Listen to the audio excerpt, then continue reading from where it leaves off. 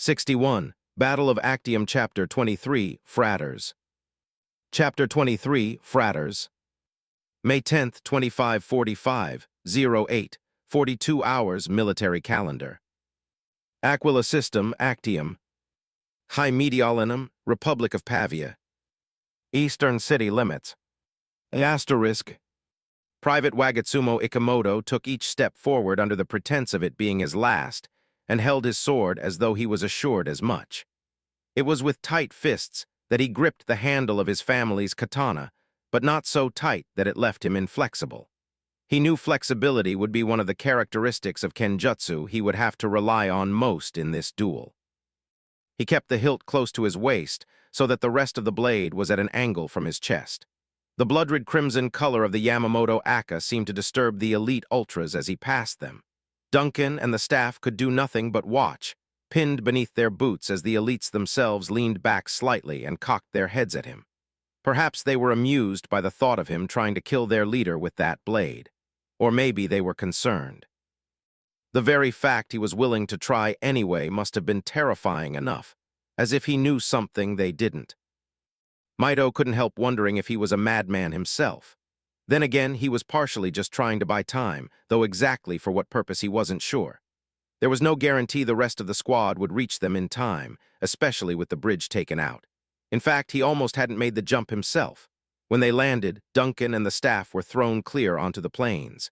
However, he had held onto the M79 when the vehicle nose-dived, balanced briefly, then tipped over. He'd managed to jump just as the warthog tumbled back, catching hold of the edge while the vehicle cartwheeled down into the steaming remains of the river below. By the time he pulled himself back up, the field marshal had gotten out of the Phantom, and the ultras had already pinned the others. That left him with only his current option as a means of delaying their deaths, if he could even do that. He still didn't trust these elites. He had no reason to either. At most, it was nothing short of a miracle that his appeal to their well-known, overblown sense of honor had actually worked. But as he stepped out onto the grassy plain and saw the field marshal waiting for him, energy sword drawn, he knew that he would need to add some weight behind his initial bluff. The question still stood. How would he go about killing a 2-meter-tall, technologically advanced alien using a metal sword nearly 1,000 years old? Seeing it standing a few short stretches away with its weapon, he thought of what the sword was capable of and who it had killed with it. His attention shifted to his own. He searched its history that he knew as if it were an extension of himself, all in pursuit of a winning strategy. The Yamamoto Aka was an Azuhimam-Yama-era sword made during the days of Oda Nobunaga's conquests of Japan. Back then, his family were one of the many swordsmiths of Yamashiro province. However, the weapon only came into being under the fresh inspiration of his ancestor, Ise Ikemoto, as a gift to one of his brothers going off to war. The legend spoke of him fashioning the blade from a precious, unknown metal he found in a riverbed at the base of a mountain.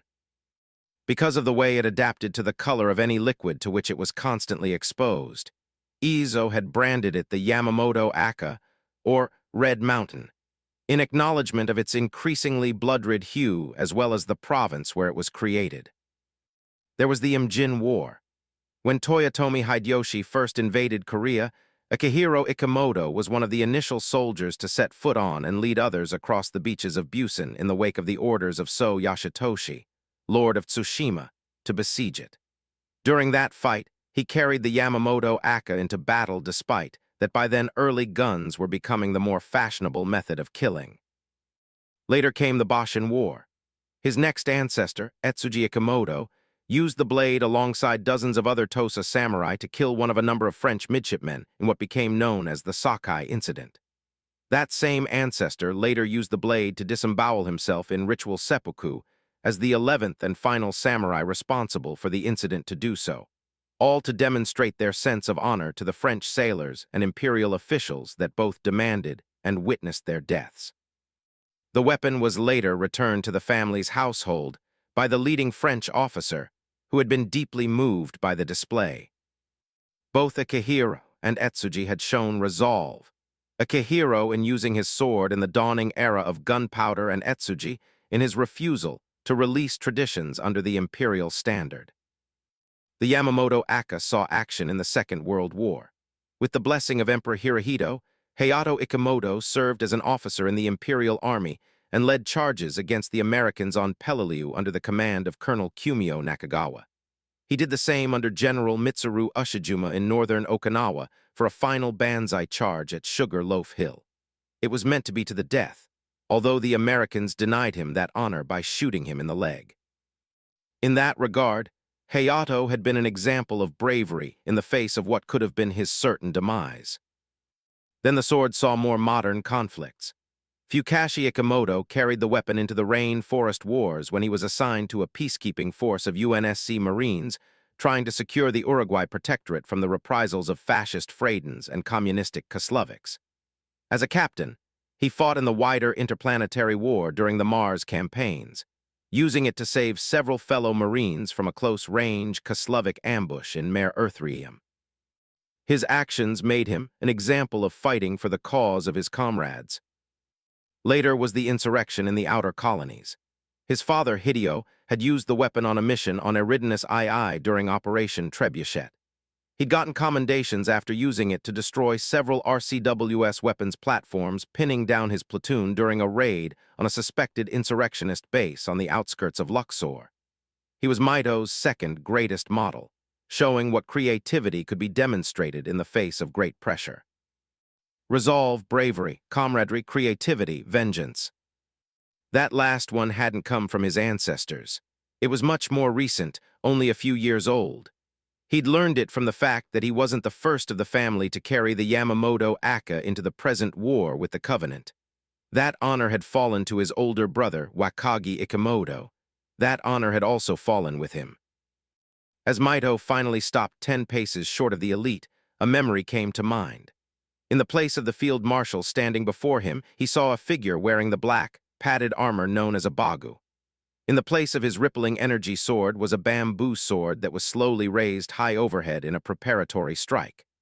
Beyond the helmet gratings was a face that looked just like his own, only older and smiling at him with an overconfident but loving grin.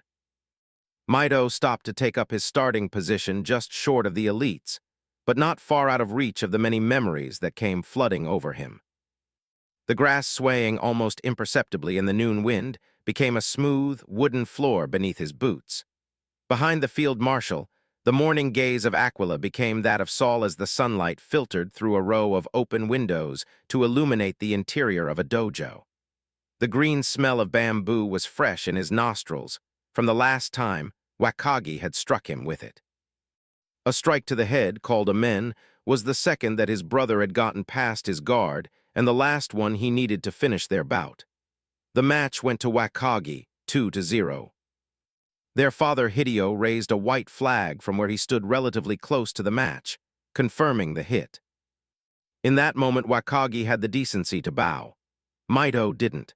He tossed away his protective helm to unveil his tousled hair, sweaty and flushed face, and a scowl aimed at his brother, as was the next strike of his sword. But Wakagi wasn't even fazed as he raised his own to block a swing at his stomach. He leaned in towards Mito, grinning. "You're off balance, little brother." "No, I'm not," Mito said through the strain of trying to push him back. Wakagi's grin only widened. Suddenly, he twirled his own sword with such rightward force that it made Mito stumble. Then he dropped down and swept his feet out from under him, sending his younger brother landing hard on his back. Before the helmetless practitioner could get back up, Wakagi had already settled his sword down on his neck. "That's Atsuki, I win again." Mito slapped his sword away, growling, "That didn't count." "Neither did your attempt to land a do on me after I'd already won, but that didn't seem to stop you." "And I fear nothing might." The older male voice made them both turn back to see their father standing over them. He was dressed in the traditional black robes of a kendo master.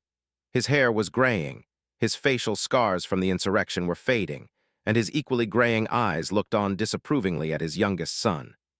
"Young Sumo, you do not need unrestrained ferocity to be your guide, or it might very well lead you to break even greater rules." "I say rules are made to be broken," Mito shot back. "And I say, so are your bones," Wakagi said, patting him on the shoulder for emphasis. But we don't break those because we have rules and standards, like being able to take a loss honorably, something you should seriously start considering if you ever want to really represent us." He grabbed his young brother's hand and pulled him onto his feet. Hideo shook his head as he sized up his youngest protege.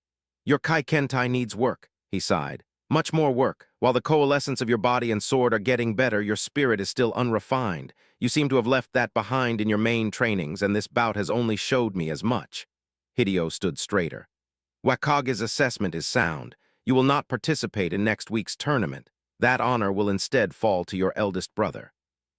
For Wakage, it was another shining moment, one of many he'd had in beating out every single one of his father's other students to be chosen to represent their dojo at the local kendo tournaments in Hokkaido.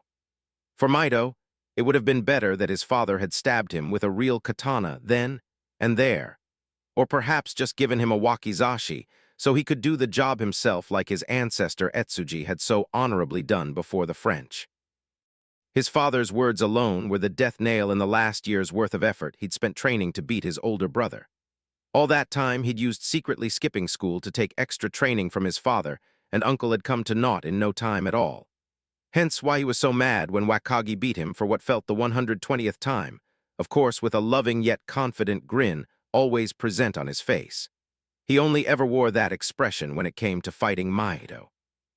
He was always serious with everyone else, always, but never his little brother, as if he could hardly take him seriously as an opponent. He still wore that infamous expression now even as he pulled off his helmet. "You got a few good swings on me, though, almost put me on the defensive when you switched to Ayato, as ironic as that sounds."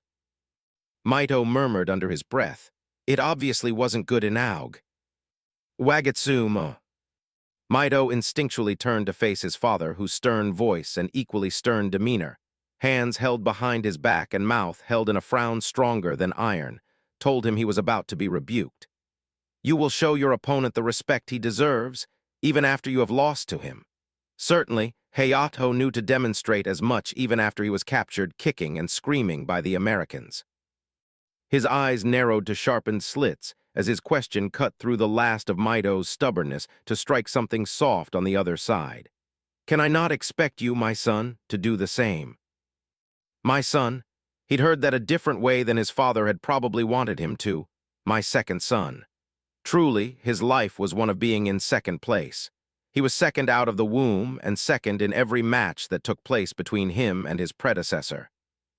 And even though his father had never said or shown as much, he always felt that he preferred Wakage over him, at least whenever it came to representing the dojo that he was so proud of, one whose inheritance and prestige had belonged to the Ikemoto family for 12 generations. He looked between his father and Wakage, who by that point was no longer smiling. In the end, Mito's eyes fell to the floor, ashamed, and the rest of his body followed suit. He got down onto his hands and knees before the feet of the match's winner and bowed until his forehead touched the floor. "Well done, Wakage, you did. Good." To his surprise, even though it was customary, Wakage slowly fell to his hands and knees and also bowed deeply to him. "Same to you, little brother." The bow was a mark of respect between opponents, one which Mito wasn't fond of showing. To him it felt more like he was prostrating himself and admitting he was a loser, which he was in this case, but that didn't mean he wanted to admit it. Regardless, it was tradition. To show honor and humility in the face of loss was tradition. Humility, his father had once told him, but never humiliation. That was something that could only occur if a warrior refused to be humble, and there was no worse fate in this era or in those that came before that could ever possibly be worse than that, not even death.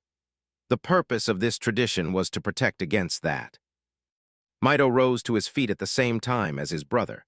They gave each other standing bows to signal the official end of their match. Then they turned and headed to opposite sides of the dojo for the next set of students, one of the dozens watching their match from the sidelines, to begin their practice match. While Wakage left for the changing rooms, Mito went off to the hall connecting the dojo to the family's household to be by himself. That night he'd stayed up in his bed, thinking. After an hour spent in that state, he got up and left his room.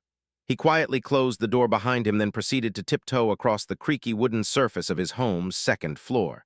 Whenever he got past the doors of his parents' bedrooms without waking them up, he often liked to think himself to be his favorite historical hero, the famous Ninja Hattori Hands. The real test of that came upon reaching the threshold of the staircase. His brother's room was right next to it. Wakagi was a notoriously light sleeper, and he more often than not ended up catching Mido whenever he tried sneaking around late at night. But this time, the sliding doors of his brother's room remained shut. He gave muted thanks to whichever kami or ancestral spirit was looking out for him, and promised himself to deliver a fresh sacrifice of food to the family shrine the next morning. He descended the steps and reached the main hallway at the bottom. It was empty save for objects on the left side of the wall that always caught his attention. Whenever he came here in the day, he could only ever look at the display, never to touch them. This time was different. Now, with no one else awake, he could actually risk touching them, although that carried about as much taboo as messing with the family shrine. Mido slowly made his way over to the displays, with each step holding a certain amount of reverence for the objects he approached. On the wall were mounted dozens of portraits sprawled out in an intricate, lotus-like pattern.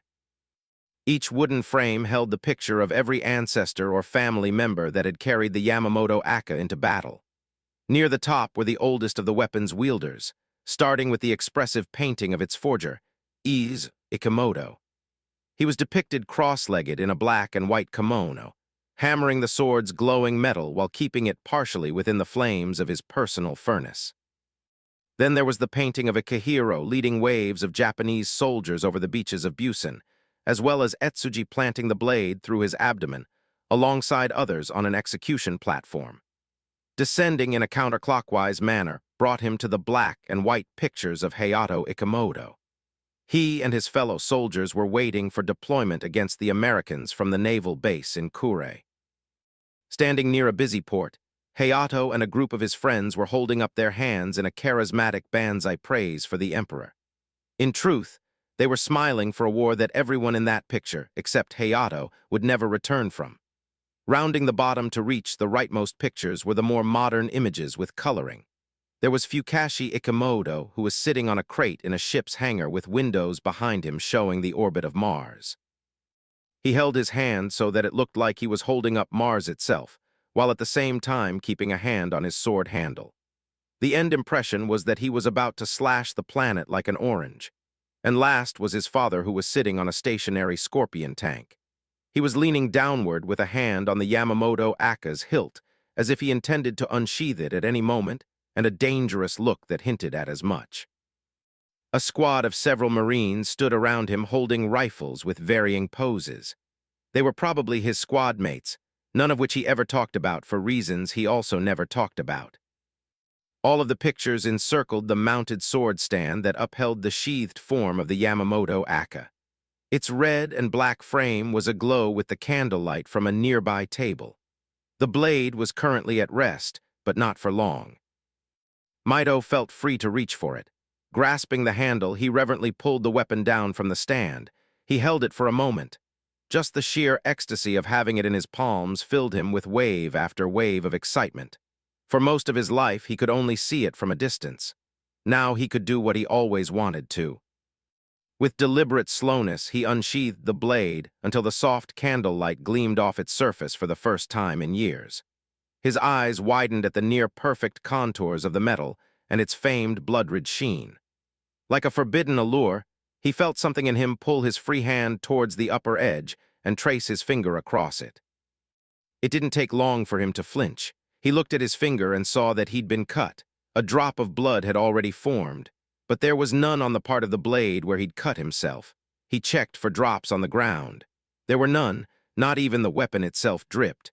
It was almost as if the Aka had drunk whatever else was left. He put the sheath aside, got into a stance, and took his first swing with the blade. It was neither top-heavy nor bottom-heavy like most katanas of lesser quality. It had what he felt was a perfect balance to it, so much so that he marveled at how well he could cut something down with it, or someone. He took another swing, bringing the weapon and himself down in a graceful overhead arc so that he descended into a crouch. He pretended to sheath the blade at his side, then unsheath it in a lightning-fast manner, as per the defensive principles of Iato. He thrusted through an imaginary opponent, shifted his footing to deflect an overhead parry from a foe behind him, then finished him off with a diagonal cut aimed at the base of the neck. It would have been enough to kill a full-grown man, normally not one made out of air and childhood imaginations. Then a shiver shot down his spine as he finished a maneuver to see his imagination come to life. A single silhouette slightly bigger than himself emerged from the darkness at the other end of the hallway. Yet instead of coming towards him, it stopped halfway, then leaned against the wall itself and folded its arms across its chest. He couldn't see the face, but what made matters worse was that the nearby candles manipulated the dark to make it seem as if it had none. Mido held the sword with an increasingly shaky grip at the figure. "Who's there?" After a second, a deep voice replied, "Who do you think?" Since Mido didn't respond, the figure felt free to continue. "I am Izo, your ancestor. I have watched you secretly desire after my sword.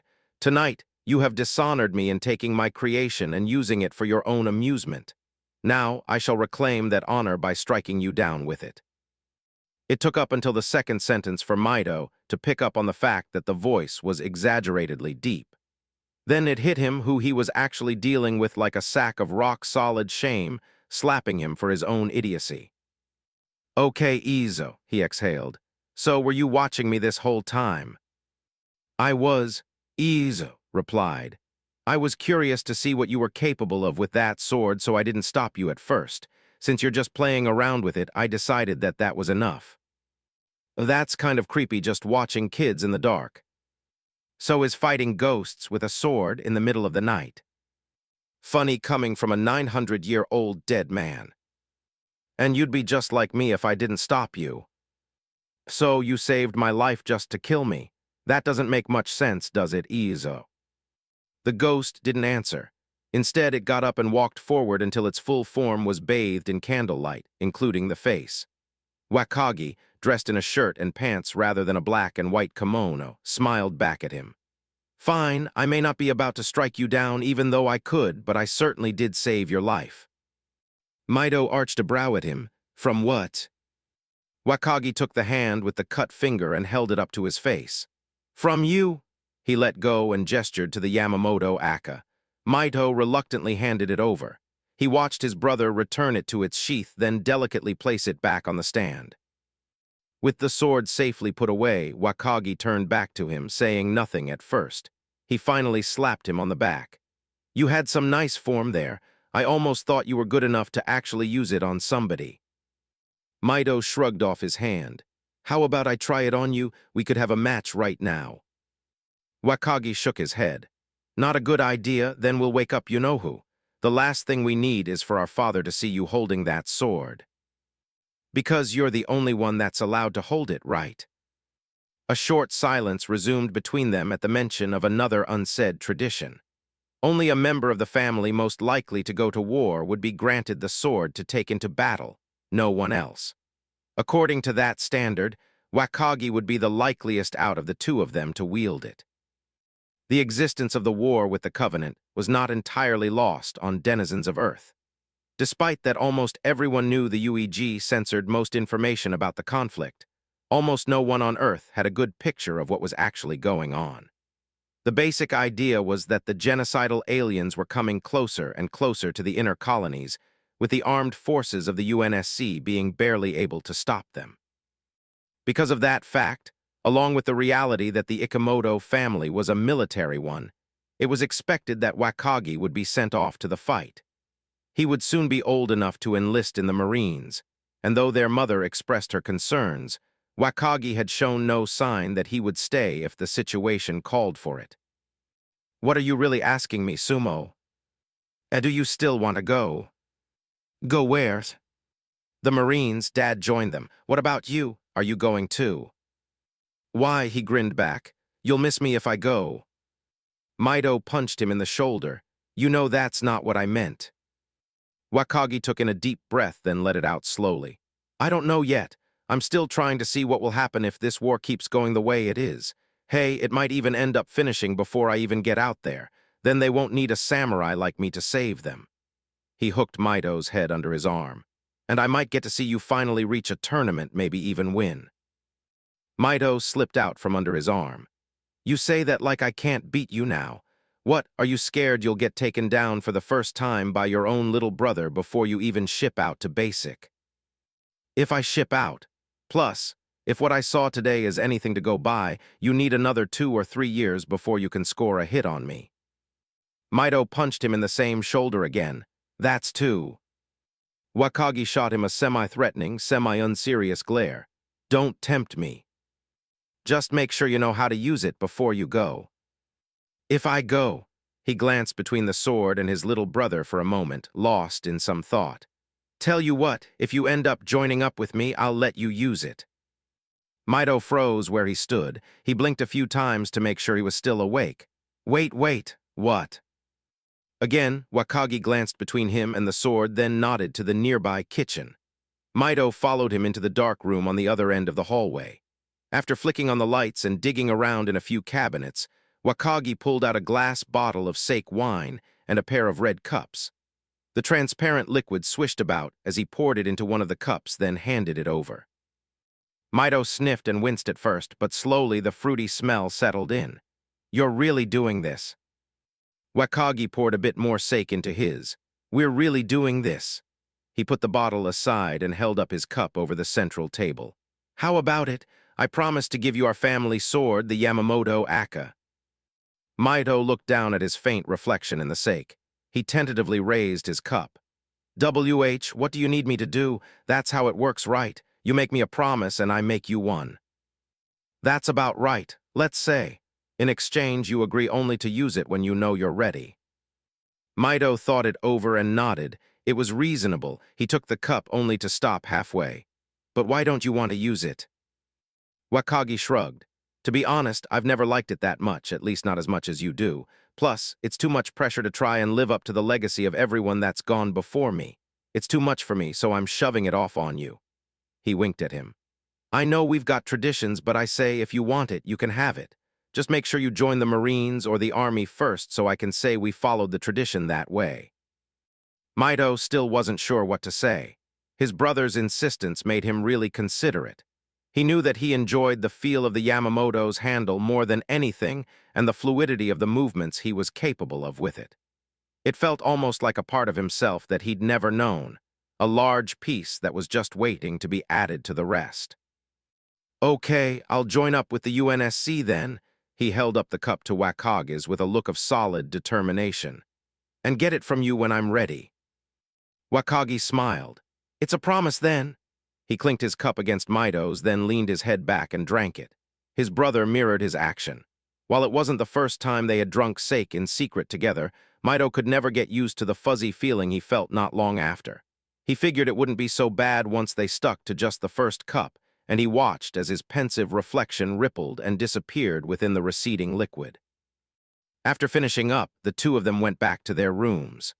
Tossing himself onto his bed, Mido fell asleep right away, his mind completely clear of the earlier haze and with a promise to look forward to. Back then, he'd only been 14 and Wakagi 16.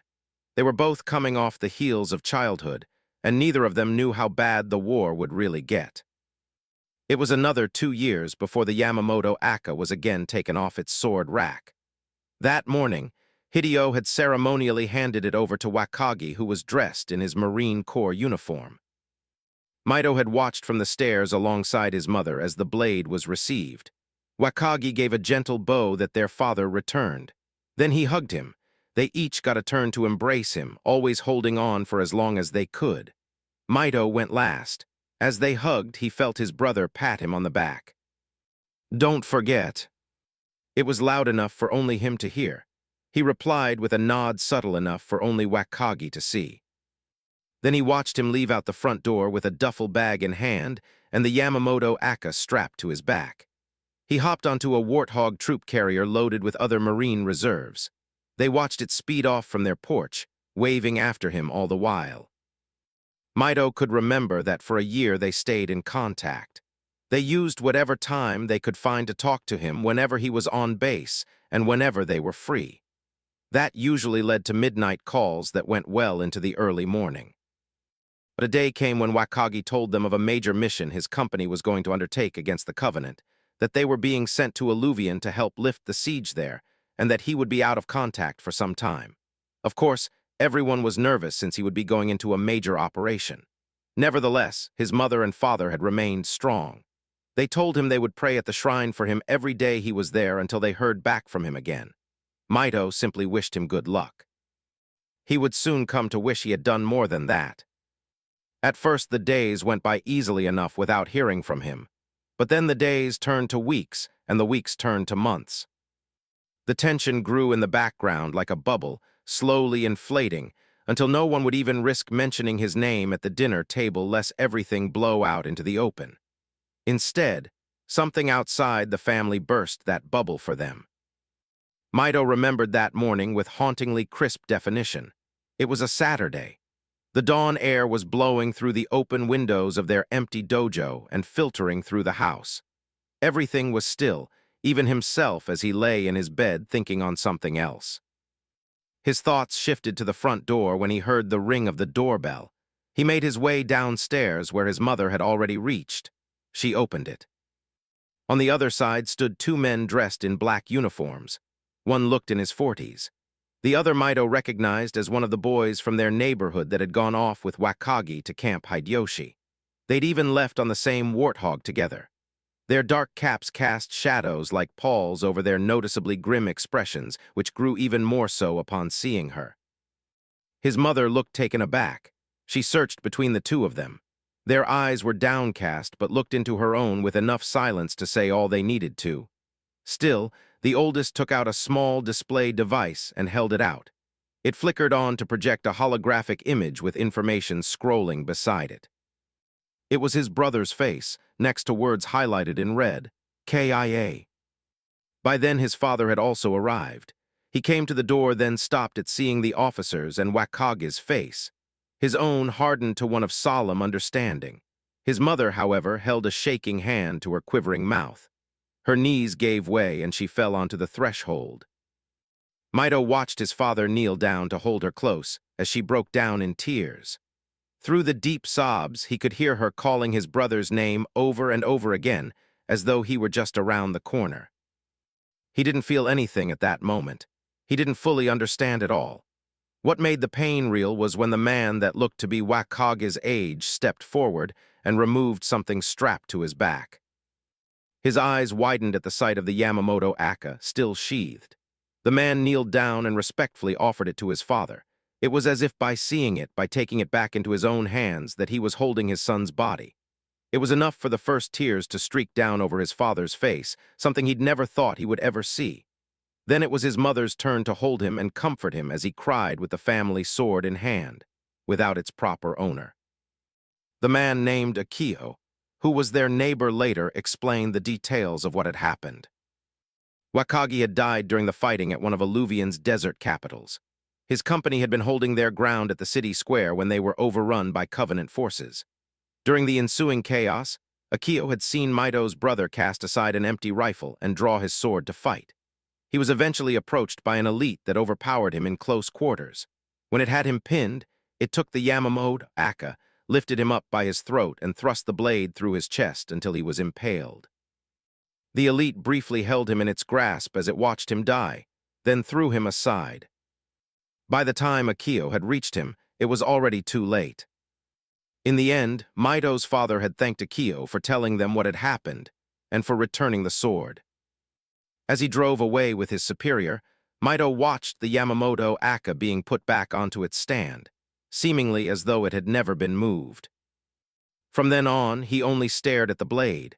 He didn't cry for his brother's passing. He didn't go through a time of grieving like his parents did. He only stared at the weapon mounted to the wall that had ended his brother's life, the sword that was now his own. Soon Wakagi's picture would be added to the others. It showed him with his squad posing in a manner reminiscent of the one who'd gone just before him. All Mito saw was the sword that had been used against him, and that was all he would see in the 2 years before he enlisted in the Marines. When it was his turn to leave, his father gave him the blade in the same stoic manner that he had shown to Wakagi. Yet there was a discernible sadness in his eyes that wasn't there with his eldest son, and he hugged him tighter than he ever had before. So did his mother. He promised them to remain in contact and lived up to that promise for the time that he was a reserve. He echoed that promise at his graduation ceremony at Camp Hideyoshi a year later, as he became a full-fledged orbital drop shock trooper with the rest of Class 477. He shipped out not long after for his first deployment with the 7th Shock Troops Battalion. Shortly after Falchion, he was sent with the Reach QRF to Actium. In the aftermath of days spent fighting, here he was, maybe soon to die on his own 2 feet. But that brought with it its own kind of peace. It helped him focus on only 2 things. The first was to hone everything he knew of the offensive characteristics of Kendo and the defensive characteristics of Iaido into the fine-tuned culmination that his father had taught him at his school of Kenjutsu. It would be his personal rendition of Aijutsu. Second were his intentions. One was to save his still-living comrades. The other was to kill as many split-jaws with the Yamamoto Aka as he could in order to remove his brother's dishonor of having one run him through with his own blade.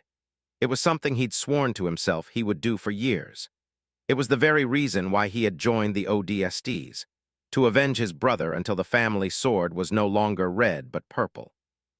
The memory of Wakage's promise was the last to cross his mind in the 10 seconds after he had stepped onto the plains. "I didn't forget, I won't, I promise." "Do you speak to yourself, human?" the field marshal asked. "Perhaps it is better for you then that I am about to remove your head from your shoulders." Maido wasn't paying the elite any mind but kept his focus on the energy sword. But his attention drifted down to another weapon on the elite's person. An idea was beginning to form. Quickly, he gathered a strategy together, one that, if he executed it right, may very well be the key to winning this fight. Fratters Brothers 62. Battle of Actium Chapter 24, Ultio. Chapter 24, Ultio. May 10th, 2545, 08, 43 hours military calendar.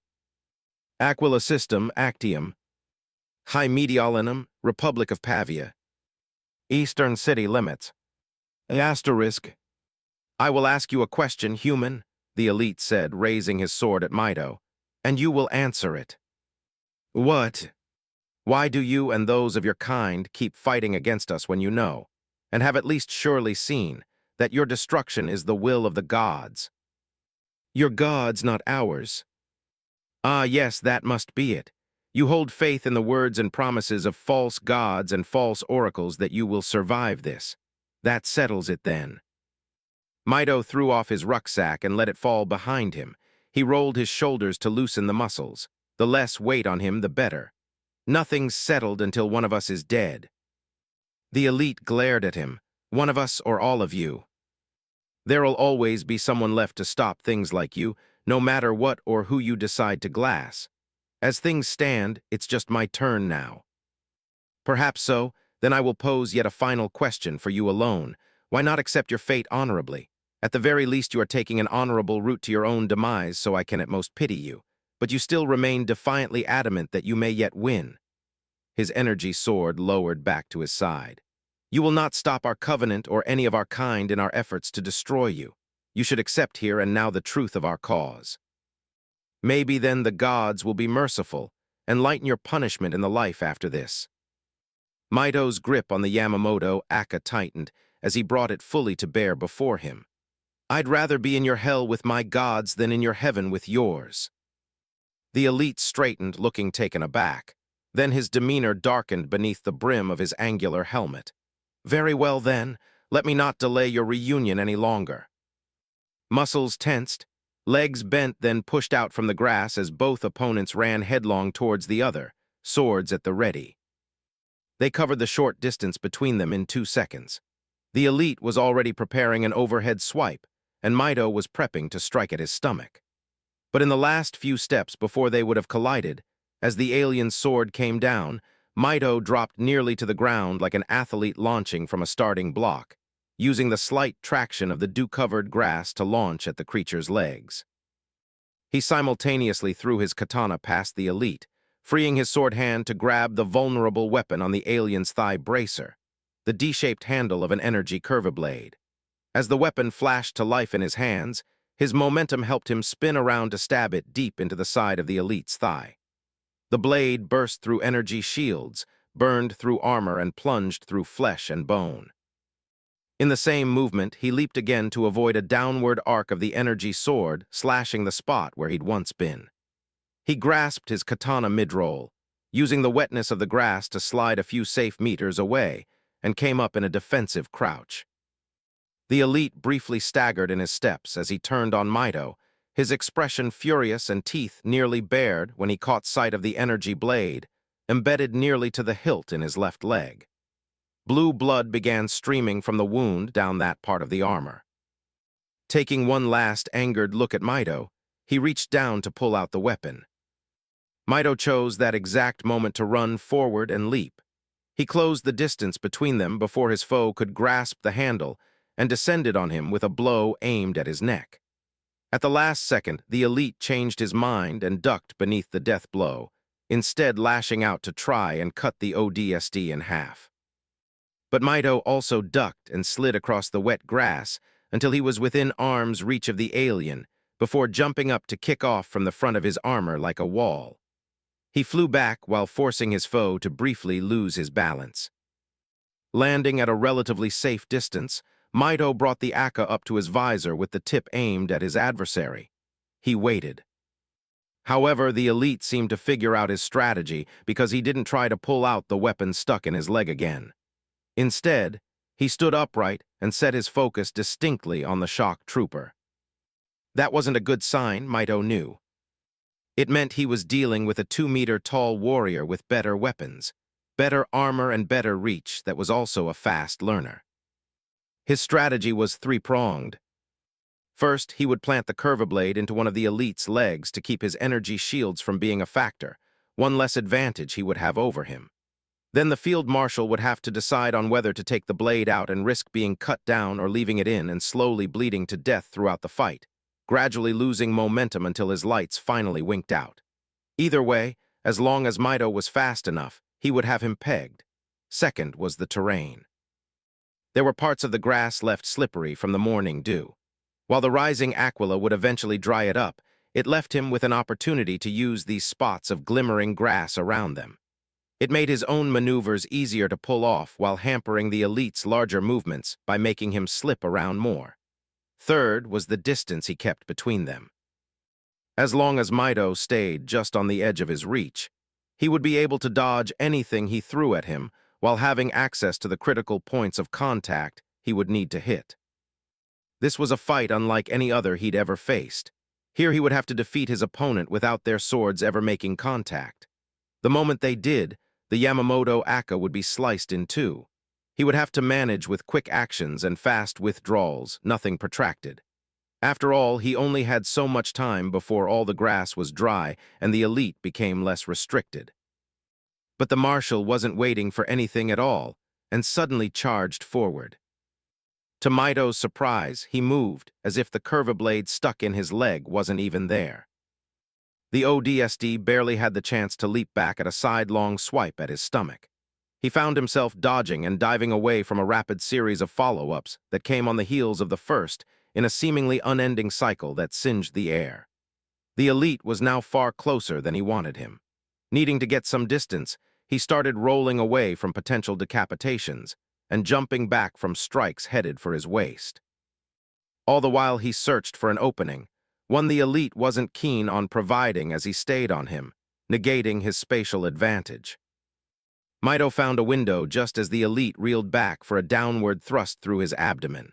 With some quick footwork, he dodged right of it, then shot up from a crouch to slice upwards through his foe's exposed wrist. Drawing fresh blood, he landed back down to again strike along the jagged wound, deepening it like a two-handed saw through thick tree bark. He immediately jumped, barreling leftward over another attempt by the elite to cut him in half then, when the marshal twisted his grip for a mirroring strike, fell to the ground and rolled underneath the attack so that he was right in front of the alien's feet.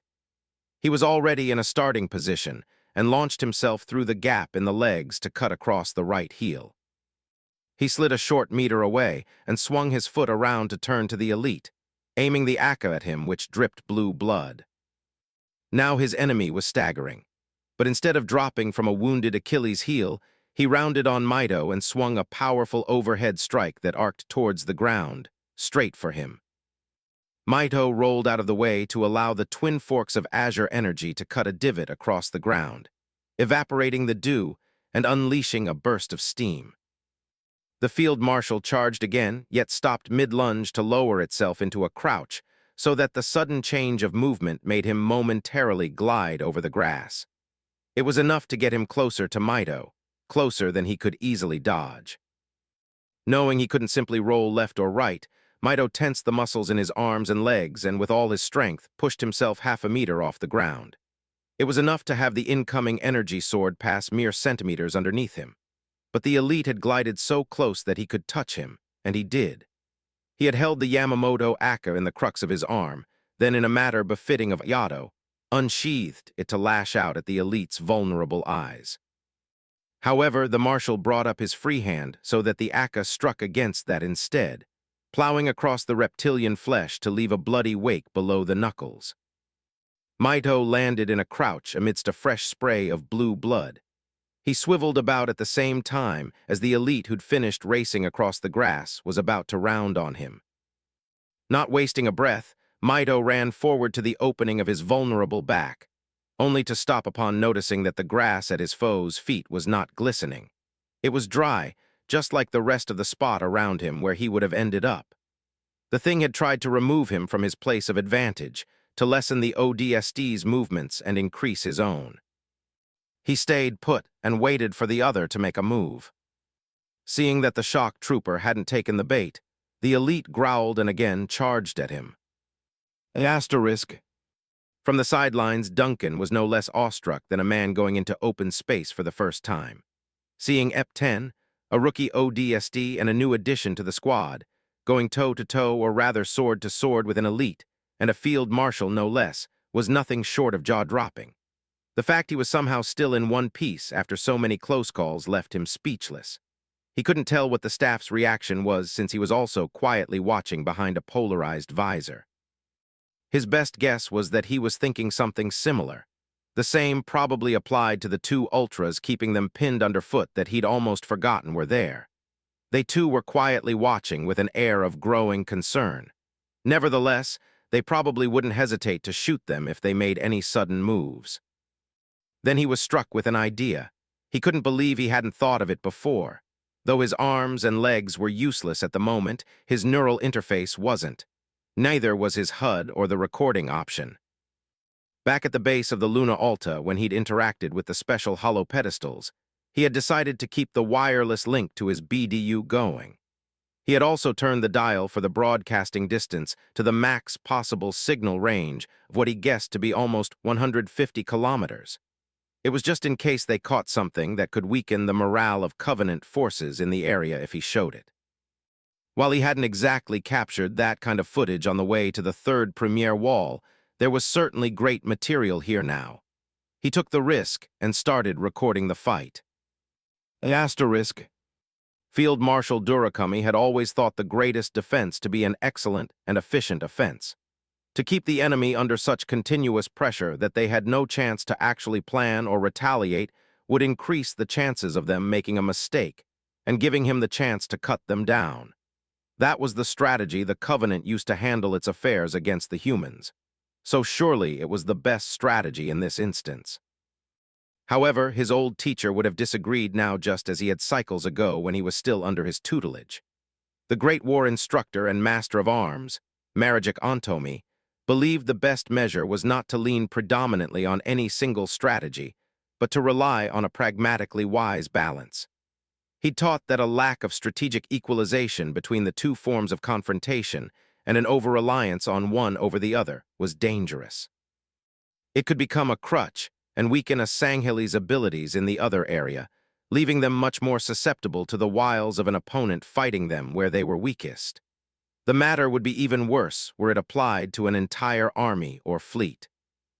Marajik was possibly ahead of his time in an era where the Covenant rarely ever had to defend anything against an enemy that had everything to lose. Even so, It was good advice that Durakami simply hadn't listened to when he attended his practices at his teacher's war college. He was heeding it more at the moment, because here was a human that was besting him despite his use of the craft in which his own kin were superior, or should have been. The shock trooper was constantly slipping through his grasp. Every time he was about to deliver a decisive blow, either the pain in his leg would distract him, or the human would simply jump, leap, and roll away. All the while he had to restrain his own movements to avoid slipping about out of control. What made it even worse was that he had yet to land a solid blow on his enemy, while said foe was using his own tactics to exploit his lack of a real defense. After another failed attempt to cleave its helmeted head from its shoulders, he decided it was time to change strategy, and he already had an idea in mind. While he wasn't about to go on the defensive against just one human, he was willing to alter his approach. Durakami broke his constant barrage of attacks without warning and jumped back a few meters.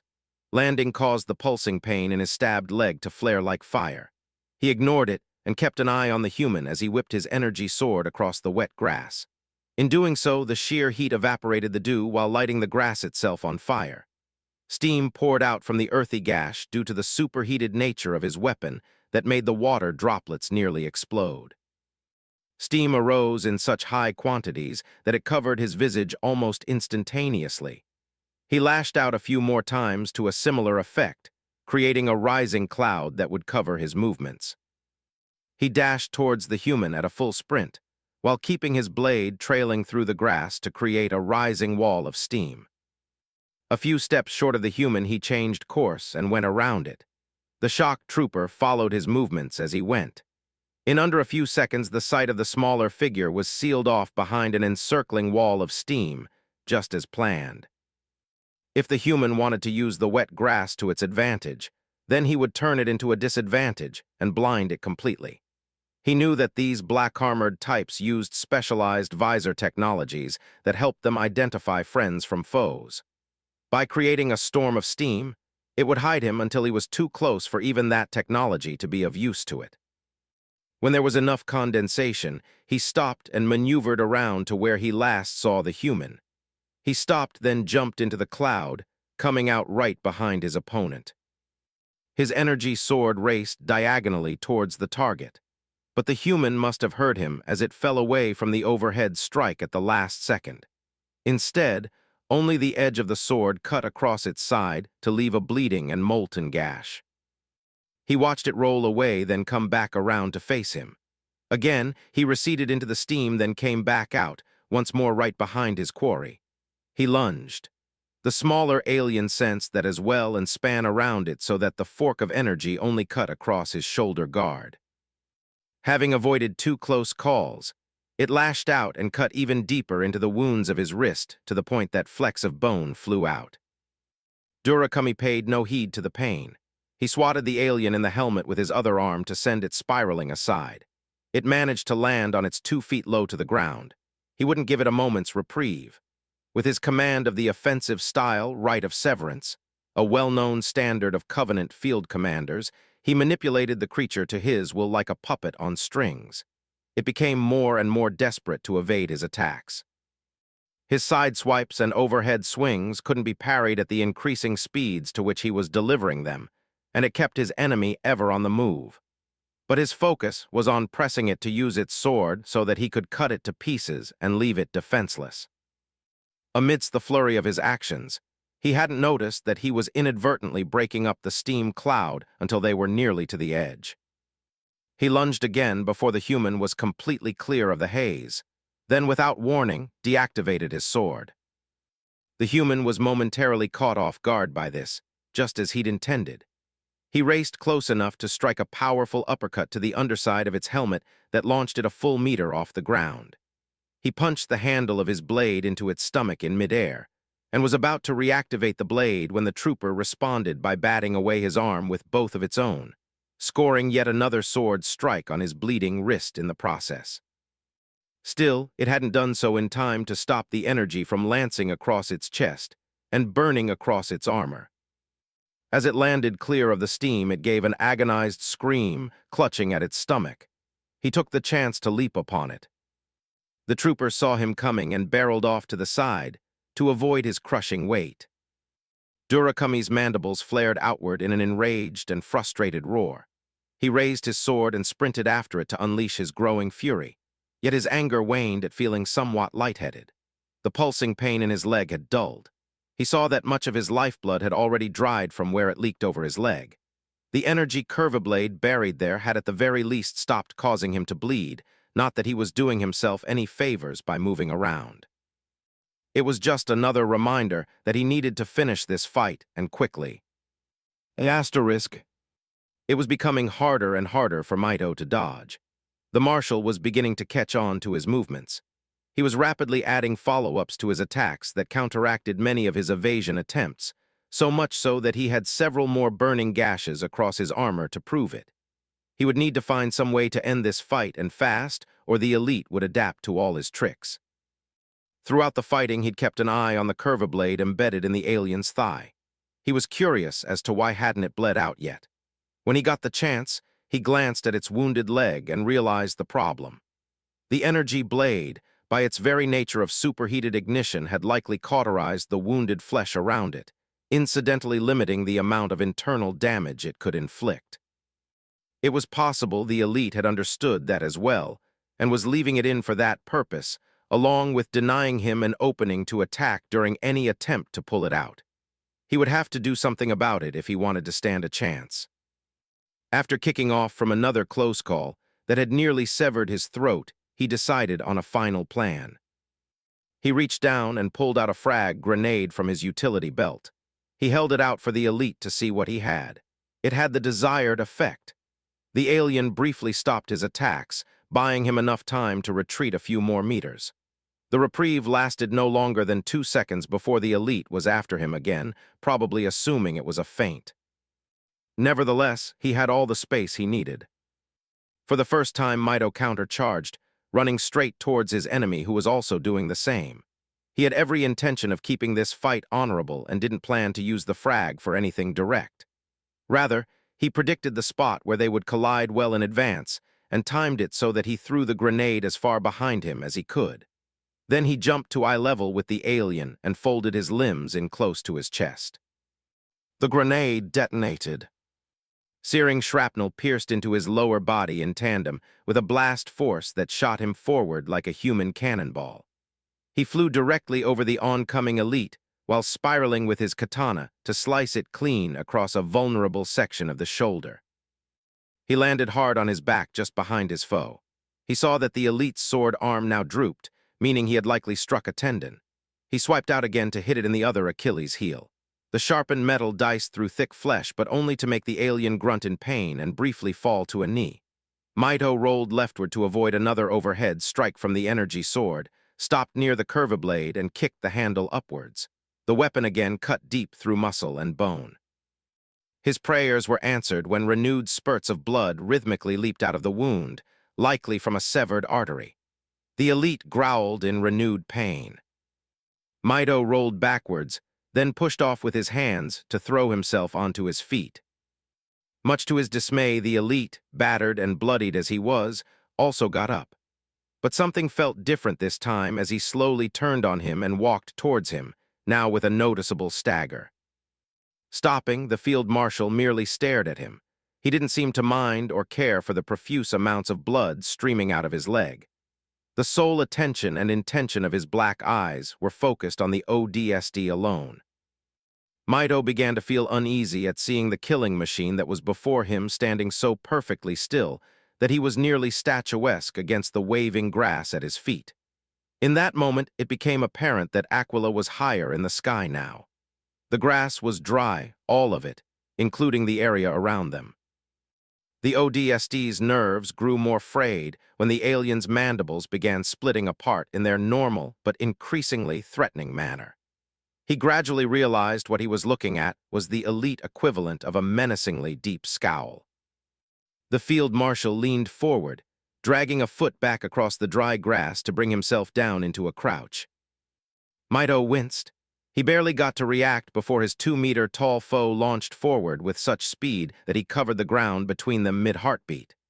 The alien swung first in a lateral strike that forced him to nearly bend over backwards.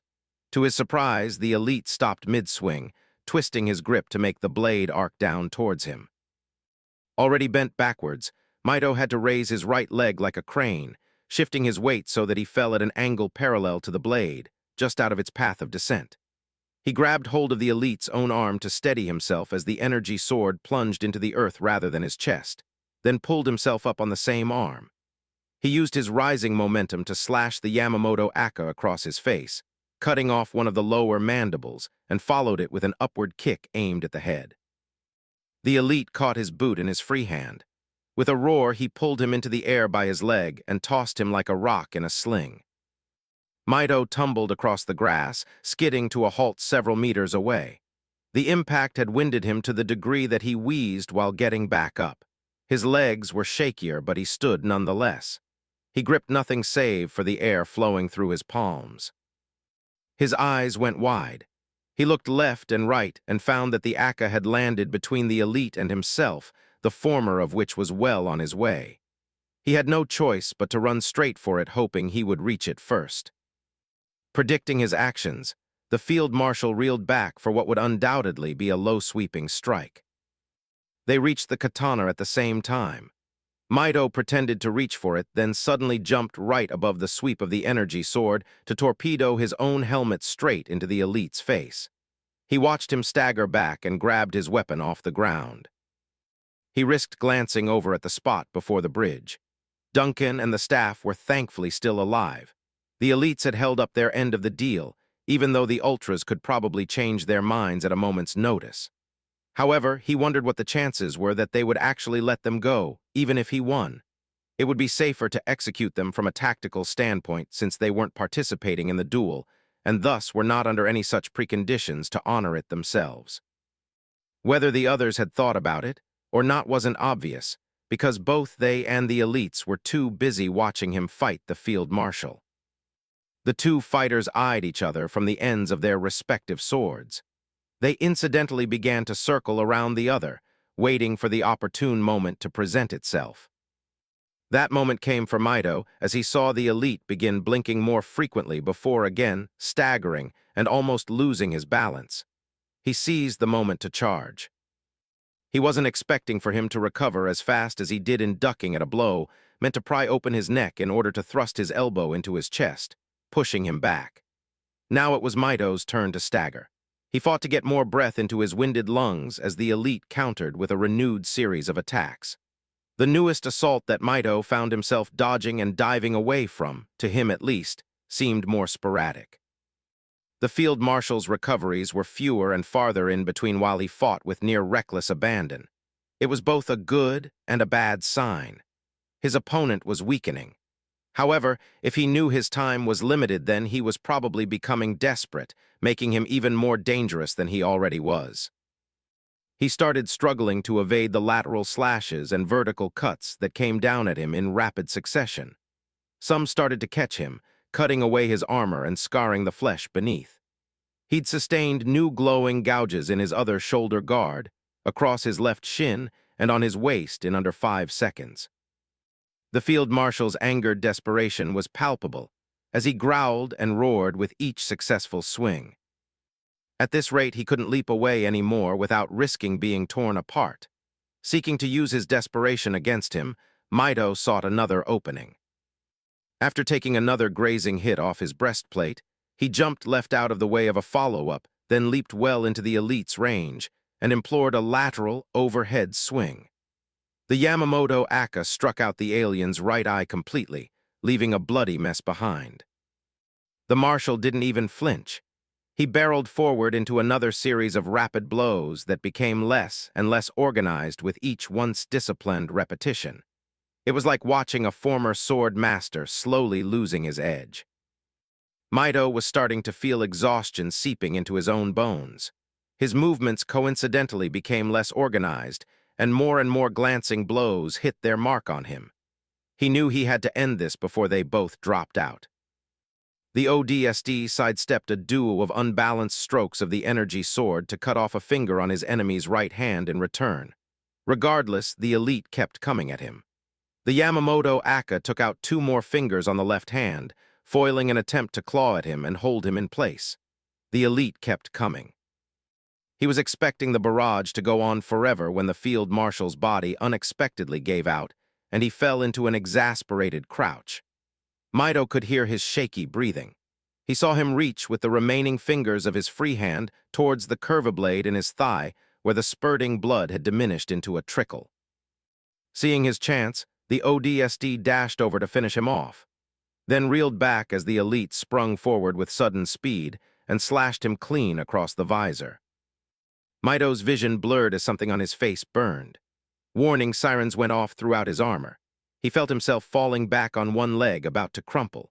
But what surprised him most was that, aside from his red-hued visor, he could see the outside world through a diagonal gash burned across the glass. He also saw the elite standing over him, moving in slow motion as he pivoted from the strong momentum of his own swing. For the longest second of his life, he thought he saw a man wearing a black padded bagu in the elite's place. He was standing victoriously with bamboo sword in hand, smiling behind his face guard. A familiar voice spoke in his dulling mind. "You're off balance, little brother." The world snapped back into crisp resolution. A great heat hotter than whatever was burning his face surged through mind and body alike as Mido stopped his backwards fall, slamming his left foot down to the ground and dragging it back. With his right, he rose back up and pushed off towards the elite who was still recovering from his overly wide swing. It left him wide open. Mido screamed at the top of his lungs as he sliced the Yamamoto Aka across the elite's exposed midsection, easily cutting, though, the light armor to dig deep across the flesh. He recovered from his swing by twirling the blade back around in his grip, reeled the handle to his neck, then thrust the katana deep into the wound, sliding into organs and crunching through bones until it punctured through the back. The elite gave a surprised and strained grunt. He swung down with his energy sword, but was too slow to catch the other swordsman, who swiftly withdrew his blade and used his momentum to spin behind him. Mido spiraled around to slice through both of his heels in a single strike, finally cutting through the toughened tendons. The towering visage of the field marshal collapsed onto his knees. His energy sword slowly fell after each of the 3 fingers left on that hand grew too weak to hold on. His head lowered. Mido cautiously kicked the fallen energy sword out of reach. He came out in front of the marshal with his katana, ready to cut down any more of his attempts to get back up. But he didn't make a move save for his eyes, which stared back blankly into the ODST's scarred visor. Mido stiffened at hearing the preparatory whine of energy weapons, turned and saw the ultras taking aim at him. The field marshal shouted something that drew his attention back to him. The elite held up his 2-fingered hand at the 2 ultras that he figured was an order for them to stop. The pair hesitantly lowered their weapons. His grip tensed on his katana at seeing the enemy officer in front of him rest that same hand on his own horned helmet. He relaxed when he saw that the elite was just trying to lift it off, but had some trouble with just those 2 fingers. An urge from some depth of his mind took over, and Mido moved to help him. The marshal held up a hand, stopping him. He used the 3 remaining fingers on his other hand to finally raise the helmet off his serpent-like head, which by now was missing both an eye and a mandible. He laid his helmet down beside him with the delicate care of a man carrying a child. His last eye refocused on the ODST, scrutinizing him at first. Then his hard gaze softened. "What is your name, human?" It was strange enough hearing the alien speaking in one of his own languages. It was far stranger to have him not pronounce death threats, but instead ask for his name. He was stuck for a moment, unsure of what to say. He felt the need to take off his helmet. He popped the seal and removed it, then lay it down at his feet. "Private Wagatsumo Ikamo, and you." The elite looked like it was considering his next words, weighing them in a similar line of thought. "I am Field Marshal Kazan Durakami." Mido gave him a respectful nod. "I'll remember the name." Durakami's remaining mandibles moved around uncertainly like those of a crab. Mido couldn't tell what kind of expression it was or what he was thinking. In the end, the elite began making a sound that took him a moment to recognize. Laughter, muffled, blood-gargling laughter. It is fitting, then, that my name should only be remembered by vermin like you and forgotten in the eyes of the gods. His voice was now only a little above a hoarse whisper. His posture slowly straightened to where he could look MikeDice straight in the eyes. Now then, send me on to my punishment. MikeDice raised a brow, shaking his head. Haven't we all had enough of that in this life? Isn't it punishing by itself? Durakami closed his single eye in thought. You do not understand because you do not know the path I walk. He opened his eye to stare at the missing fingers on his hands and the wound in his stomach. Our covenant will endure, but my path ends here. MikeDice found he could do nothing except give a grim nod in reply. He glanced at the ultras, then slowly came beside Durakami so that there was nothing blocking his sight of the rising sun. He leveled the Yamamoto Aka at his neck, then raised it for an overhead strike. The elite's gaze shifted to lock eyes with the Helljumper. Private Wagetsumo Ikemoto. I will remember the name. Asterisk. Durakami spent his last moment of life looking to the bright star of the system. His thoughts drifted to the human whose blade was above him. He considered the honorable way that the shock trooper had conducted himself in the fight. There was no expectation for the things that he saw Ikemoto do, which was why behind his subdued anger was a quiet amazement at the lengths to which one human was willing to fight, and how he had ultimately won what should have been an unwinnable match. Unwinnables. That word made him think back to the war. For the first time in his journey among the living, he wondered how unwinnable it truly was for the humans. If they were all so honorable, their species might just. He felt too tired to finish the thought. What he could understand was that a human had fought as ferociously as one of his own kin, one of his own brothers, and won. A human had won. It was almost enough to make him laugh again. Had he had more life in him, he would have done so. Even if someone told him this would be how he died, he would have treated them with just as much derision as he would himself at current. Now, that was something that was forever lost to him. At most, he could hope that those ancestors had put in a few good words with the divine on his behalf. He could hope.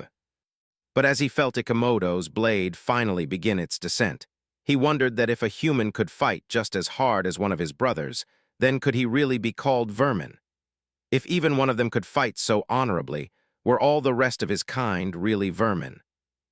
As another first in his life, he couldn't say yes about such a matter with absolute certainty. And for once in his life, his attention changed from his hope in the gods to a final, forbidden curiosity. How different from the Sangheili were they, really? Asterisk. MikeDice struck the Yamamoto Aka down through the elite's neck with enough force to nearly decapitate him. Blue blood poured precipitously from the gaping wound. Kazan Durakami gave a long, deep sigh. There was no hint of pain or anger in his tone, merely a sense of quiet exhaustion as he bowed his head, slowly slumped forward, then became still. MikeDice looked upon the fallen body before him as he rose to his feet. He felt his father's words guiding him. He stepped in front of him to provide a standing bow to his former opponent. He gazed upon the sway of the surrounding grass and the red surface of the Yamamoto Aka covered in the field marshal's blue blood. He cast off the liquid in 2 succinct swings. Still, he could see that in some spots the red surface had changed colors. It would have been imperceptible to anyone less affiliated with the weapon. To his trained eyes, it was easily discernible. Several small spots of purple, the size of his fingernails, were now faintly visible on both faces of the blade, melding with the rest of the reddened metal sheen. It was slowly beginning to change. He decided right then and there that this would only be the beginning, that he would be the one to aid it in its full transformation from the Ikemoto family's legacy sword, Red Mountain, to the Purple Mountain, the Yamamoto Murasakino. Ultio Revenging. 63. Battle of Actium Chapter 25, Super Rare. Chapter 25, Super Rare. May 10th, 2545, 08, 48 hours military calendar. Aquila System, Actium. High Mediolanum, Republic of Pavia. Eastern city limits. Asterisk. If Duncan was awestruck before, he was lost for words now. It was nearly impossible to take his eyes off the two figures in the planes, one of whom was standing and the other lying before him. It was unsettlingly strange seeing an orbital drop shock trooper standing in front of an elite that was seemingly bowing down to them, something that normally would never have happened. Usually, it would be the other way around with the human about to be slaughtered by the elite. But that norm had been inverted. Even David had slung Goliath with a rock from a distance. Mido had gone straight up to the thing and cut it down by its own heels. That wasn't to suggest, however, that he hadn't paid for it.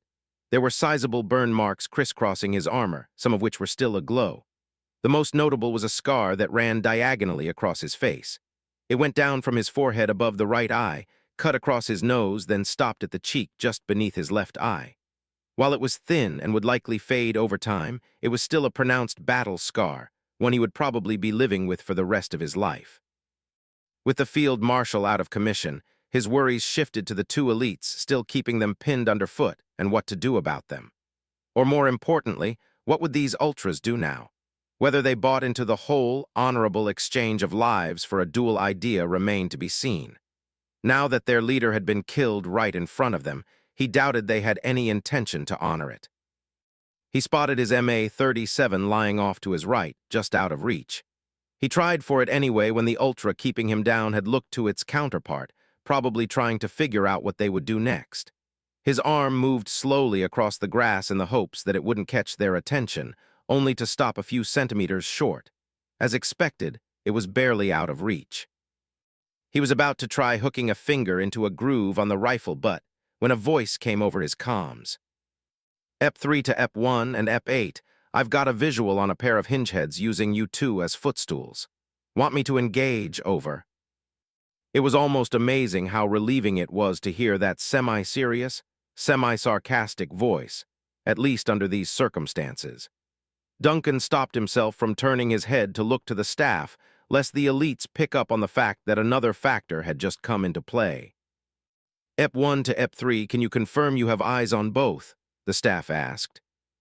The one on top of you is chatting with his buddy, who's standing on Irish and pointing at Master Samurai over there.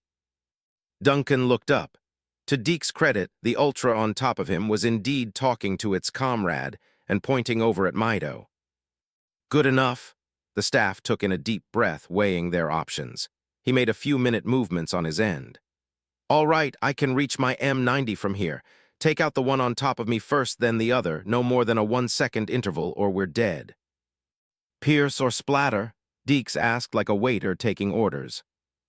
Don't take any chances. Splatter it is then. Duncan tensed, preparing to reach for his rifle. The initial shot struck dead center in the back of the first Ultra's helmeted head, blowing out energy shielding, bits of armor, blood, and brain matter in a fine spray as it passed through the forehead. The elite never got a chance to even grunt.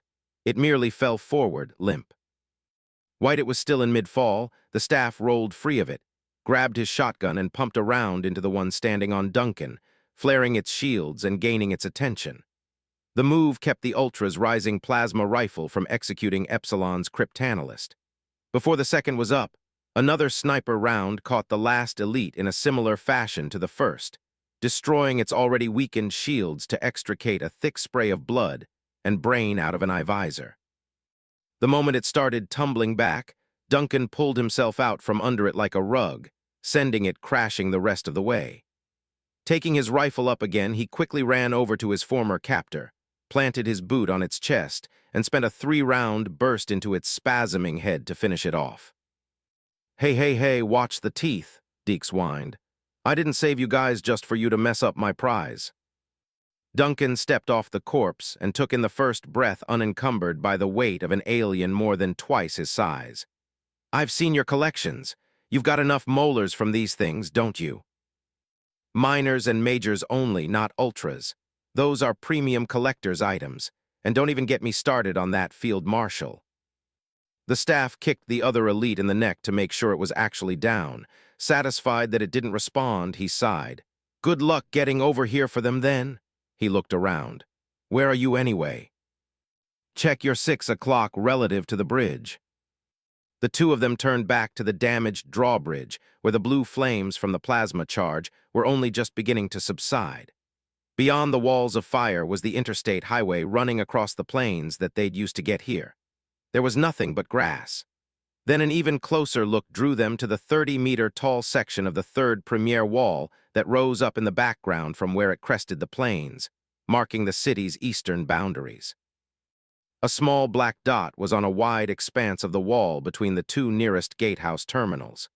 Using their visors, they maxed their views to 2x magnification, enabling them to see the prone ODST lying on the other end of a bipod-mounted sniper rifle.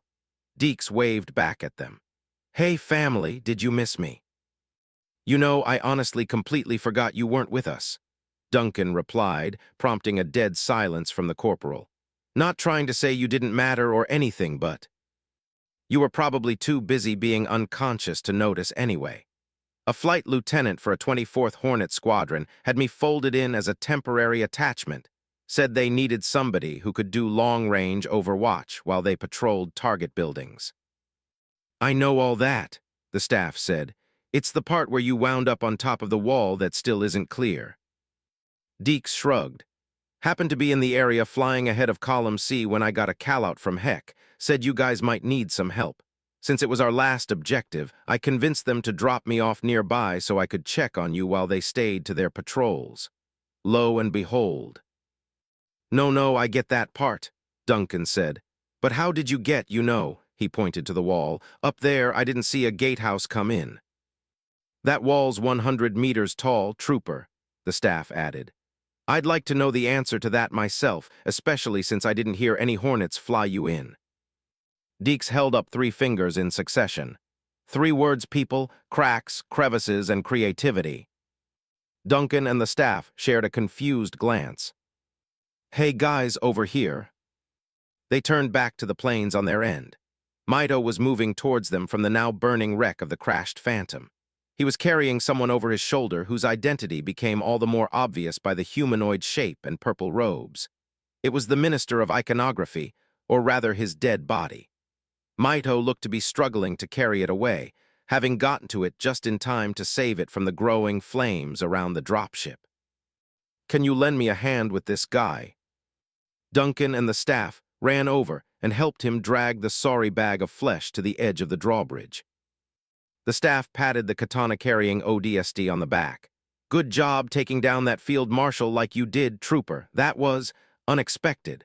He suddenly grabbed him by the shoulder and turned him towards himself. "But do me a favor, don't do that kind of insane martial arts stuff too often or things like this." He pointed to the new scar running over his face. "Will be the least of your concerns."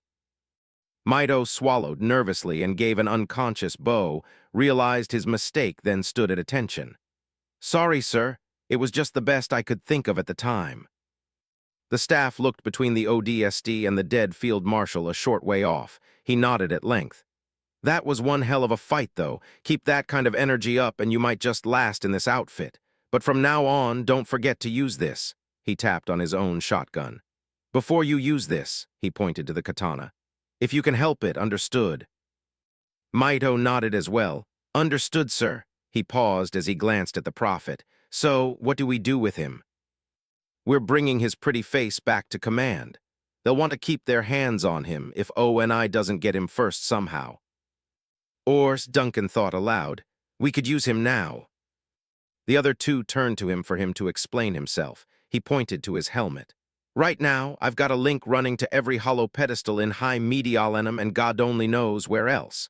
From what I saw of those recordings from Mr. Icon, he was claiming to be immortal even though he was already a goner. But the Covies in the city don't know that." He jabbed a thumb at the minister's body. "Not yet." It didn't take more than a second for them to piece together the picture he was forming. "Makes sense," Deeks replied over the comm. The staff pointed Mito to the body.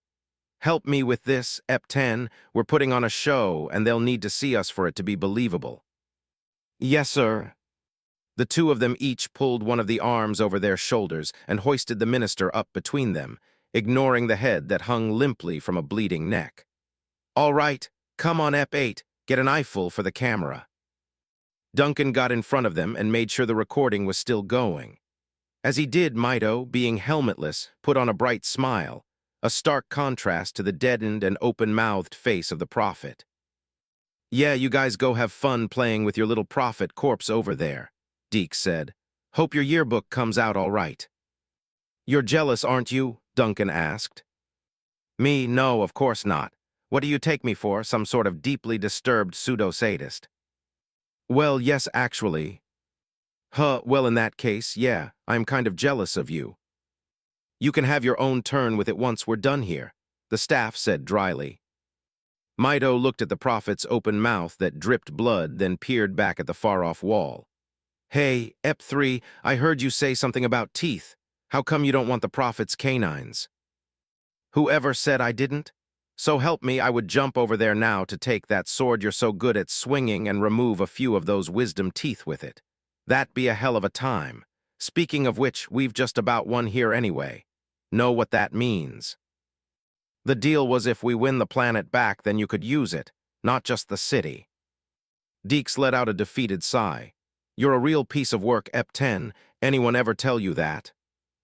"And what does that make you for going along with the deal anyway?" "It makes me a man with a green targeting reticle aimed at the back of your head. Take the shot and you lose the sword." "Nah," Deeks laughed. "I'm sure you'd just dodge it anyway or cut the bullet in half before it reached you. Weirdo." "Copy that. Oh, and another thing, did you get up there in time to see me fight that guy?" "Yeah, I came at the tail end of things, though." "You know I could have died, right? Is there a reason you didn't take the shot when you could have, or what?" Deeks hesitated. "To be honest, I wanted to see if you'd actually win, figured you must have known something I didn't if you tried going at it anyways. Surprise, surprise, guess you did." No, that still means you had the shot. You could have helped." "And miss out on all that?" Deeks laughed. "Nah." "You're a real piece of work, Corporal, you know that?" Mito deadpanned.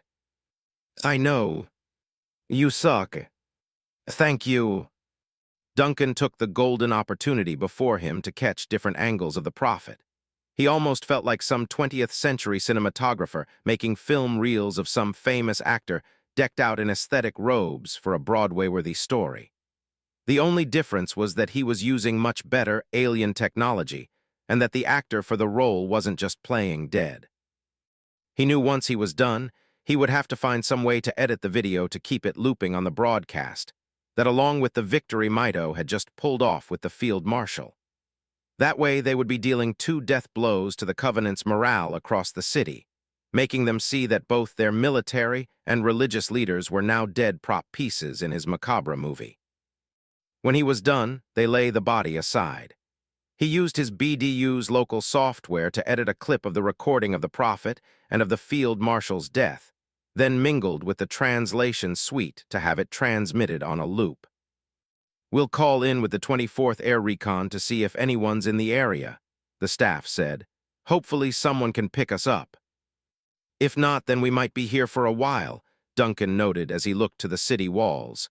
"They better win back there." Then something caught his eye, something he hadn't noticed that he hadn't noticed it in the first place, like a giant red flag in his face that had been waving in the breeze for the last hour. For what seemed the first time that morning, he saw the shining, dark purple metal pipelines. He'd seen a number of them during his time in the city and even up to the recent chase, but he had never seen so many of them before. While it was a saying that one can't see the forest for the trees, that didn't necessarily apply here. That was because it was gradually dawning on him that he couldn't have known how many pipes there were in the city until he'd left it.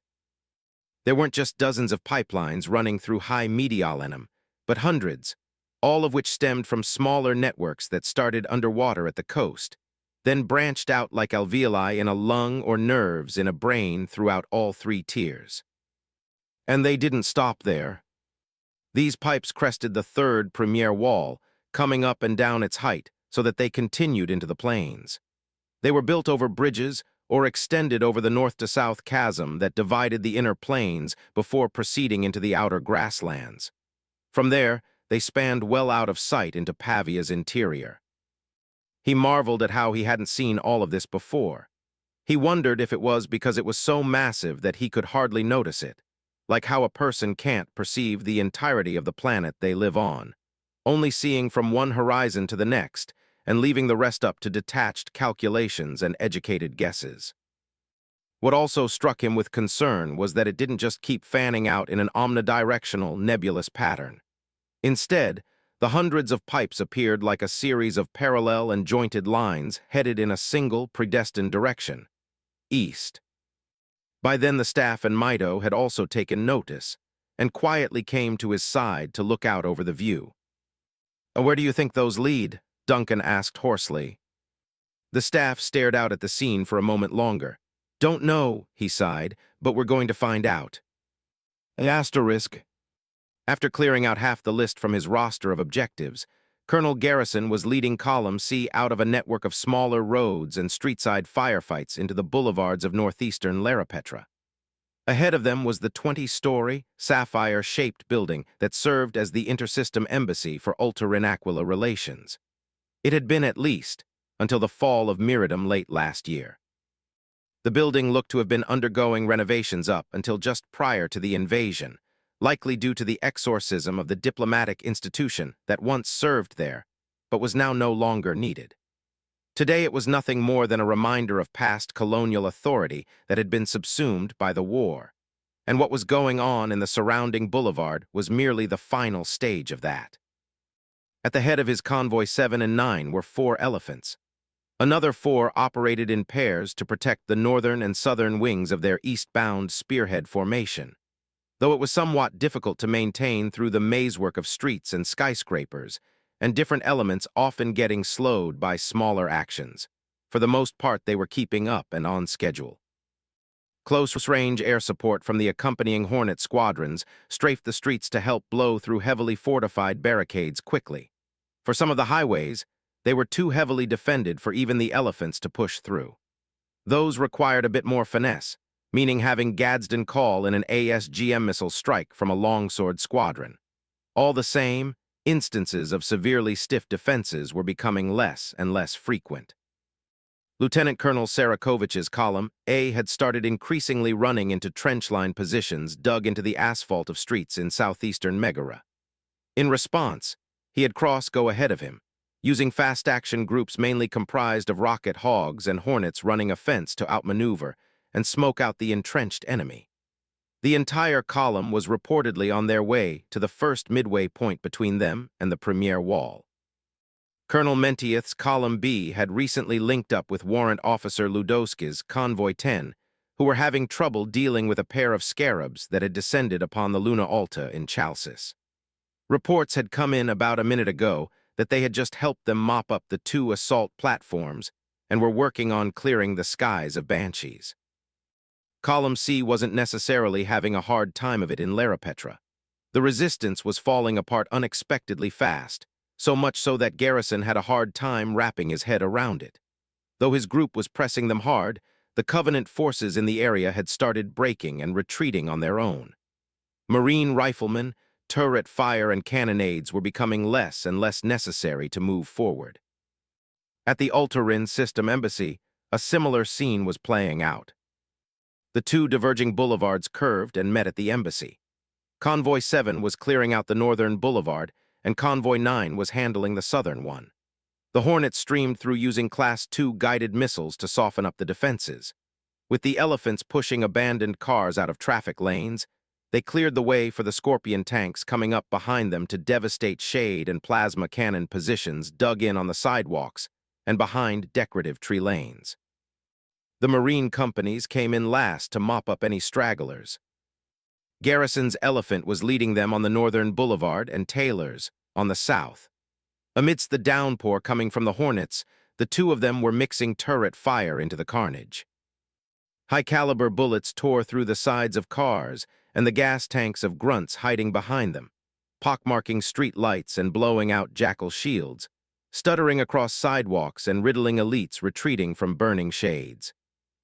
The elephants kept pushing until they reached the outer edges of the embassy's parking lot. Of the dozen or so shades that were waiting for them there, half had been reduced to bonfires by the Hornets. The rest were abandoned. Save for a few fleeing grunts and some jackals that were already turning tail, the lot was relatively empty. The two elephants pushed in, crunching cars beneath their treads. Marines flowed in behind them. They combed through the individual vehicular spaces, executing grunts trying to hide under cars. Then they switched their attention to the doors. The first squad blew them open with a breaching charge, and the rest of their platoon followed them inside, while a small detachment would stay behind, as a number of others already had at several strategic locations back west. The rest of the column would continue eastward up the boulevard. No matter how closely Garrison listened, and he didn't hear any reports from squads within the embassy of hostile contacts.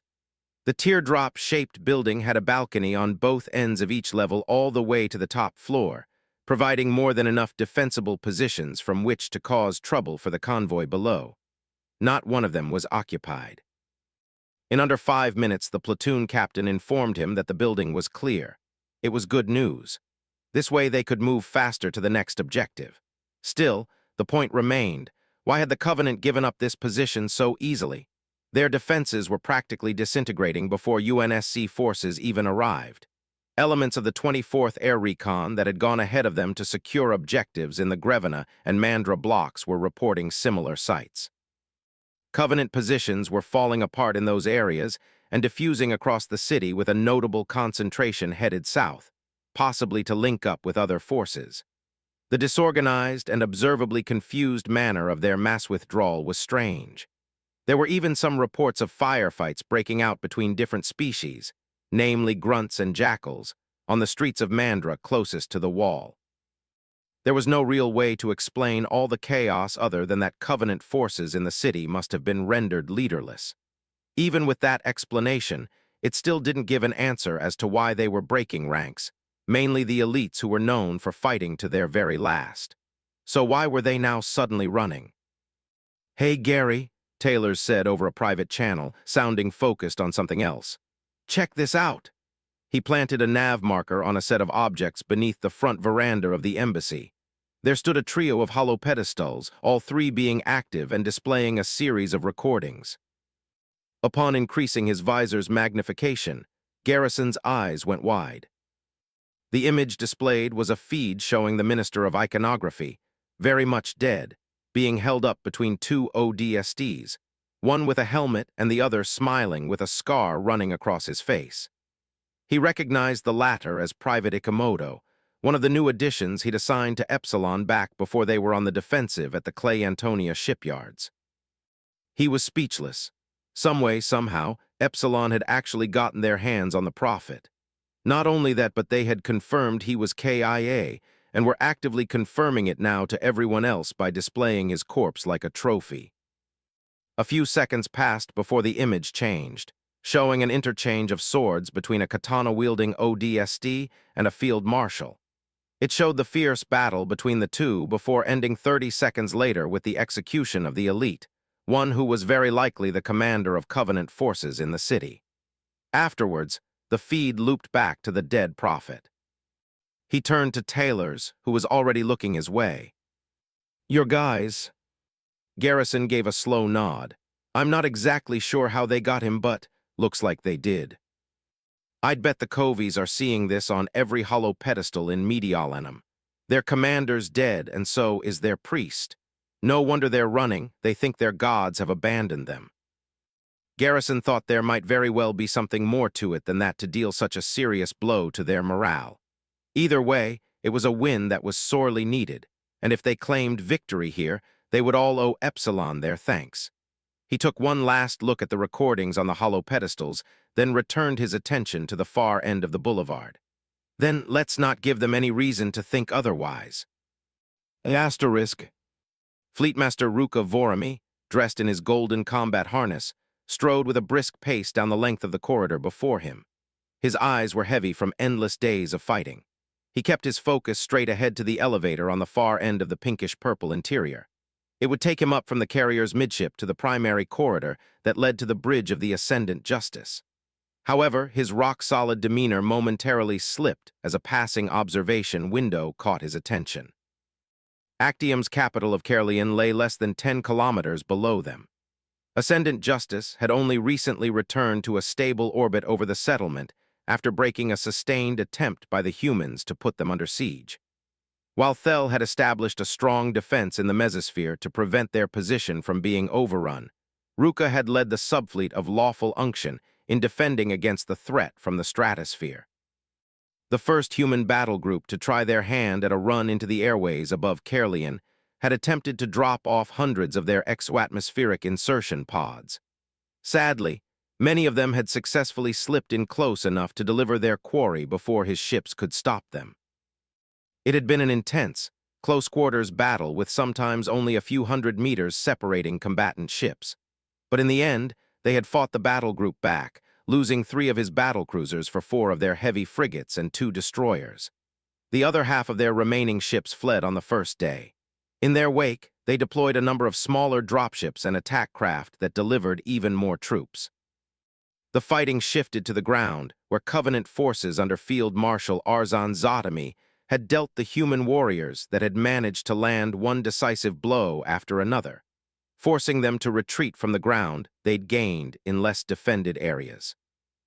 At present, Caerleon was a city on fire in various locations. In several places, that was due to the presence of crashed human ships. They were mostly the ones his subfleet had shot down on the second day that tried again to reclaim the skies, about 5 more frigates in exchange for another of his cruisers. The slain enemy ships had either crashed onto the cityscape, leaving long scars of destruction in their wake, or had landed in the nearby sea. The human wrecks closest to the shore protruded from the water, while one farther out had sunken to the sea bottom with its entire crew, leaving behind only blotches of burning fuel on the surface. The remaining time up to today was spent having his ship swat the humans' smaller air support out of the skies, utilizing pulse laser barrages that kept Caerleon illuminated well into the night. The other reason that the city was aflame in so many places was due to the fierce ground fighting. The human forces here had struggled tremendously to hold onto their territorial gains. However, without the air support they needed, most of their positions were gradually isolated from each other and rooted. After defeating a counterpush headed for what was presumed to be the building of central government for the planet, Zotami had forced the majority of the remaining human forces into the dredged Sea Canyon portions of the settlement. The field marshal was presently blockading their exits and preparing for a final push into the canyon regions mainly near the coast. The goal was to wipe them out before any further reinforcements arrived. Then there was the matter of the other cities. Most of the coastal positions had fallen back into human hands. He could perceive that since the naval forces attacking Actium's western continent had been met mostly with success, they would see the capture of the capital as equally feasible. What they didn't know was that 70% of the fleet of Particular Justice was actually located in, around, or near Caerleon. That hubris could prove to be a great weakness, one that they could exploit if they were wise enough. Then again, it was that exact same hubris lurking within Covenant affairs that made him worry all the while for the cities on the eastern continent, in particular the eastern capital of High Mediolanum. The very last update he'd received from that region of the world was that Covenant forces had lost the second tier. 2/3 of the settlement were in human hands. That info was 2 days old, and who knew what fate had befallen it now? However, he had a reasonable feeling that the present, face-to-face meeting that the Supreme Commander had called between the two of them would pertain to that very same topic. He reached the elevator and had it take him up. The doors slid open shortly thereafter, and he stepped swiftly into the next corridor. The 2 majors standing guard on either side of the door to the bridge became of interest to him. Their subtle expressions were often a good indication of circumstances on the bridge. Even though they both looked straight forward, the minute twitch in one's upper right mandible and the slightly lowered gaze of the other told him that something was very wrong. Discipline could be hampered by a Sanghaley's inner state if it were riled up enough, but to this extent. It was sufficient to make Ruka somewhat nervous as he stepped through the cycling doors. The bridge of the Ascendant Justice was eerily silent. There was no activity either. All of the bridge officers were seated or standing at their stations, whose circling glyphs and tasks were being ignored. Their focus, instead, was fully on the command platform, On it stood the purple-caped figure of Thel, whose back was turned to him. What shocked him right away was that Thel's shoulders were slumped. His normally proud and powerful stature was almost gone, leaving behind what Ruka understood as he walked up the ramp to be awe and anger. He stopped beside his supreme commander, who paid no heed to his arrival. But Ruka hadn't been paying attention himself. His eyes, like Thel's, were also locked on the feed being projected from the main display. Before them was a recording of a fight between two combatants, a Sangahili field marshal and a human shock trooper. It was taken from a low view, perhaps from a camera source lying prone. However, the way the perspective followed and tracked the fight made him think it was actually from a helmet, although he didn't recognize the format. The engagement between the field marshal and shock trooper mostly revolved around the latter evading blows from the former over a grassy plain, with both eventually relying on different tactics to try and overcome the other. Eventually, it returned to a close-quarters brawl of blades that ended in a near loss for the trooper up, until the moment that he suddenly recovered and ran the Sangahili through. It was nothing less than a shock to see. What surprised Ruka even more was that once his opponent was brought down to his knees, the shock trooper seemed to have a conversation with the Sangahili, both having taken off their helmets. Whatever was said wasn't so clear over the morning wind. Then, another shock. He felt his breath hitch in his throat as the trooper used his sword to nearly decapitate the field marshal, slicing his throat open so that he bled out quickly. Amazingly, or perhaps most disturbing of all, was that the Sangahili had allowed the human to do so with no protest or resistance on his part whatsoever. "Who?" Field Marshal Kazan Durakami, Thel declared with deliberate slowness, the commander of Covenant forces in the eastern capital. Again, the feed changed. He winced at the sight of what came next and felt a searing weight settle in his chest. The very same shock trooper from before was now with another. They were both holding up the dead body of a Sanchuum. To worsen the matter, the human from before was baring his teeth in that way that his kind did as some expression of glee or satisfaction. But there was no glee or satisfaction to be found in what had just been shown. Was that? It can't be." "It is," Thel said. "The Minister of Iconography, Prophet of Sanctity, Avuum Rezik." For a moment, Ruka refused to believe his ears. His eyes still saw too much, and he could sense his own rising outrage as well as that of the other bridge crew who looked to sear the image into their minds, inflaming an even greater hatred for the humans than ever before. But he saw something different in Thel's eyes. There was a simmering fury burning behind them, though not for the humans. "Supreme Commander Bayorda Nikorami will pay with his life for this," Thel said with such vehemence that Ruka thought it would become so by his words alone. His ire only rose with each subsequent sentence. "After we are done here, we will leave for his location and arrest him. He will stand trial before the High Council for his crimes against the Covenant, against the gods, and he will face a proper execution, and thereafter, damnation for his heresy. May the gods be ever so merciful as to grant me the strength not to kill him myself before then." The entire bridge crew stood in silent, enraged agreement.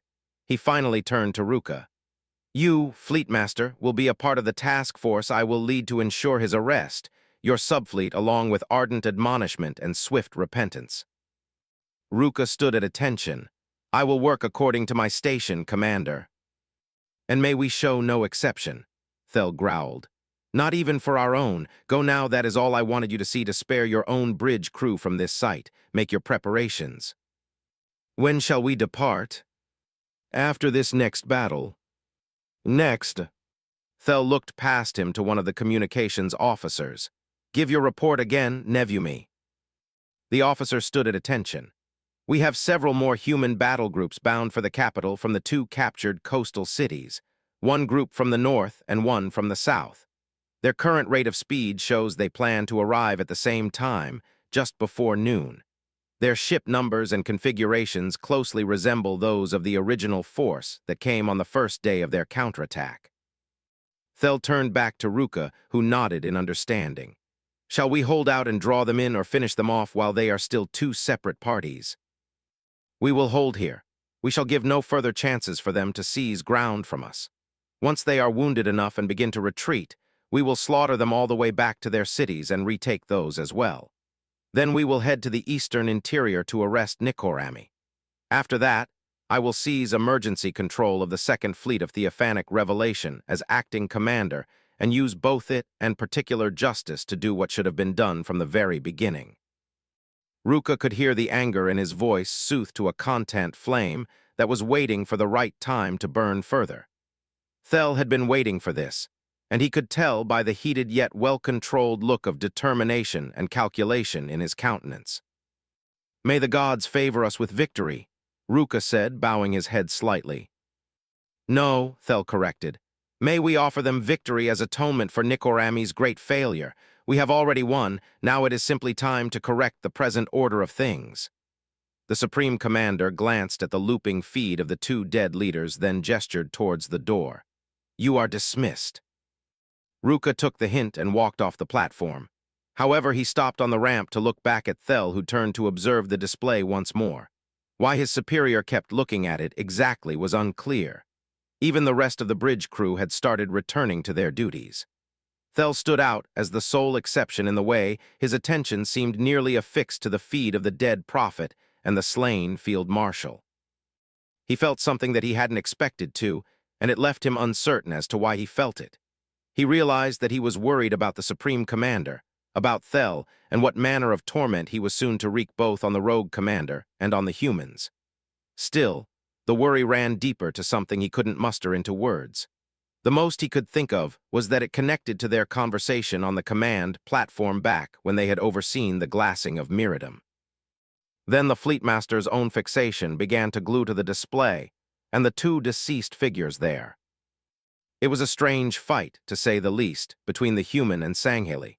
What caught him off guard the most was that there was a brief moment before the feed switched to the dead prophet, where it showed the aftermath of the battle between Durakami and the shock trooper.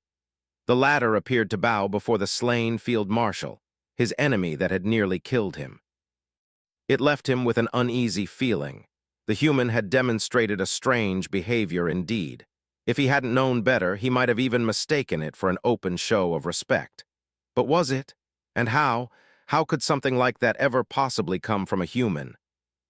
That feeling began coming back again, the one he always hated, that pang of crippling uncertainty. The unsettling nature of these events was so entangling that he deemed the matter too high for himself and cast it out of his focus. However, it was more so to silence the dissident voice in the back of his mind from trying to make a return. He'd dealt with it already, having sworn to himself it would not impede his actions again as long as he willed it so. Still, before he could walk away, he saw the display change one last time to the slain Santuum. The image of the dead Holy One hurt his heart beyond all reason. He was tempted to look away as he wondered at the intentions of the architect of this present, grand chaos. The words slipped out from his mind as whispers beneath his breath. "Nikorami, what in the name of the gods have you done?" Then he thought better of the question as wisdom made him consider something else. "What in the name of the gods have you been doing?" Superair overcome. 64. Battle of Actium Chapter 26, Tenebris. Chapter 26, Tenebris. May 13th, 2545, 03. 15 hours military calendar. Aquila System, Actium. High Mediolanum, Republic of Pavia. Chalcis Block, Luna Alta Colonial Bank System Headquarters. Asterisk. The Luna Alta's conference hall was the largest Duncan had ever seen, at least compared to the one back at the HMPD HQ. While he still felt decently exhausted by the early wake-up call, his mind had sobered enough to make out the room's finer details. As Epsilon walked in single file through one of the double doors, the first thing he noted were the chairs. It appeared that the entire hall had gotten out all of the hundreds of chairs it could fit. Rather than being in organized rows from front to back, they were spread out in various hastily set-up clusters and sprawling lines with no distinct shape or pattern. Organized or not, the several hundred ODSTs already seated and conversing with each other didn't seem to care much. Having probably been the ones to pull out the chairs for themselves, they had chosen not to worry about presentation, especially since the upper command echelon had so suddenly summoned them without any clear reason why. That subject was likely the topic of discussion among the crowds who were mostly too busy talking among their squad mates and platoon members to notice the last incoming stragglers. Duncan had to wonder what the reason was as well.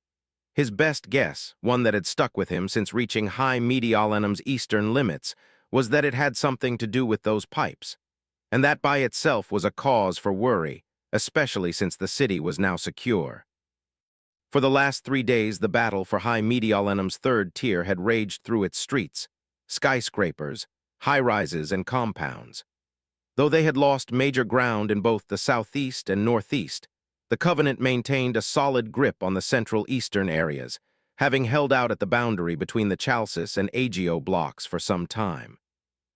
It wouldn't be until 2 days into the fighting, and a coordinated pincer from columns A and C, that Mentieth's column B was able to break out into Agio. From there, it was a race to secure the interior bridge highway system linking northeast Grevena and southeast Serres to the heart of downtown Agio before the displaced Covenant defenders could reharden their defenses. Once those were captured, it was presumed to be only a matter of hours before the enemy began to capitulate, or at least reach the point where a normal enemy would. The Covenant, however, defied that criteria by essentially abandoning all efforts of retreat to establish pockets of hardened resistance whenever their main lines faltered. UNSC forces quickly turned these into isolated kill zones. By proxy of solidifying their defenses, they had also concentrated themselves heavily into smaller and smaller areas, making them much easier for combat controllers to target.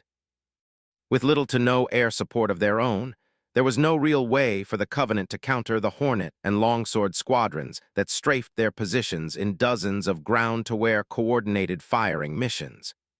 Even the Tower of Babel routinely shook the city with directed Archer missile launches, leveling a few buildings that couldn't be taken without facing major casualties. By the morning of the 12th, the Covenant were pushed back to the edges of the blocks closest to the third premier wall.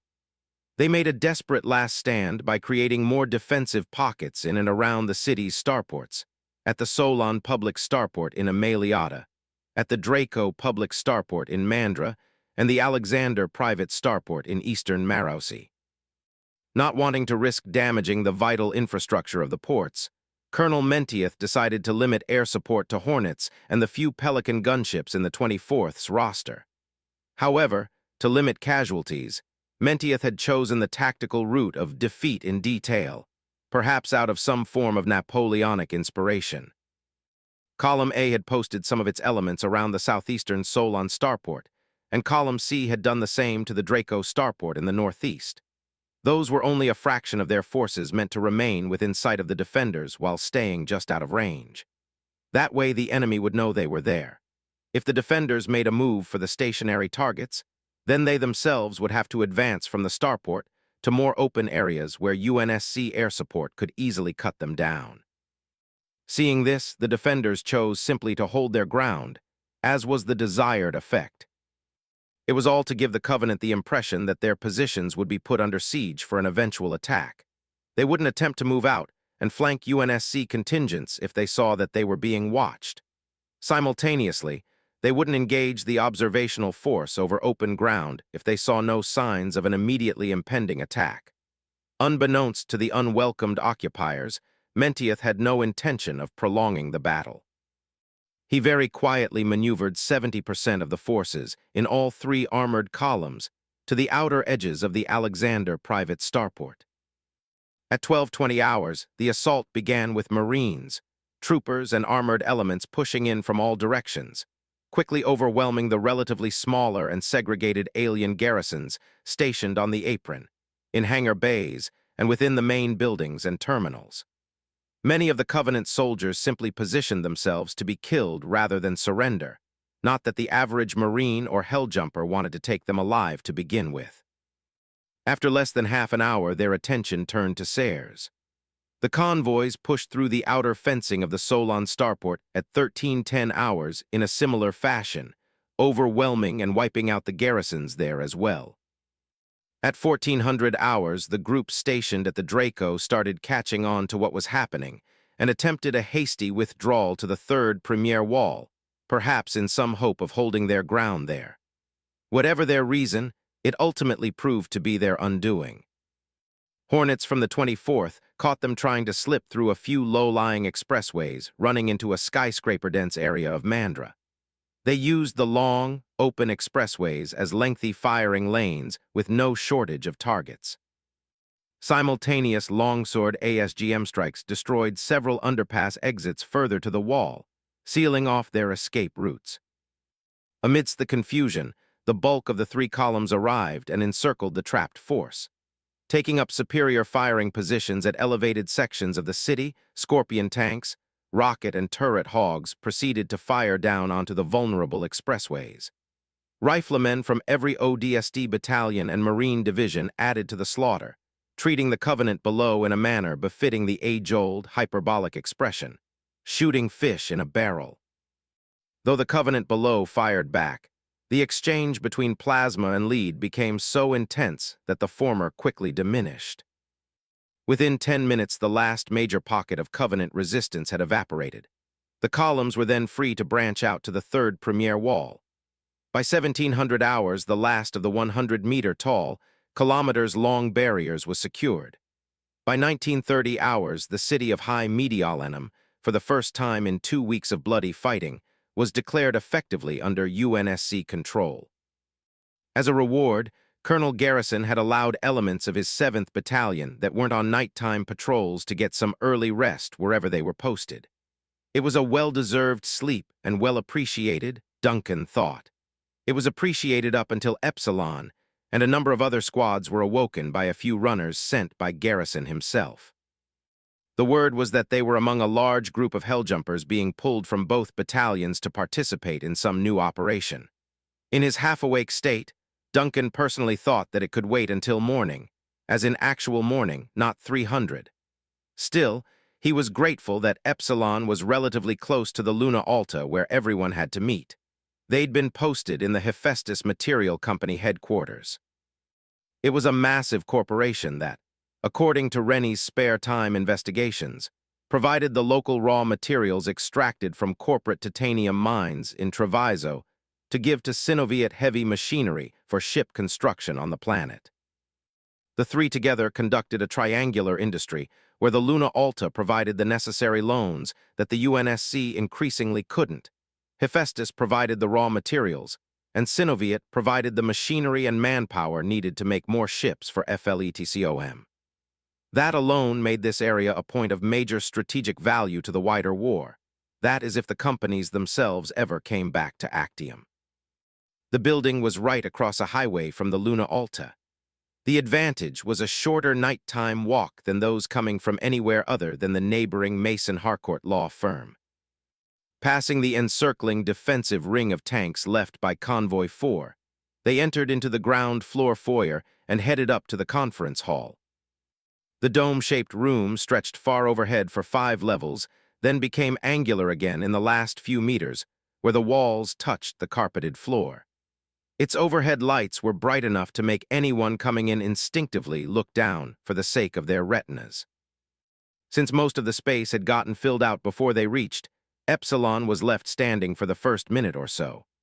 The staff managed to find Gunnery Sergeant Singh, who pointed out a side closet with a few more chairs.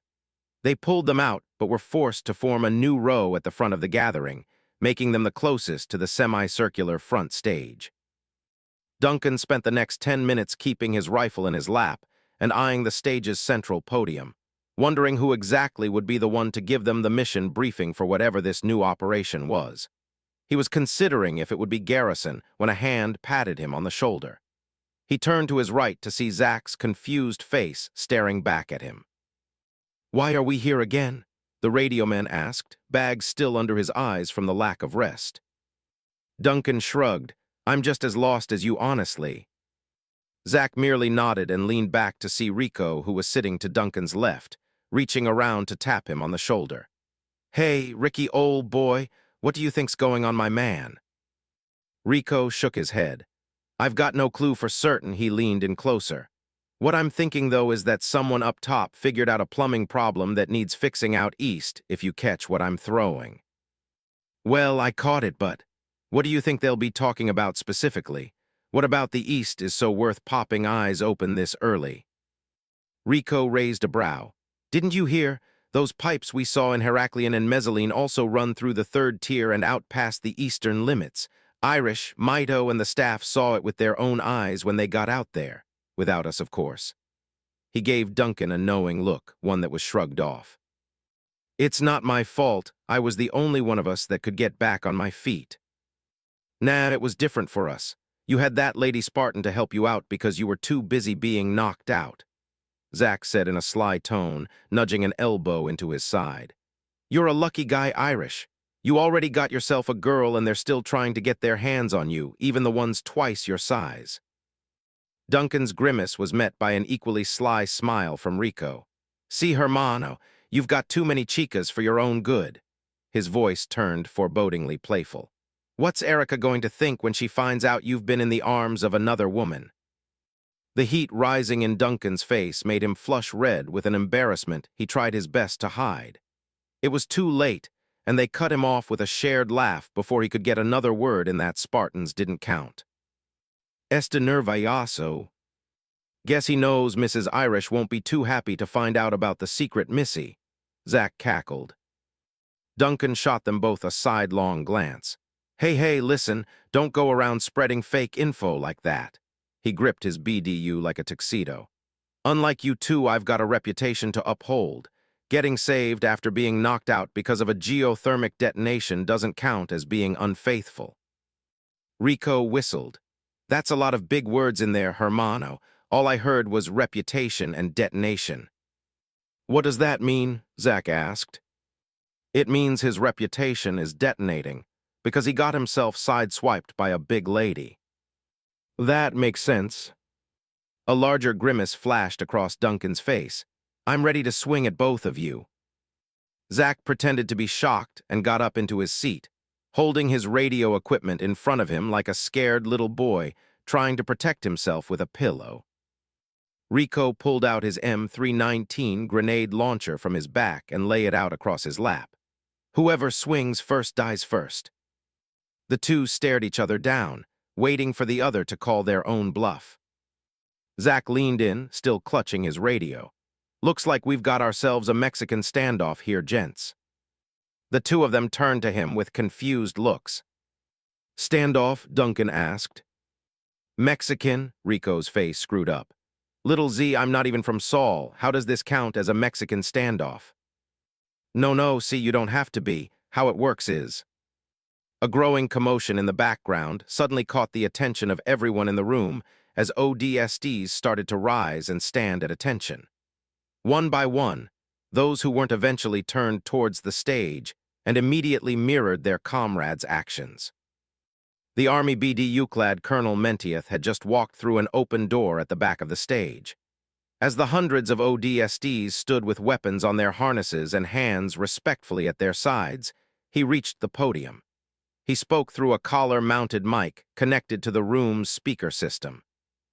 At ease, troopers. The Helljumpers relaxed their stance at his orders, but refused to return to their seats down to the last man. You may be seated. They finally sat down in a roiling wave of descending, battle-scared armor that rippled to the back. Silence quickly descended over the room under the attentive gazes of several hundred shocked troopers, all collectively focused on Mentieth. It's good to see all of you are relatively in one piece. I would say I've brought you here to thank you for all your service and sacrifice to the UNSC. The colonel's gaze sharpened to quiet empathy as it swept across the room. But I'm sorry to say that neither of those are finished just yet. There's still a significant part for you to play in retaking this planet. The lights gradually dimmed before a new source of light revealed itself in a series of projection seams built into the walls of the room. They emitted an image just a few meters above Mentieth that spanned easily twice the size of the stage below, making it large enough for everyone to see. The projection slowly coalesced into a luminescent globe whose details were refined, pixel by pixel, into the recognizable 5 continents and 9 oceans of Actium. The image zoomed in on Preveza and Pavia to highlight 5 green locations, 2 on Preveza's eastern seaboard and 3 on Pavia's western coast. Names appeared next to them such as Patras and High Estonia. First, I'll need to give you a quick overview of the wider tactical situation. That way you can better appreciate the gravity of what I am about to tell you. 5 of the 6 dots were highlighted in green. So far, UNSC forces have managed to secure the cities of New Eretria and High Estonia in the east, as well as New Athens and Patras to the west. Yesterday, we took full control of High Mediolanum. We're soon to begin using these cities as staging points from which to push further into the continental interiors.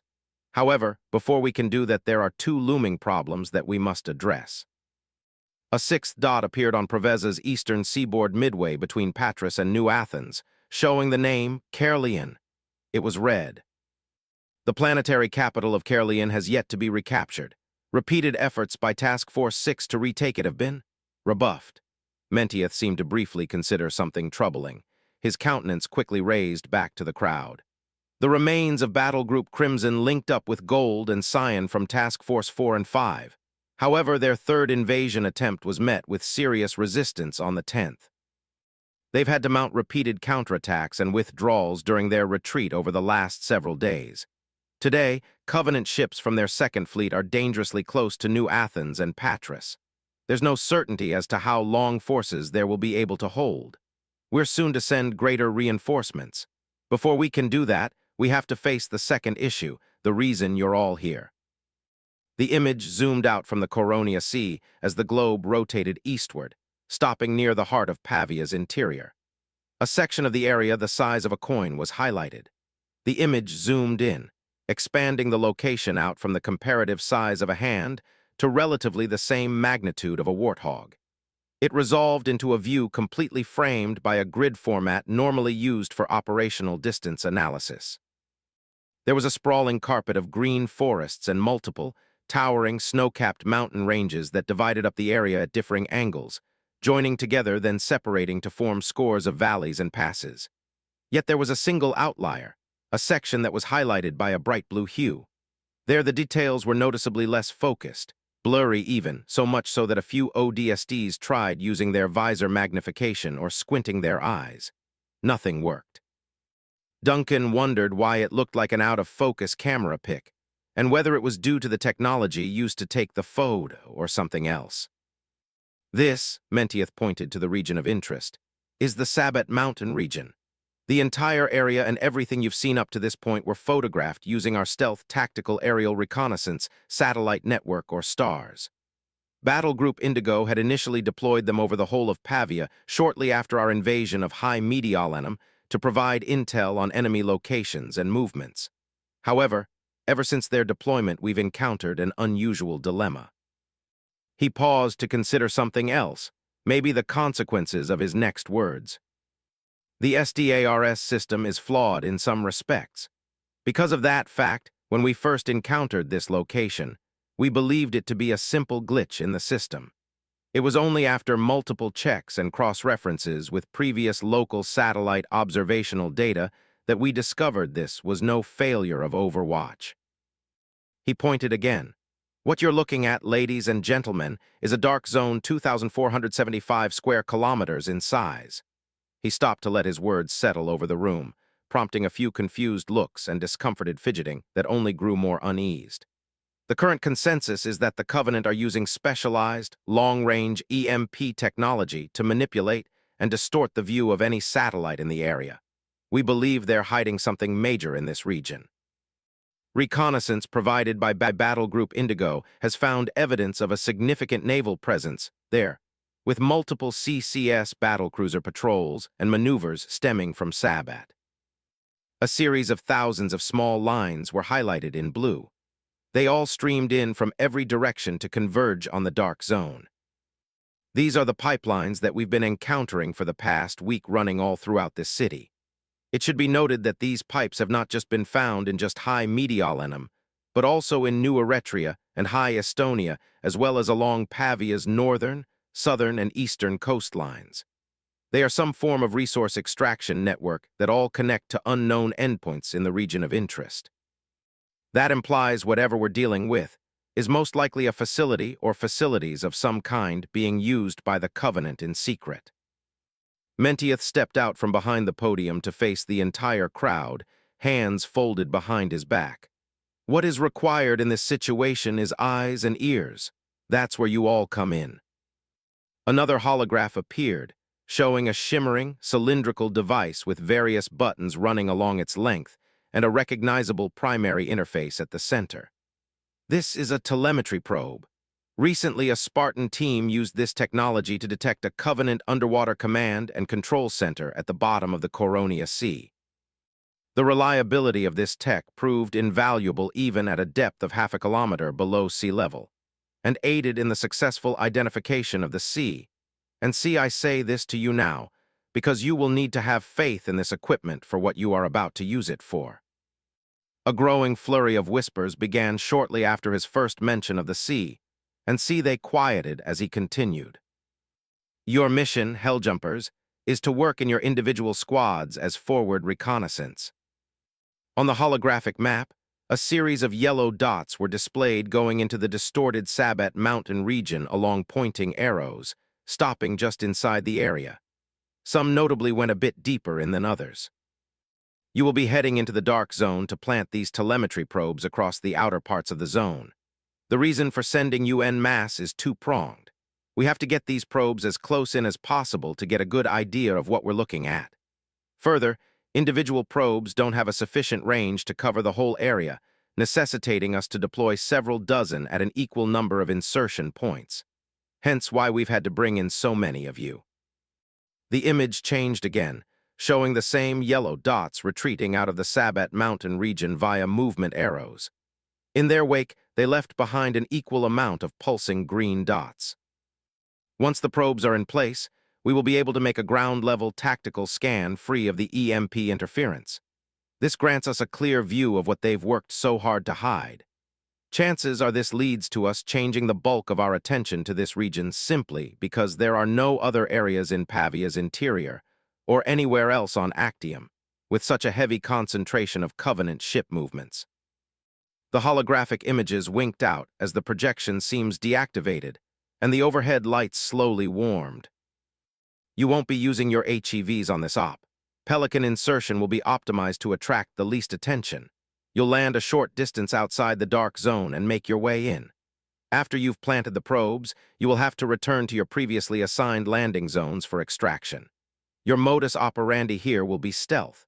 Where we're sending you, you won't be able to chance going loud, primarily because we don't know what numbers you can expect to face. He looked around to test the hardened individual faces that he could make out among the depolarized visors. Go in, plant the probes, get out. In and out, nothing more. You should engage only after all evasion options have been thoroughly exhausted. Once we get an idea of what's waiting for us in there, we will be able to plan our strategy accordingly. After dealing with the threat waiting inside the dark zone, we can then turn our collective attention to Caerleon and finish off the last of our enemy there. Once again, our ability to do this will depend on your ability to breach this zone and bypass any subsequent obstacles you encounter en route to your probe deployment point. You'll receive greater details on your individual assignments using the tactical planners we've provided at the Operations Center 2 floors down. Your squad objectives will be given out by your superiors and loaded to your HUDs. You will depart by 4:10 hours. The mission begins at exactly 6:40 hours. There was another pause where he looked out over the crowd to gauge their expressions one last time. Then he stood straighter. ODSTs, you're dismissed and Godspeed. The hundreds of Helljumpers sitting before him refused to budge until he started for the backstage door. Then they arose and began fanning out to different exits around the room. Duncan made sure to stick close to Epsilon as they headed out. He could feel the uneasiness in the atmosphere. It had settled in shortly after the announcement of the exact size of this dark zone. Everyone had gotten a lot quieter since then. He was a bit concerned as to what they might be about to walk into. Even the rest of the squad wasn't saying anything as they moved along the sides of the disheveled assemblies of chairs towards the nearest exit. More importantly, Zach was quiet. That last one was never a good sign. He thought back to what the colonel had mentioned about the telemetry probes and how they related to that formerly classified op on the bottom of the Coronia. What worried him was that Menteith hadn't mentioned how that successful discovery ended up being a trap that nearly cost the lives of those same Spartans and everyone in Bravo.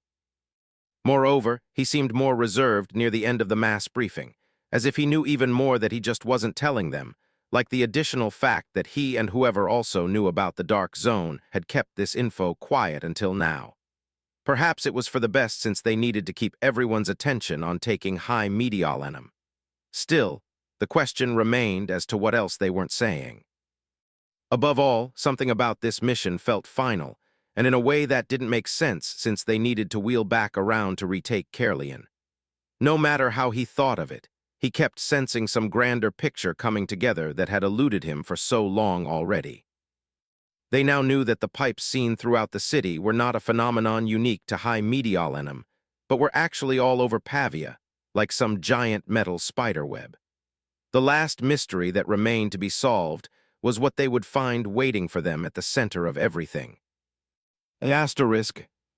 Garrison wondered for himself what was so important for the Covenant to hide that it required a resource reallocation network spanning the girth of one of Actium's two largest continents. The implications alone were enough to make him worry for his troopers as he watched the mixture of 7th and 22nd Battalion ODSTs move through the hall's exits. He'd maintained his vigil over the meeting from start to finish using the one-way windows of the observation room above and to the far back of the hall. It was a small meeting chamber with a few comfortable rolling chairs for handling business affairs and an ovular desk made of cedar wood that took up most of the space. Cross, Sarakovich, Taylors, and himself had chosen to use the room to look out over the proceedings below, but not to use the chairs. They preferred standing at the several windows off to the front that granted them the best view. With the meeting wrapped up, Garrison tried to get a good look at the expressions of his troopers, or at least any that he could tell were his. What he knew Menteith hadn't told them all was that there was a good chance this operation could be their last. What he knew that they knew was that they likely wouldn't care even if it was. Helljumpers were trained to see every mission as their last. That conditioning would probably hold true despite the magnitude of whatever was presented. However, it couldn't explain the grim nature of the silence that permeated the hall. Any human being could take only so much combat for so long, so he wondered if it had something to do with fatigue or subtle signs of stress, anything other than intimidation. Whatever it was, it went beyond his ability to sense its root cause other than the nature of their mission and its importance relative to the retaking of Actium. Maybe that was it, the pressure. He had specifically selected a good number of the best squads from all 4 of his companies. These Helljumpers were ready for any job whether they got enough rest or not. So why the quiet? Perhaps it was that worried him more than the mission itself, that silence that was so deafening. In all honesty, he hadn't known about the zone himself until 2300 hours yesterday, when Menteith saw fit to reveal its existence to the command echelon in high retaliation. He stated he had to hide it even from them to keep their efforts focused on the city, rather than worrying about an arguably greater, more distant threat. Though taken as a shock, it confirmed Garrison's growing suspicions about something being wrong with the SDARS array ever since their second strategic meeting at the Eden Mall, the same meeting where the 53rd's colonel had personally apologized to Taylors for the costly oversight. He still wasn't sure how he felt about the situation even now. So maybe it stood to reason that he didn't know what his troopers were thinking either. His thoughts were disrupted when a fist bumped him on his shoulder. Taylors was looking out another nearby window, most likely trying to do the same with his own troopers. Give it up, they're deadpanning. I can't even figure out their body language to see how they're taking it. That's just how we train them these days, isn't it? But we're supposed to be able to figure them out, since we got the same treatment back at the SWC. Garrison sighed. The folks at Xiangnam beat that into us, though. They did the same to them. Taylors nodded at the dispersing troopers. The difference is I think they're having trouble figuring out what they think themselves. No wonder we can't read them. I was wondering the exact same thing. Garrison scratched his white-haired head at the quandary. Let's hope they figure it out before 4:10 hours. They've got until then to catch their breath. We don't need them still feeling uncertain once they're in the air. There's no turning back at that point, Cross noted from another window, taking in the same sight. Guess we'll just have to wait and see. See being the term of interest there, Sarakovich added. They'll need to be fast and quiet to give us the eyes we need in that dark zone. God only knows what they'll find once they get in there. He looked from the windows to Garrison. You included a few of your people from Alpha, right? Yeah, squads like Razor and a few others are in the mix. Good to hear. Sarakovich folded his arms over his chest. That crew was able to meet any and every challenge that was thrown at us, from Eleusis all the way to Ameliata. If they're involved, then I have no complaints on my end. We sure could have used those Spartans, though. That last sentence hadn't come from either Sarakovich or Cross, but from someone Garrison personally wasn't expecting. He saw Taylor's wearing a wide grin on his face while watching the last ODSTs leaving the hall, almost daring him to say something. He took the bait. And why do you say that? I thought our helljumpers would be enough. You doubting your own troopers, Colonel Taylor's. No, Taylor's grin widened. I was just curious what your response would be, and I'm also wondering how things might turn out if we brought them along for the ride. Too bad we couldn't keep them, Sarakovich said. You know the situation in New Athens is delicate right now.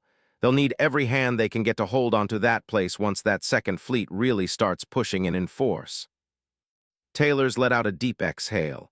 I know, I wish we didn't give them away so soon, though. I know we can't hog Spartans to ourselves, but... He rubbed the back of his silver-streaked head. They sure made life easier. You know, Gary, I was expecting a bit more animas from you. Garrison looked at him curiously. What, you thought I'd be happy they left? Did you forget already that it was one of them that saved my life back at the HMPD? He rotated his left shoulder, which was much more maneuverable now, although it still gave him faint pangs of pain from the old wound every now and again. They made what should have been a headshot for me into a non-fatal. I remember. It's just that sometimes that doesn't matter, mostly when it comes to ODSTs. A lot of them hate the men and women in big green armor for their own reasons. Me personally, I'm still not sure if I believe that whole ship gymnasium story. How much does that hate really matter if they're still willing to fight alongside them at the end of the day? It's really that they hate the Covies more, I'd say. It made sense. Still, Garrison was wondering if his ODSTs could cope with this newfound uncertainty fast enough to not have it be a distraction during the actual mission. He almost wished that those Spartans of Blue Team were here. That way, even though he didn't like to admit it, there would be a greater reassurance amongst his helljumpers that the mission would go according to plan. Hatred or not, rivalry or not, any UNSC enlisted worth their salt could give credit where credit was due, and respect where respect was due. The door behind them opened. They turned around to see Colonel Mentieth step inside. After they saluted, he nodded them over to the wooden table. The 5 highest-ranking officers in High Mediolanum wordlessly took their seats and commenced the beginning of an advisory discussion that would, in all likelihood, decide the ultimate fate of Actium. Using already available information to both contemplate and organize their potential options for an invasion of the Dark Zone. Tenebris Dark. 65. Battle of Actium Chapter 27, Inventio. Chapter 27, Inventionis. May 13th, 2545, 06, 30 hours military calendar. Aquila System, Actium. Republic of Pavia. En route to Covenant Dark Zone. Asterisk. The roar of the Pelican's engines drowned out most of the silence inside the cargo bay. Its 4 hybrid fusion drives held a continuous, high-pitched whine like the vacillating tone of a bird of prey diving on some unfortunate animal. Even so, Duncan felt like the only unfortunate ones here were everyone in his squad, himself included. Epsilon had taken most of the available seats, 5 on one side and 5 on the other. In the faint red illumination of the overhead, lighting, no one moved to talk. They remained quietly fastened in their chairs as the Pelican soared eastward, shaking every so often when any turbulence struck the outside. Wind resistance was less of a worry in this case since they flew low over the canopies of Pavia's interior forests. The intent was to avoid being detected by the sweep of any long-range radar systems possibly planted by the Covenant throughout the area. Whether it worked or not, it made Duncan worried that at any moment they might collide into a random tree. The occasional scratching sound of the dropship's underbelly brushing over and breaking branches didn't help to ease his nerves. One upside was that the unpredictable noise helped to keep his focus away from the quiet. No one had talked after their departure. Even at the operations center, it was just a one-sided rules of engagement conversation, with the staff being the sole speaker. At his word, they traded in their louder weapons at the armory setup on the same floor for lighter, silenced variants. The sole exception, of course, was the staff's M90. Its presence on this op went without saying. It was an easier option than having to use their comms at the beginning of a firefight. The moment they heard the first round from his shotgun, it would be the staff's one-note way of saying, "Don't hold back." Until that happened, it was fingers on lips for their SMGs, silenced ARs and BRs along with Deke's SRS-99.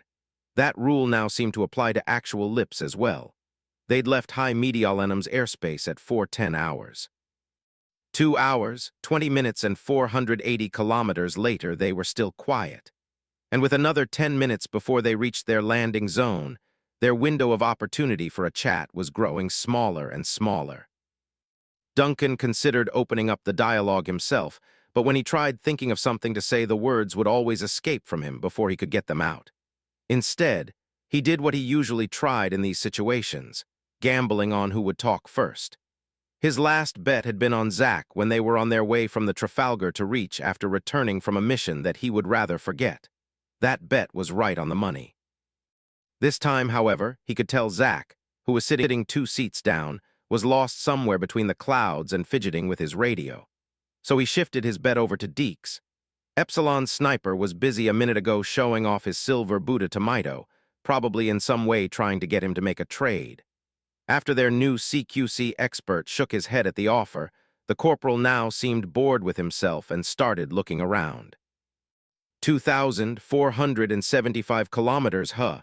Deke sighed at length. Bingo. Square kilometers, Nova corrected from the seat opposite his. Right, thanks for that.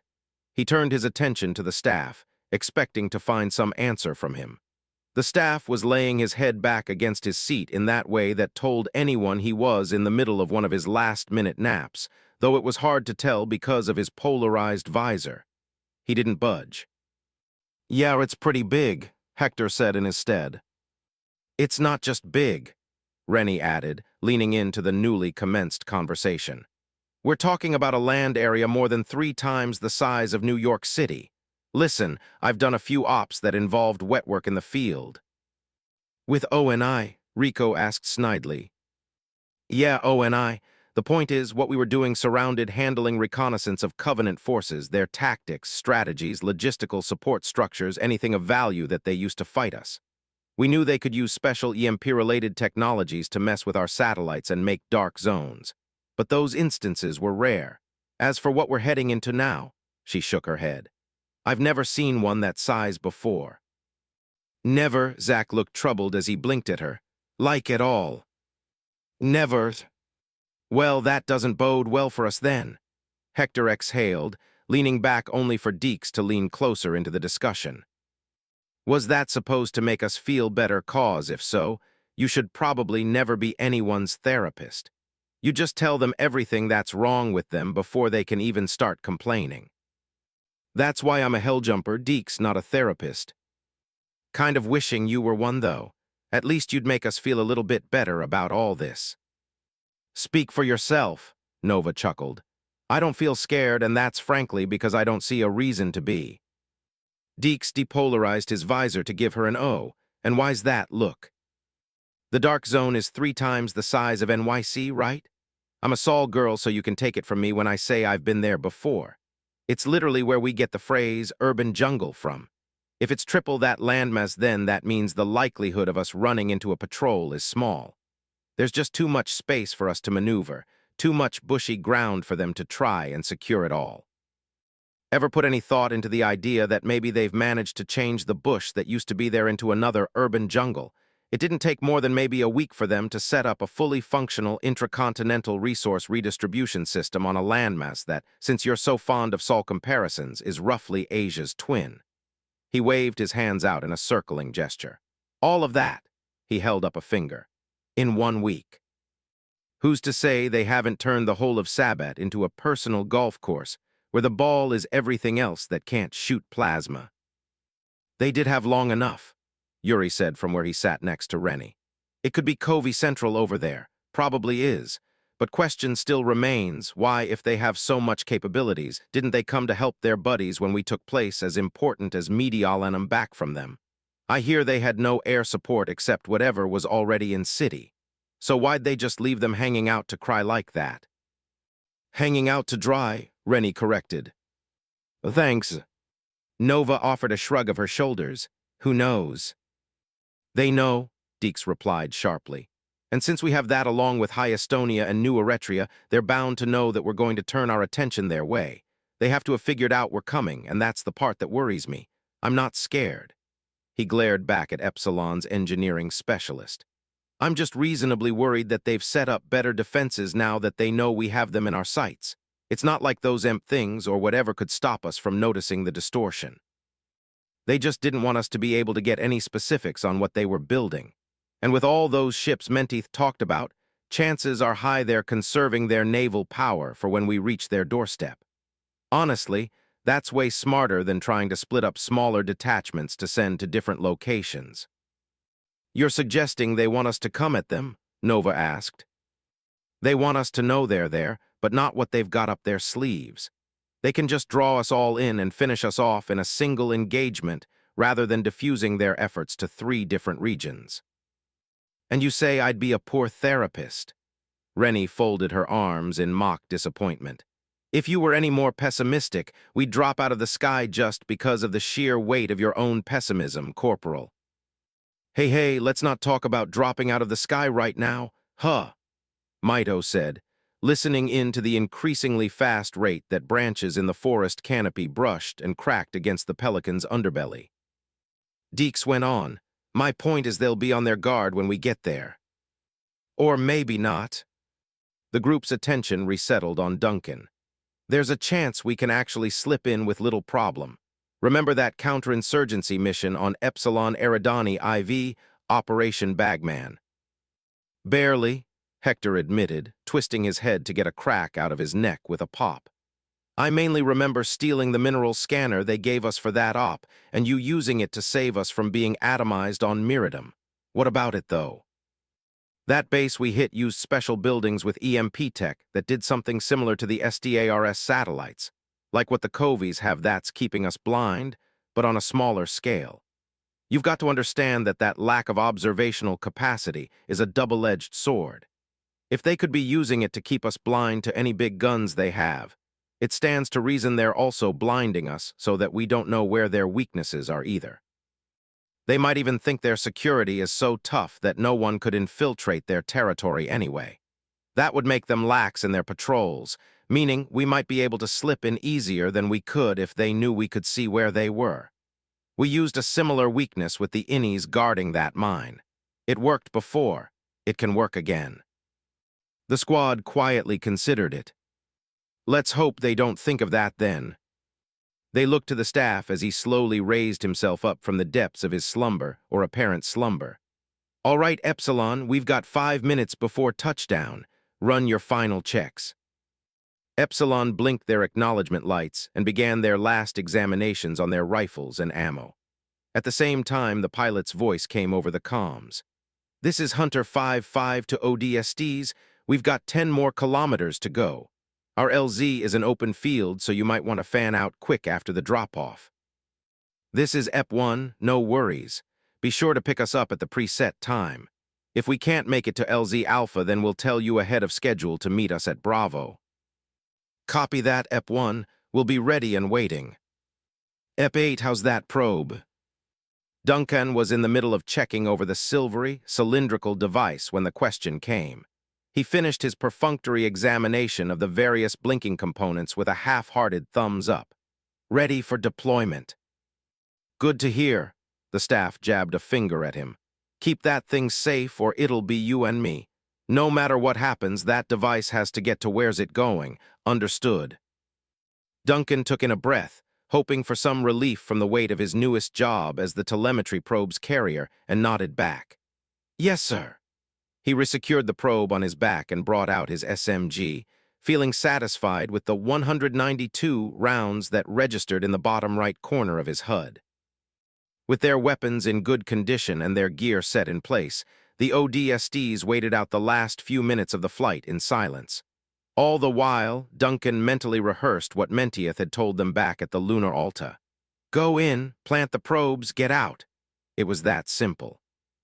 Yet something told him it would be anything but simple. Hardly anything ever was when it came down to dealing with the Covenant. The last few minutes passed by in a blink. He knew they had arrived when the constant whacking of branches against the Pelican's belly suddenly stopped. The whine of the engines became muffled as their momentum slowed. The dropship began a starboard turn followed by a gradual lowering. Hunter 5-5 to Epsilon, we're making our final descent. A hydraulic droning emanated from the landing gear. Hitting dirtside in 432. The troopers, getting out of their restraints to grab hold of the overhead handles, were somewhat jostled as the dropship came to a stop. And we're golden. Stand by, opening the door now. The bay's rear door opened with a thump of mechanics that grew into a minute rumble as it descended into a ramp. Pinkish morning light flooded the interior, accompanied by a fresh breeze. The staff held up 2 fingers and pointed forward. Rico and Yuri were the first ones down the ramp. Weapons raised, the pair quickly split in different directions, Rico going left and Yuri right as Zach and Rennie came out right on their heels. Hector and Mido went out next, followed by Duncan and Deeks. Nova and the staff came out last. The world outside was awash with pinkish-purple light that stemmed from the similarly hued sky. They'd landed in a large field with knee-high grass that fluttered back like sea waves before the outflow of the Pelican's subdued fusion drives. A tree line of beeches, poplars, and birches lay some 40 meters ahead. They encircled the field, but were sparse in some places to expose the pockets of smaller and larger fields around them. The squad quietly dispersed and crouched into a 10-meter arrowhead formation from the drop bay. Deeks was on point, scanning the far-off areas with his sniper. Duncan took a good look around for himself and saw that beyond the expanse of deciduous forests, they were also surrounded by distant mountains that became more plentiful in the north, some of them being tall enough to have snow caps. He thought he'd caught sight of their objective when a greater gust than that of the morning breeze washed over him.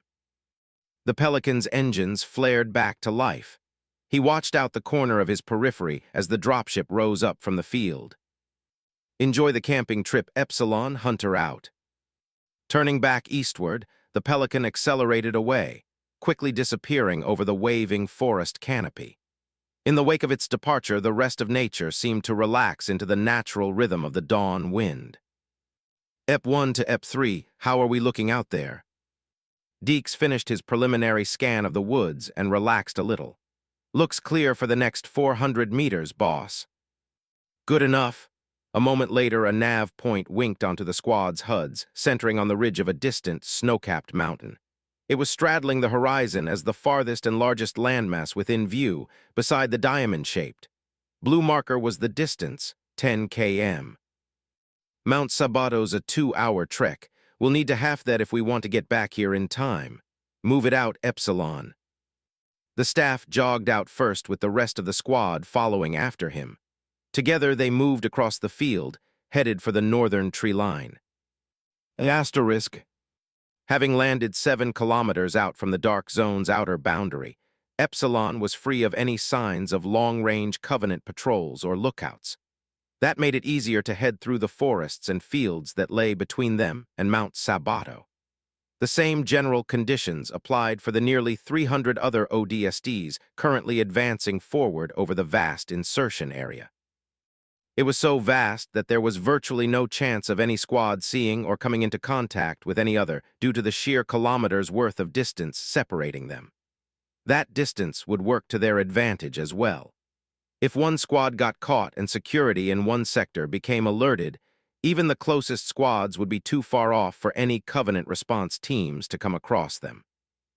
Further possibilities of being discovered were also so astronomical because radio contact was restricted to only between squad mates, while radio silence was the case between other squads. That way, they lowered the risk of long-range radio detection by listening posts. In addition, the sheer amount of maneuvering space would give them more than sufficient room to evade even the luckiest patrol. The main downside that Duncan could think of was that they would never know if another squad had run into trouble, was captured or ambushed until it was already too late. The same applied to them. Out here, despite working towards the same objectives, it was essentially every squad for themselves. Epsilon moved with that very same fact at the forefront of their minds.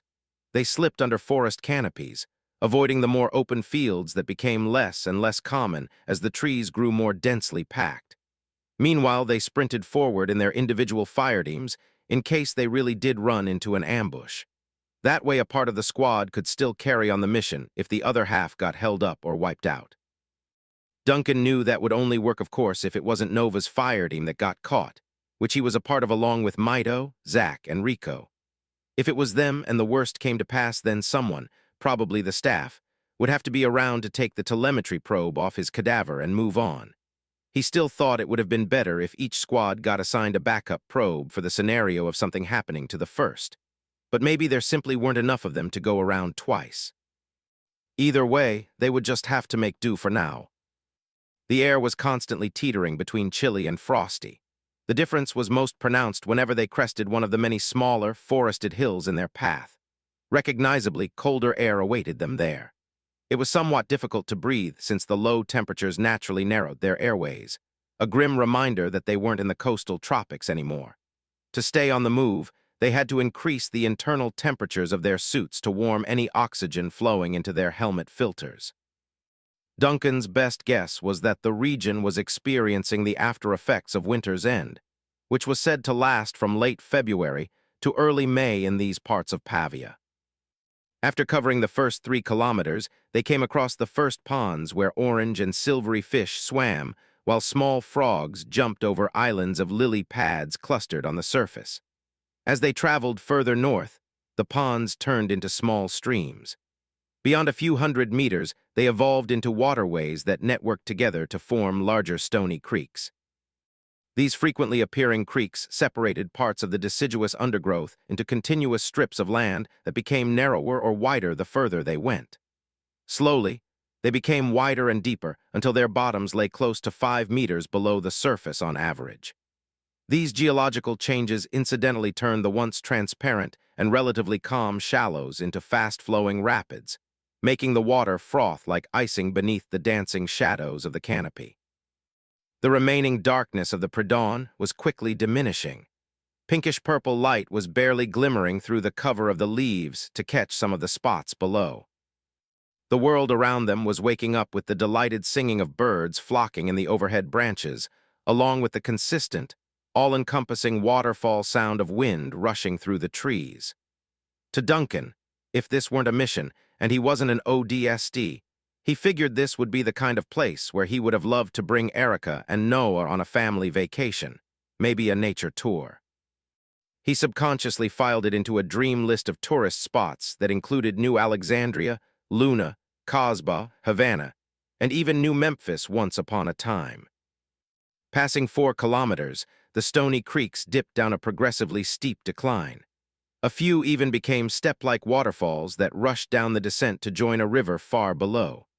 The river itself wound through the bottom of a deep valley before it ran out of sight along the length of the Green Canyon. The staff had them reassemble at a spot where the ground plateaued just before diving down. They crouched at the edge within grass that rose up to their waists. As Deeks was eyeing the area with his sniper, the staff took the opportunity to check his TACMAP. Duncan also used the momentary reprieve to get a better idea of their overall surroundings. He could tell from where he was that the valley was several hundred meters deep and ran for about 4 kilometers from the south to the north before curving out of sight. The walls had good tree cover, but were a little steep with more flatter plateaus that ran along the eastward and westward edges. Those would be good vantage points for any enemy that spotted them to fire down on their position. However, it was clear that it could take them where they needed it to. It was an implied risk just by looking at it. Whether they would take it or not boiled down to the staff's decision, which came less than a few seconds later. "We're going in. Stick to the shadows and watch those outer edges." The squad was in the middle of sounding off their agreement when Deeks, staring down his scope, stiffened. "Banshee patrol, 1 click south." Everyone instinctually ducked down beneath the grass, their guns aimed skyward as they heard the familiar hep of gravity propulsion drives. The sound's owners soon drifted into sight. 2 Banshees were flying along the valley from the south, headed north. They swerved through the air far above the river, most likely on patrol. Duncan was quietly grateful that the pair were too low and far off to spot them crouched in the greenery of an outer plateau, and watched as they flew past. They kept boosting along in their search before they both rose out from the valley to continue their patrol westward. Once they were gone, the squad got back on their feet. "Those probably won't be the last ones. Keep your eyes up." The staff nodded them forward. They headed down the incline into the upper edges of the valley, then towards the very bottom, staying short of where the tree cover faded out as it approached the river bank. Expansive cover from the dominant oak trees was more than enough to shield them from most things coming overhead. However, a number of fallen and dead logs in some places removed that tree cover and left them out in the open, if only for the briefest moments. They moved around the open spots that they could circumvent, then dashed across areas where it simply wasn't possible to do otherwise. For the most part, nothing ever seemed to spot them from above or come down to take them out. Not being strafed by banshees for even the shortest second gave them some hope that the dense ceiling of leaves would hide them the full way. That idea was put to the test, as they finally covered 6 kilometers with 4 left to go when the first Phantom came within sight. The manta ray-like aircraft flew in from the north in a southward sweep.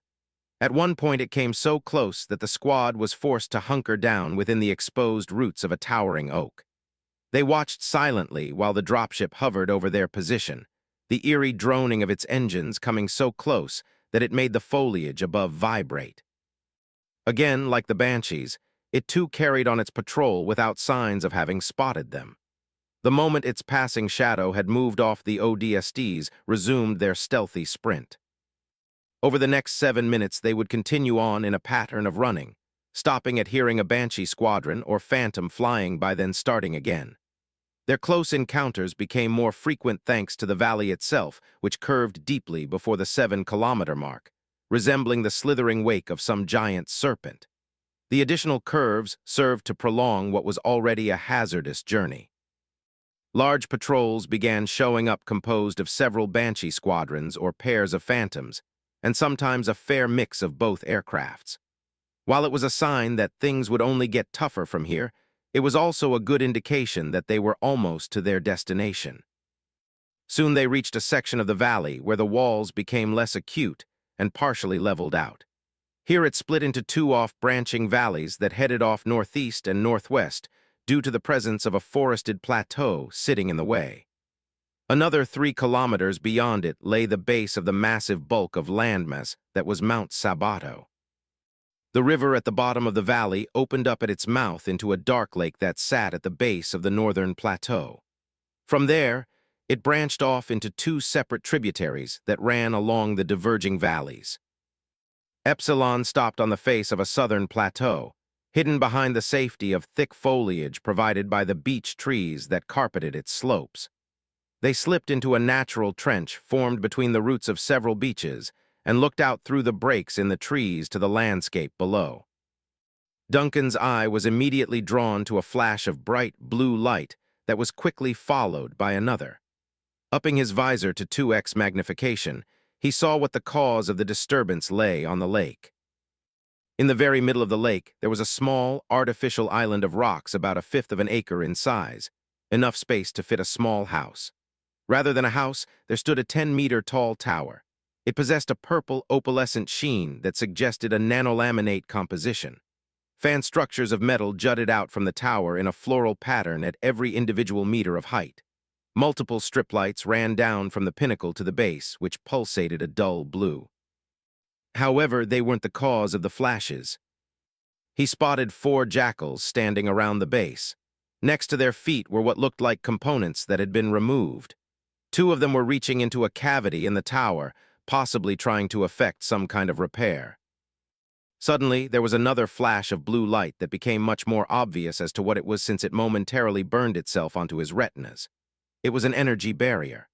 A second flash stung like hell, but it allowed him to see that the barrier went in 2 directions, running over the surface of the tributary up the northeast and northwest valleys before touching 2 more towers like the first. With one posted in either valley, the strip lights on those ones were more active, meaning they were stable. It was confirmed by the fact that on the other side of these towers, the energy barrier remained active and spanned well out of sight. Yet another flash from below reminded him that he could deepen his visor's polarization, and quickly did so before the follow-up. He came back down into the trench with the others. "Think that thing could get rid of my unequal sunburn?" Rico asked on his right. "Man, I thought I was cooked before, but this is too much, right?" "I wouldn't chance it." Duncan turned to the staff, who was 2 persons down from him. "This must be some barrier running all the way around the zone, sir, or at least a part of it." "Looks like this section is down for maintenance," Nova noted from his left. "Perfect timing. Any thoughts on how we should get past this, boss?" The staff was quiet for a moment longer, thinking it over as the rhythmic flash of light washed over him. At length he crouched down into the trench. "First things first, EP3, what do you see?" Duncan hadn't even noticed that Deeks was gone and winced when he jumped down from the upper branches of the nearest tree. "We're looking at around a platoon's worth of jackals here," he said as he slipped in beside Hector. "There's about a dozen of them with shields standing on the river bank directly opposite to us. There's also a pair of lookout towers with snipers packing needler rifles, one that's 20 meters up the northeast valley and another that's 10 meters up the northwest.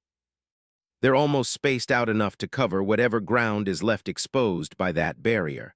However, the second one won't have sufficient range to notice us if we cross over close enough to that active tower further down.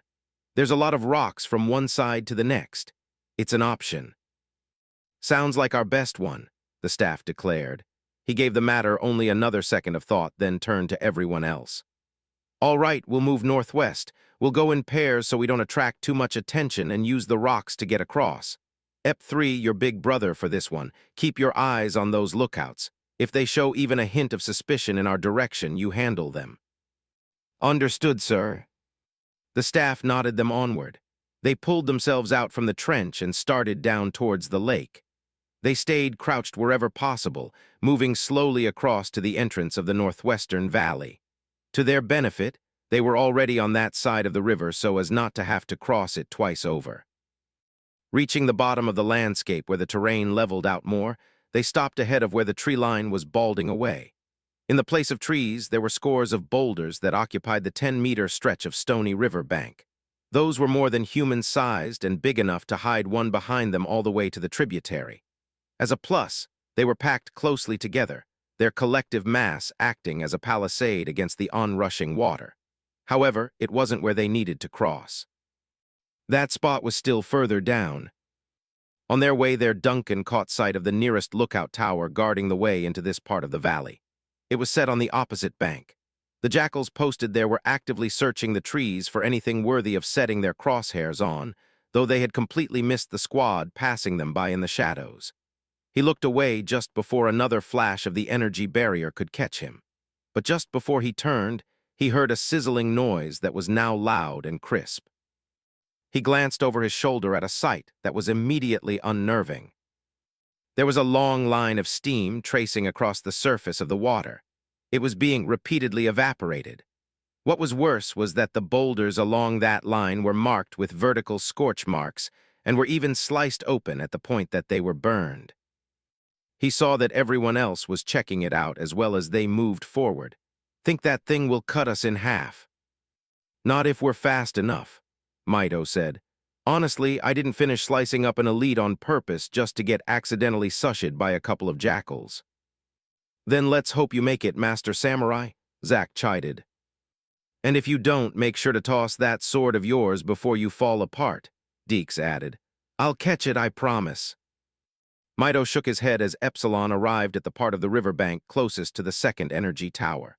The structure lay on its own artificial island, and the area around it was visibly unguarded. They stayed hidden in the underbrush for Deeks to clamber his way up the tall bark of a poplar tree. After he'd settled himself on a branch high above, he leaned his back against the main trunk and slowly set his sets on one of the alien snipers. He flashed his acknowledgement light. Ep4, Ep5, you're up first, the staff ordered. Hector and Yuri nodded back and crouch-walked together out of the tree line. They slipped behind the boulders occupying the bank, always mindful to stick to the largest ones, a feat that was easier for the squad's pilot than for its bulkier vehicular specialist. All the while Deeks kept an eye on the lookouts. The duo reached the very edge. Planting their weapons on their back harnesses, they proceeded to slip into the waters. From there it was a race against the tides. The longer they stayed in the water, the higher their chances were of being seen and Deeks having to cover for them. They managed to grab a hold of each boulder tight enough that the current frothing around them didn't carry them away. From where they were actively facing the direction of the onrushing water, which made every jump to another rock into a leap of faith. Despite the force pushing against them, they were always able to find new cracks and crevices in the rocks that they could cling to. As they reached the spot where the energy barrier flashed through, they timed their jumps. They both leaped at the same time after the second flash, pushing through the heated water to safety. Nearly to the other side, Hector leaped from one boulder to the next when his grip slipped. He was dragged off into the current almost immediately. Just before anyone could call out for him, his hand re-emerged and grabbed onto an uprooted tree trunk lying in the water. He pulled himself back up to the surface. Then he dragged himself along to the bank where Yuri promptly crouched over to check on him. "You're no swimmer, are you?" "Shut it, Ivan." With a quieted laugh, Yuri helped him onto his feet. The two nodded back at everyone else, navigated through a short maze of boulders and disappeared successfully into the tree line. Ep6, Ep7, you're up next. At the staff's behest, Rico and Zack snuck their way across the bank and into the water. This time around it was Zack who had trouble. His radio's added weight added to the surface area that the tides used to pull at him. He clutched his way around with Rico until they reached the halfway point. They stopped to time their jump and kicked off in the 5-second interval between the second flash and the repetition. Zack was dragged a bit further along but still managed to find a handhold. Free from that point, they reached the banks and moved inland. The squad's newest additions went next. Mito and Rennie had little problem getting to the other side and joining the others. Ep2, Ep8, get going. Duncan and Nova stepped out into the bank, then into the tributary. The way they hopped from rock to rock reminded him of a training he'd done back at Camp Ravenport. Back then, both O'Reilly and himself had had to cross the River Esk in a similar fashion to capture the other team's flag. The main difference nowadays was that this was no training mission, and there hadn't been a chance of being cut in half by an unstable energy barrier the last time around. The swim across the tributary was relatively easy up to the halfway mark of scorched boulders. They stopped there, crept to within a few stretches of where the barrier would be, and waited. The barrier flashed past in a renewed burst of condensation. At seeing just the first, Duncan made the mistake of forgetting about the follow-up. He launched off but was immediately grabbed by Nova. She pulled him back by the shoulder just before the second flash evaporated the surface right in front of them. Then she tossed him forward, and they leaped off from the same boulder to glide across the water. Their momentum shot them a meter clear of the barrier's path before the 5-second interval passed, prompting another flash of light and heat at their backs. "Thanks," Duncan sighed as they moved the rest of the way. "Try not to get yourself killed like that until we get that probe where it needs to be, okay?" "Yes, ma'am." They reached the bank and slipped into the tree line. With the rest of the squad in place, Deeks hopped down to join the staff. The two crossed over without incident and headed into the forestry. Melting into the shadows of the underbrush came easily to the ODSTs. They continued on in their original binaries, keeping a distance between each other to cover more ground. With no immediate sign of any hostile contacts, they began lowering their guard. The moment they relaxed, movement up ahead caught their attention. A lone jackal with a red shield walked out from behind a bush, stepping directly between Hector and Yuri. The three stopped, momentarily stunned at seeing the other, then raced to get their weapons up. The jackal was about to draw its plasma pistol before Yuri could get his AR up when the gun butt of a battle rifle struck it in the throat. The blow crushed its windpipe with an audible snap, and its squawk was silenced. It toppled back for Hector to finish it off with a suppressed, three-round burst to the forehead. "Holy mother of Stalin, where'd this guy come from?" Yuri hissed, delivering a sound kick to the side of the downed alien's head. "No clue," Hector kicked it as well. "But he sure didn't like you more than he didn't like me." The rest of the squad carefully gathered around, checking the surroundings for any more signs of Covenant patrols. The staff stepped up between the two and sized up the corpse. Probably a straggler. "I think he went to take piss behind bush and we caught him still holding zipper," Yuri said. "What a way to go." "Whatever the reason, it's inconvenient. His friends will be wondering where he disappeared to." The staff looked around and pointed to a ditch next to a thick bush. Hector and Yuri quickly grabbed the alien's corpse and carried him over to the ditch. They quietly tossed it inside and pulled the bush down over the body. Yuri kicked back a little dirt at the makeshift grave. Satisfied at his reverence for the dead, he left after the others. Asterisk. The base of Mount Sabato began as a gradual incline where the tree cover began to thin out that grew in sharper verticality every few hundred meters. The very peak of the mountain itself was a full kilometer march up the rearmost slopes. However, the peak itself wasn't what they were after. The nav point lay on the ridgeline that stemmed east to west and hemmed in the mount like shoulders to a neck and head.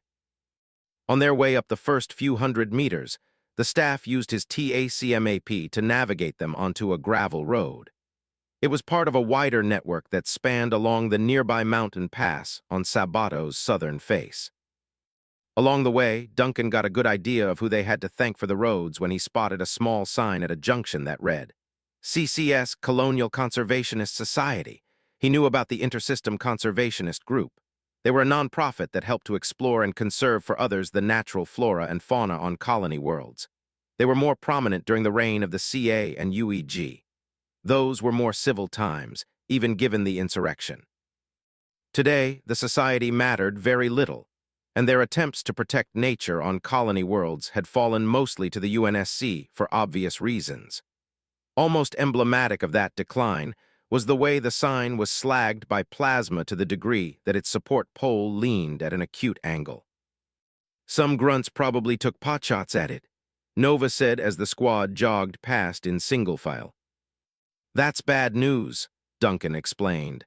"They know about this roadway. If things break down, then they can always cut off our escape route from here." "Then we'll have to find another way down," the staff replied from the front. "That's already what we'll have to do considering they might get that barrier fixed before we can head back. If we have to blow a hole through it, then there's no way around it. Either way, we're not getting left behind here. As for right now, our concern is planting that probe. Everything else is secondary, you copy EP8. Duncan took in a deep breath of the frigid mountain air. "Yes, sir." He knew the staff was right. On missions like these, there was simply no room to worry about anything other than the task at hand. The squad pushed on up the path as it wound left and right around wide corners of forestry. Soon the trees they passed by were more white than green. Snow became more common, so much so that they eventually were crunching through several inches of the frozen substance.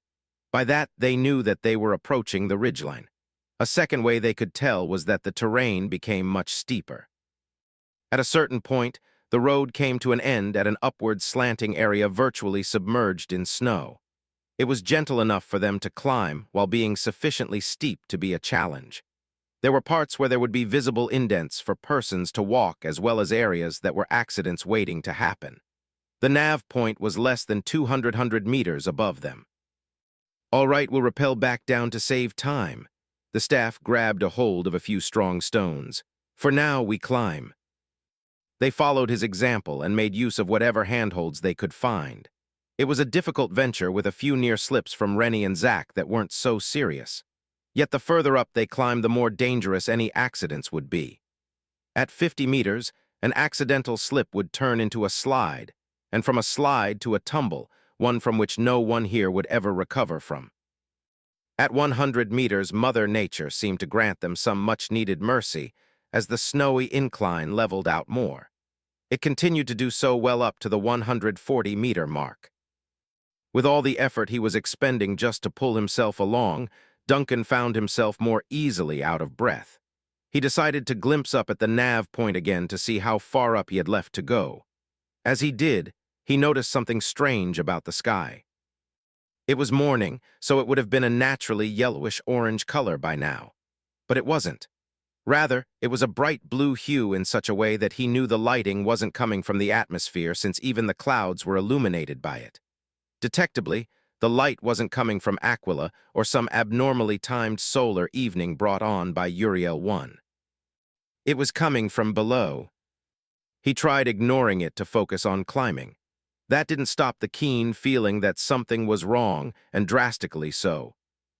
To everyone's surprise, Zach was the first to reach the top, more than a feat given his gear. After clambering over the edge, he brushed himself off and got onto his feet. He was going to say something when he turned around to the north and froze in place. Nova was less than 2 meters down from the top. She reached out a hand. "Ep7, you mind?" Zach said nothing. He remained in place, his posture relaxing into a slight slouch. Nova gave an irritable grunt and climbed the rest of the way up. At reaching the top, she too brushed herself off, rounded on the radio man, and looked like she was ready to tell him off, only to also turn to the north and visibly straighten. "Hey," Hector called. "Hey guys, what's up there?" Neither Zach nor Nova said a word. The rest of the squad was forced to find out for themselves what had so caught their squad mates' attention. One after the other, they reached the top. One after another, they froze in place. Duncan was the last to pull himself up. He put his hands on his knees and caught his breath for a moment. Once he had a decent amount of air in his lungs again, he brushed the snow off his armor and glanced at the others. A shot of fear ran down his back, chilling him more than the mountain wind ever could. He'd never seen them so eerily still. They stood like quiet statues, all looking in the same direction, their faces hidden behind their visors but their bodies facing fully towards the north. He started turning to what they were looking at. "Hey, what's so?" In that moment, a powerful revelation struck him square in his soul like a knife being driven into his stomach. He realized then and there that all their efforts, everything they had accomplished from defending Treviso to retaking High Mediolanum, all of it, in the grander scheme of things, had been meaningless. Inventionist Discovery 66. Battle of Actium Chapter 28, Cur. Chapter 28, Cur. May 13th, 2545, 07, 51 hours, military calendar. Aquila System, Actium. Republic of Pavia, Mount Sabata. Inside Covenant Dark Zone. Asterisk. The morning breeze howled over the snowy face of Mount Sabato in a vacillating tone. The wind rushed over the ridges as well, temporarily removing its deathly silence. However, there was another sound in the air. Though Duncan knew about what they might sound like in theory, it was something different to hear the screaming thrum of repulsor engines in real time. Its resonance shook his very bones as its source got closer before eventually enveloping Mount Sabato in its shadow, then just as quickly moving on. A lone CCS battlecruiser flew less than a few kilometers overhead, probably returning from a patrol. Its passing whipped up a small snowstorm in its wake that nearly pushed Duncan forward, but his stance, and everyone else, stayed strong against the brief flurry. None of it, not even a passing CCS, could make them turn their attention from anywhere but the place where it was headed. The battlecruiser's speed slowed 20 kilometers away as it gracefully righted itself to port. Then it began a slow descent towards one of the thousands of individual Covenant installations and facilities occupying the northern area of the region. It was among one of well over 100 ships of different classifications that had found safe harbor on dozens of shipyards. The latter structures rivaled the nearby mountains in height and size and looked more like unoccupied, purple-sheened tortoise shells. 2 pairs of prongs extended out of their hollow interior, 1 pair on either side. On each of these individual extensions were built 3 pairs of arcing buttresses that served as stabilizers for docking spacecraft, whether they were CPV-class heavy destroyers, SDV-class heavy corvettes, or the more plentiful CCS battlecruisers. Whenever one ship landed in a dry dock slot built between the prongs, the buttresses would slide into place and clamp down on the hull to secure it, simultaneously inserting fuel pipes into select ports to commence the refueling process. They also reversed course to release outgoing ships. Those vessels, fully refueled, would ascend into the atmosphere, one bearing an ominous blue glow from the radiant lights of the many structures strewn across the region. There was barely any sign of the wilderness that once dominated the area. What remained were sprawling hills and valleys of hundreds of thousands of ashen trees, and deadened stumps paying testament to a forest that no longer was. In its place stood scores of planet-side barracks, purple, nanolaminate structures the size of skyscrapers. Even the shortest variants easily outdid High Mediolanum's tallest buildings by hundreds of meters. There were several times as many armories as there were shipyards, towering constructions with palisaded walls whose interconnected structures formed something of a complex bullseye.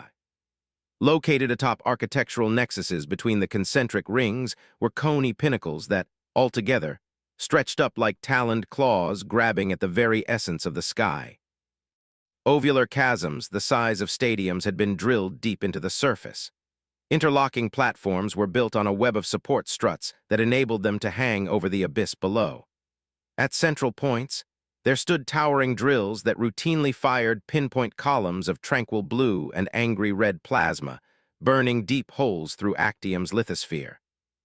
Simultaneously, an equal number of anti-gravity beam components pulled up rocky materials extracted from the crust, then transported them along lines of cylindrical energy that acted in the fashion of pipes. The materials were sent along to nearby processing facilities for handling and storage. A ground-based, multi-layered latticework of thousands of the metal pipes built throughout Pavia also connected here, docking to various constructions to deliver whatever resource they had been created to extract from around the continent. There were several distinct constructions around the area whose dome-shaped constitution was reminiscent of jellyfish, only millions of times their size and greater than any Roman Colosseum.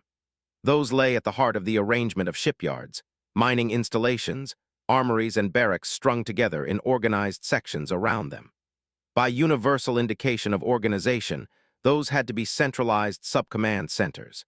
Even they, too, were organized around the largest center. It was a supreme command headquarters, with secondary relay towers built on the top that put any human structure, with the exception of orbital elevators, to shame. An innumerable host of figures moved through the streets and highways in so plentiful an amount that they appeared as heat distortions on a road or crystalline waters gently shifting in a massive pool. There were so many that to try and single out even a few hundred was as futile as attempting to discern an individual grain of sand on a beach. The tides of Covenant moved alongside the traffic of lengthy convoys and vehicles of varying sizes driving in the roadways.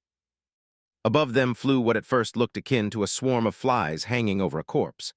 They were actually aircraft, banshees, phantoms, seraphs, and many more that slipped around the airspace between and just above the buildings like fish around coral reefs. They were an incalculable number flying about their own tasks in organized lanes of traffic, mimicking the capillary and arterial setup of the streets far below. Many flew beside or underneath outgoing and incoming ships in a manner befitting smaller fish accompanying whales as they journeyed across the oceans. Oceans was the correct term because the city-sized local was not alone. There were 2 more just like it, one to the northeast and another to the northwest. Both were sparsely visible save for their tallest components, shipyards and command headquarters that stood over the horizon. Even more ships floated in the airspace above them and knifed through the clouds in their rotational patrols of the heaves. Yet not even those were needed to get from one place to the next. All three of these locations were connected by gravitic lifts that projected laterally from bases built at their outer boundaries. They acted as a glowing network of lifts that passed meters above the ground, into tunnels drilled through entire mountains, across scorched valleys, empty plains, and decapitated forests to reach their endpoints at other bases. Their nexuses and interconnections at multiple proxy platforms were occupied by vehicles on larger lifts and pedestrians on smaller ones running adjacent to theirs that accumulated into the day's traffic. They covered ground that would take hours in mere minutes. Altogether, the lateral lines of mobile blue energy closely resembled an azure honeycomb many kilometers in size. It was their glow as well as the unfathomable quantity of lights from hundreds of other buildings, structures and architectural support projections unclassifiable to the human eye, which filled the skies above with its abnormally radiant blue hue. What had come to occupy the Sabbat mountain region for the last 2 weeks, or rather what had become Sabbat, were the fleets of purple, blue, and red edifices that sprung out from the central hubs like rippling waves of water in 3 small ponds. It didn't take long for Duncan's addled mind to finally come back into some form of clear focus. Reality sunk in deep and dropped an ice-cold, iron weight into his stomach. He slowly came to the understanding that what he was looking at, what they were all looking at, were 3 massive Covenant staging grounds. At once he tried to make sense of it, to understand the bigger picture at play here. But the only thing he could think of was how hard it had been and how long it took to fight through high medialinum, as well as everyone they'd lost just to retake it. Then he compared that to being within sight of Covenant territories whose area size outmatched Pavia's entire capital by 3 or more multiplicities of magnitude each. "That's it, we're done." The first sentence to come out of anyone's mouth had come from Deeks. It finally broke the squad's attention from the colossal staging grounds that had held their gaze for a full minute. Deeks had turned back and was walking towards the southern edge of the ridge they'd just climbed. "Where are you going, trooper?" The question was spoken with such dead seriousness that it stopped Epsilon's marksman in his tracks. He turned to face the staff's equally featureless visor. Deeks took in a sharp breath, held his SRS-99 one-handed, and used the other to point a wavering finger in the direction of the staging grounds. "Sir, with respect, just look. No matter what we do from here, no matter who we send from this point on, we won't stand a chance against even a fraction of all that." He lowered his hand, his gaze falling to his boots, and shook his head. "We'd already lost this fight before we even got here, and we just didn't know it. All we can do now is try and get the hell off this planet." His voice lowered. "'Cause we're not taking it back. We never were. We should go, sir, while we still ca." "Not yet." The firm response again stopped the corporal before he could make a move. He, as well as the rest of the squad, looked to their staff sergeant as he took several strides in the direction of the staging grounds. He took one more look at the warped landscape before him, then turned to face them. "We're not done yet, troopers. We still have a job to do. EP8. He nodded at Duncan, causing him to stand straighter. "You and EP2 will set up that probe. You've got 5 minutes before we have to book it out of here. EP3, you keep an eye on our exit and the north face of this ridge. EP4 and 5 set up our tag lens on the south. Everyone else, you're on guard duty. We'll make sure command gets the intel they need on this place. Is that clear, ODSTs?" In that moment, there was no wavering in the staff's voice or in his rock-solid demeanor as he stood before the largest Covenant facilities any of them had ever seen. It was enough to impart some measure of strength that made their slouches disappear, straightened their bent knees, and raised their heads. As one, the members of Epsilon gave a unified "yes, sir," with a spectrum of firmness. Deeks sounded the most unsure. Even so, as everyone dispersed, he didn't hesitate to join Hector and Yuri on the southern edge to scope out the base of the ridge. Duncan slinked down into the middle of a trio of large rocks set up at the center of the ridge. He pulled out the cylindrical probe, unfolded its tripod, and settled it onto the snowy ground. The lights on the silvery surface of the half-meter-tall device flickered on when he pressed a thumb against the screen of the main interface. A small, rectangular panel opened up in front of him and slid aside to reveal a keypad. While he was typing in the activation code, Nova stood over him, pulling out the foldable satellite dish from a cavity near the probe's top. "Think everyone else reached their objectives by now?" she asked. Duncan watched the beginning numbers of the activation sequence appear on the screen, one blinking digit at a time. "I doubt everyone made it. Maybe most did. My question is, what in the world are they thinking right about now after seeing all this? What are we even thinking right now?" "And no clue." In truth, he knew exactly what he thought. Deeks had said it best. We'd already lost this fight before we even got here, and we just didn't know it. There was a whirlwind of emotions all at war in his mind, each vying for their own separate expression. There was anger, confusion, and sorrow among many others grasping for his full attention.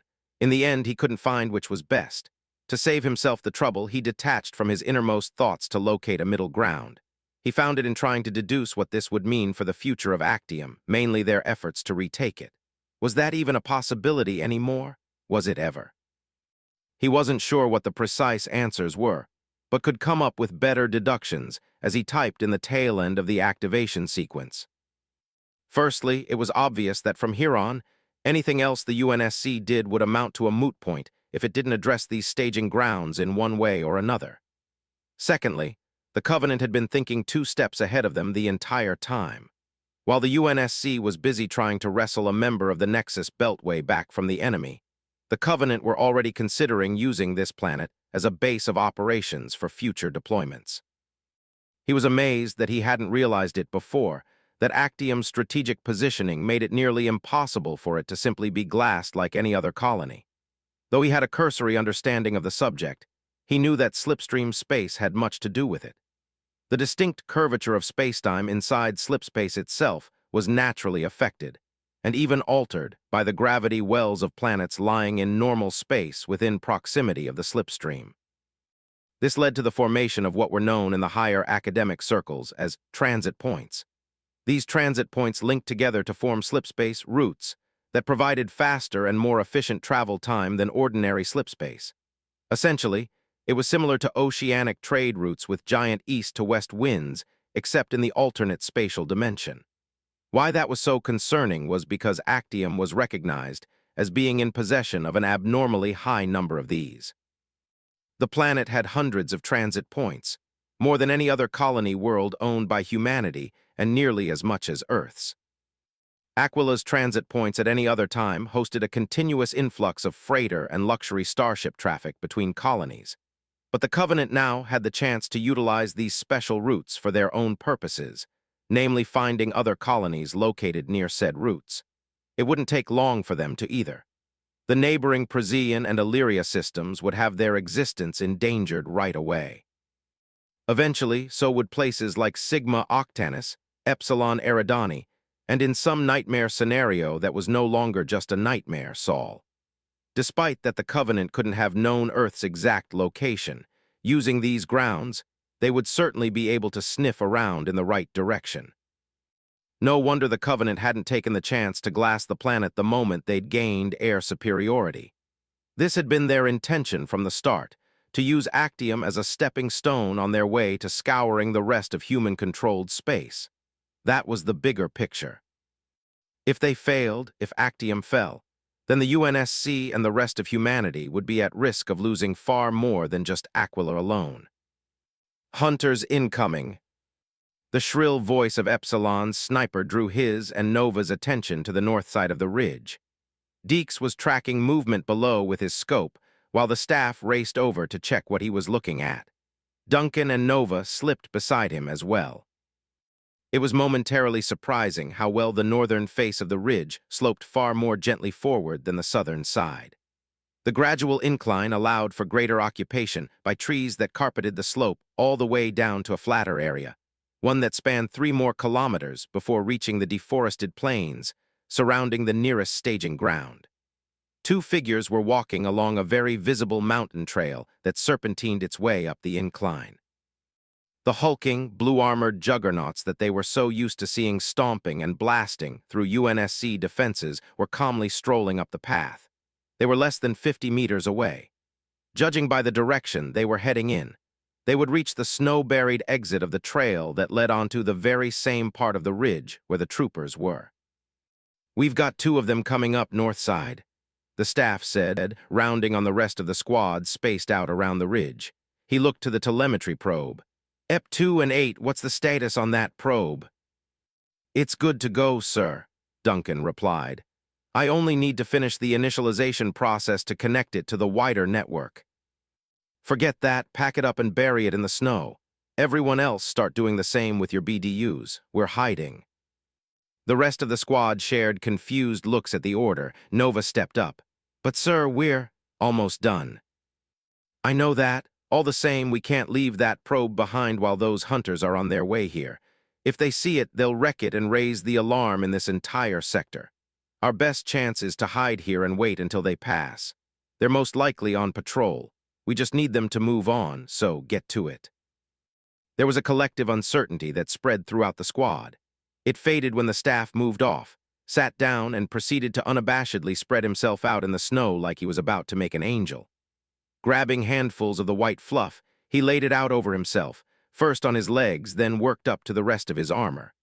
The others quickly took the hint, secured their weapons, and began tossing snow over themselves to wipe away any signs of their presence. Duncan and Nova hesitantly undid their work on the probe, refolding its satellite dish back into the cavity, and resetting the sequence on the interface. The cylindrical device responded with 3 muted beeps followed by its indication lights winking out. They carefully nestled it into the snow between 3 rocks then, nodding at each other, buried themselves close to the probe. Deeks was the last to disguise himself in such a way that his prone form was hidden, while he continued looking down his newly camouflaged rifle at the hunters. 10 meters and closing. The squad remained motionless beneath the snow, as the thumping footfalls of the armored behemoths crunched ever closer. 5-4-3. Duncan's visor was barely exposed so that he was able to see the head of the first hunter cresting the ridge. The second was astride behind it. Their bodies swayed slightly with each ascending step. They crushed the snow beneath their boots in their forward progress, and Duncan could tell that at least one of them was heading on a casual path straight for him.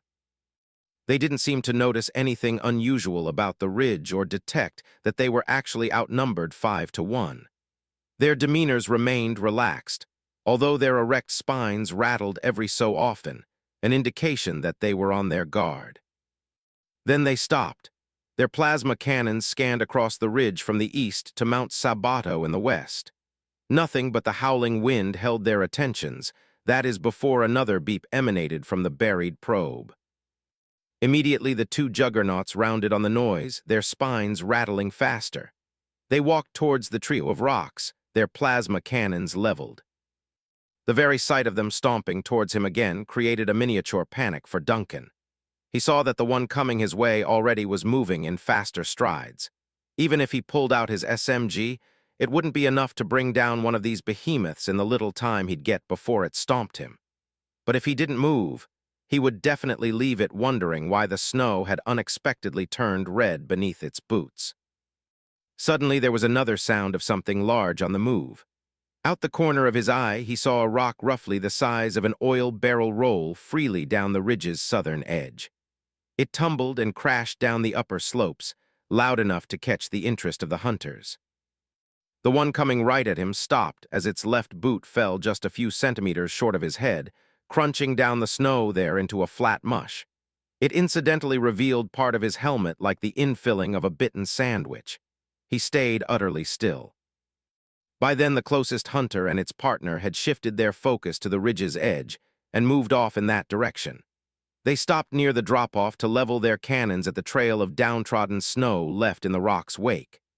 After a few seconds of searching for the source of the commotion, a member of the pair gave a throaty growl, turned to the other, and gestured with its shield at the north.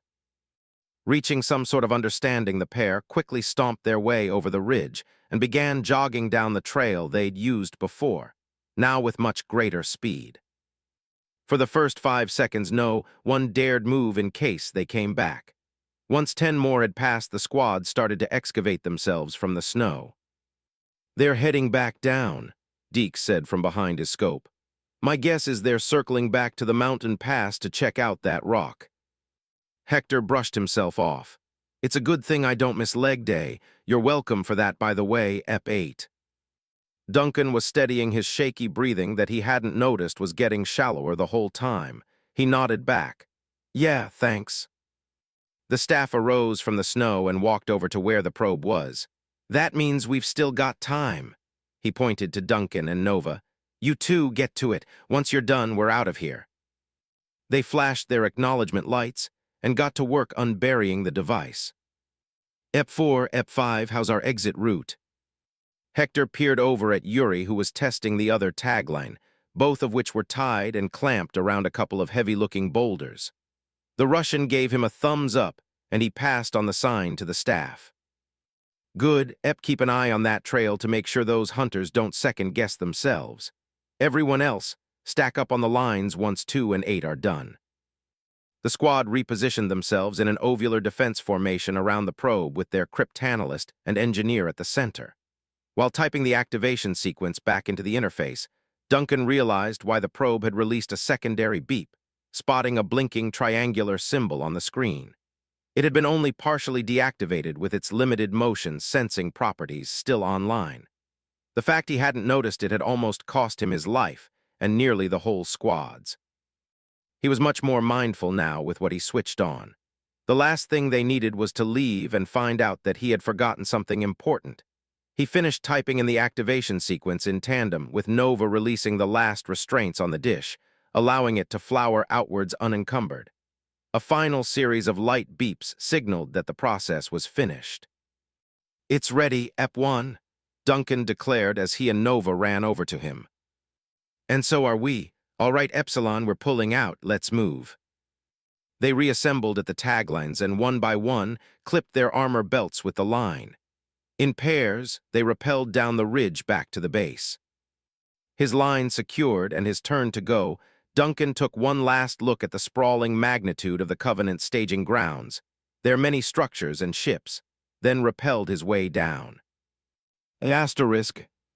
The way to the northwestern tributary was no longer safe, or no safer than it was prior to their slipping past it. In passing over the last of the ground between the valley and Mount Sabato, they were greeted by an ambush. It was triggered as they came within 20 meters of the forest edge when a group of shield-wielding jackals, many of the ones they'd initially seen at the lake, came out from behind the trees to open fire. Jumping behind their own positions for cover, Epsilon was put under secondary pressure by the attentive focus of jackal snipers. Duncan picked up on there being at least 2. The same duo that had guarded the connection between the lake and the northwestern tributary. His best explanation at seeing both Rennie and Rico nearly suffer from needle rounds to the head and shoulder, respectively, was that the snipers had repositioned to overhead posts built into the trees. The crisscrossing shower of green plasma bolts that came whenever anyone popped out to fire on the encroaching shield users suggested they were surrounded from the east and west. They're trying to contain us, Hector said, standing up from behind a fallen beech tree to nail an overly persistent jackal with a 3-round burst to the hand. It faltered, exposing its head, which he promptly slipped another burst through. 3 purple crystalline needle shards shot past his shoulders, forcing him back down. Guess they found their missing pal. Behind his own cover, the staff glanced over his shoulder at Yuri a few trees down, who shrugged back apologetically. Thought we buried him good, sir. Forget it, EP3. Can you get a sightline on those 2 parakeets using the needle rifles? Deeks was already crouching between the dense amalgamation of bushes and tree trunks serving as Epsilon's position.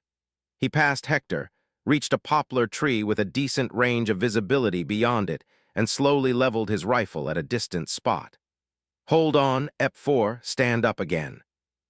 Catching on, Hector briefly arose, fired a few bursts at the shields of a pair of jackals taking a slower approach than their dead comrade, then ducked as a mirroring burst of needle rounds stuck into the trunk in front of him. See him.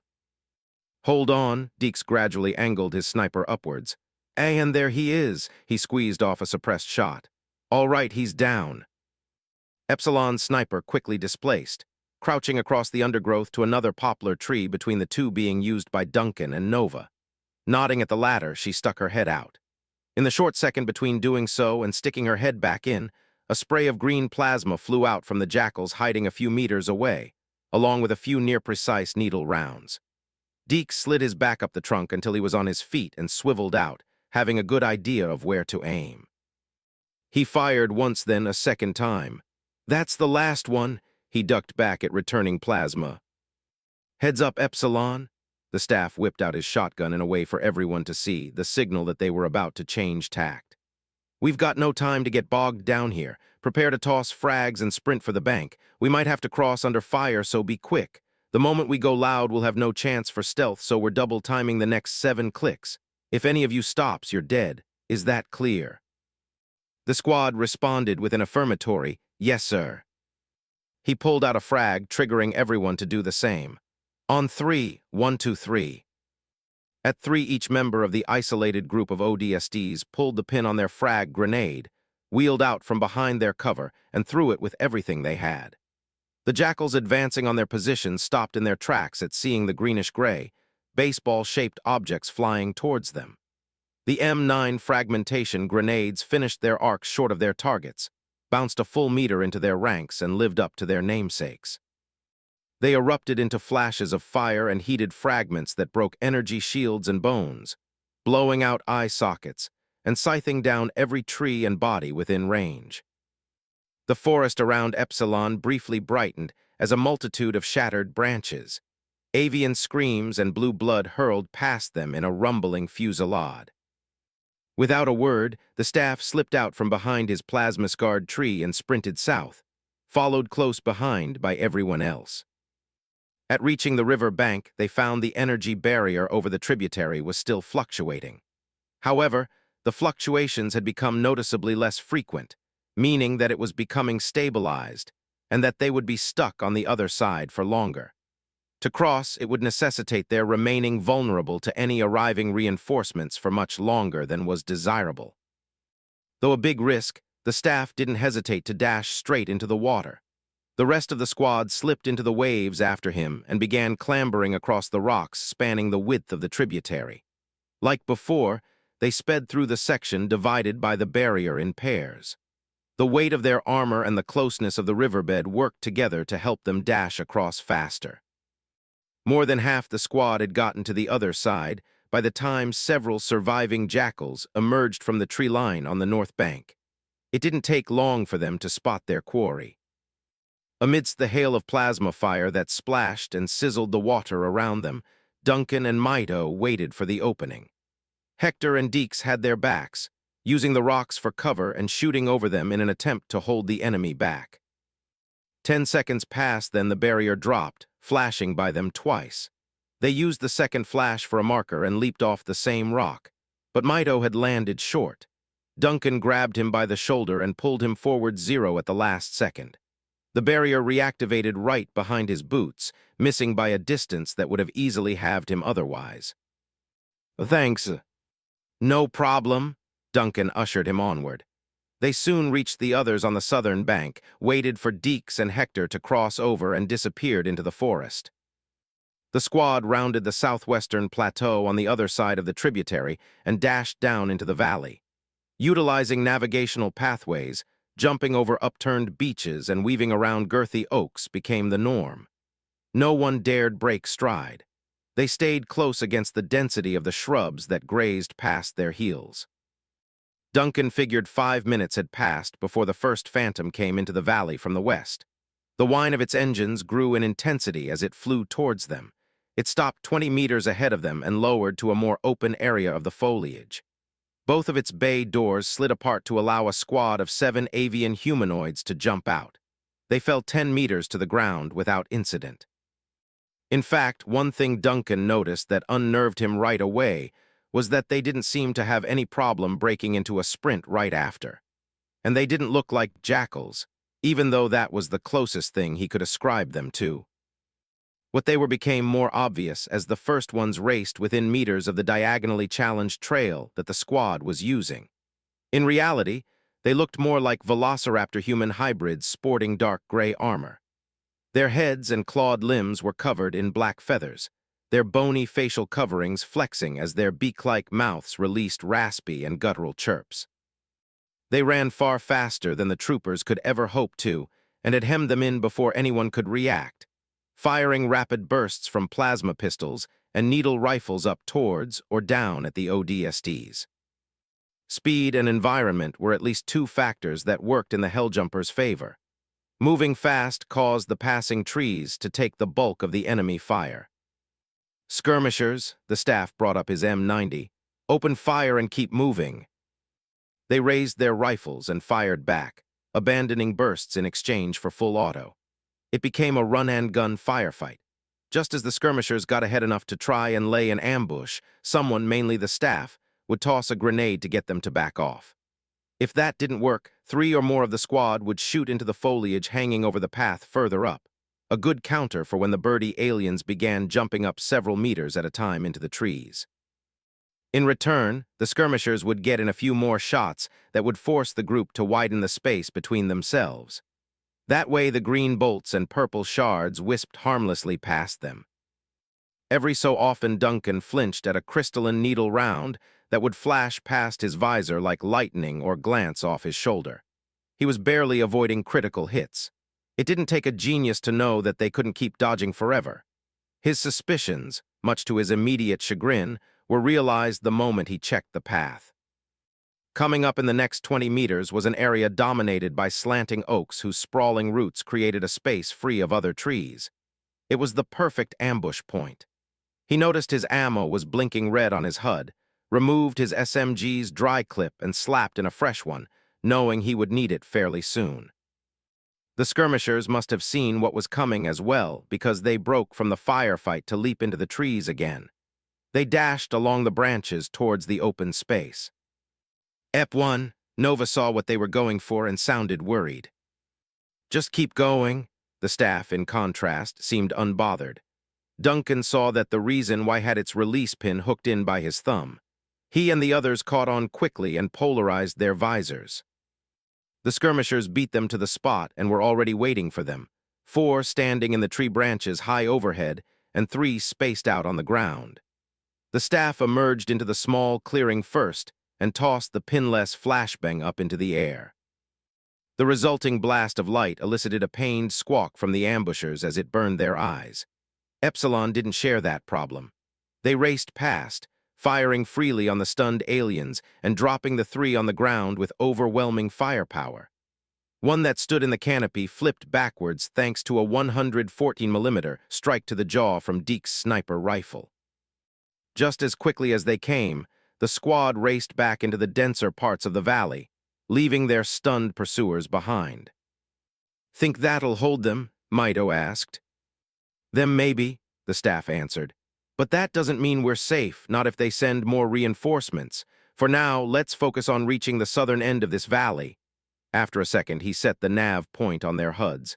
With another 6 kilometers to go, the squad pressed on. The rest of their journey was spent running underneath tree cover and dodging plasma. At several points, a phantom dropship would hover in nearby to release more skirmisher squads. The aliens tried similar tactics to the ones they'd escaped. In return, they gave the attempted ambushers the same treatment of grenades to make them back off and flashbangs whenever they got in their way. Blinded and stunned, they were cut down by rifle fire on the ground and swatted out of the trees. So long as the squad remained on the move, they avoided getting caught in longer engagements. One major downside was that they couldn't always kill whoever or whatever went after them. The consequence was a growing number of pursuing skirmishers that took glancing shots at their backs, catching up to them with increasing regularity. Skirmishers weren't the only threat. Seeing that the troopers hidden beneath the foliage were gaining headway, having gotten roughly to the halfway point, pairs and trios of banshees began boosting into the valley. They routinely strafed the forests where they suspected them to be. More often than not, they missed, but lit the forests ahead of the ODSTs on fire with a relentless rain of plasma torpedoes. More often than not, they had to find a way around the emerald firestorm, incidentally giving phantoms the chance to drop off more of the fast-footed aliens further up the valley. The latter were getting increasingly better at both tracking and herding them into more open areas.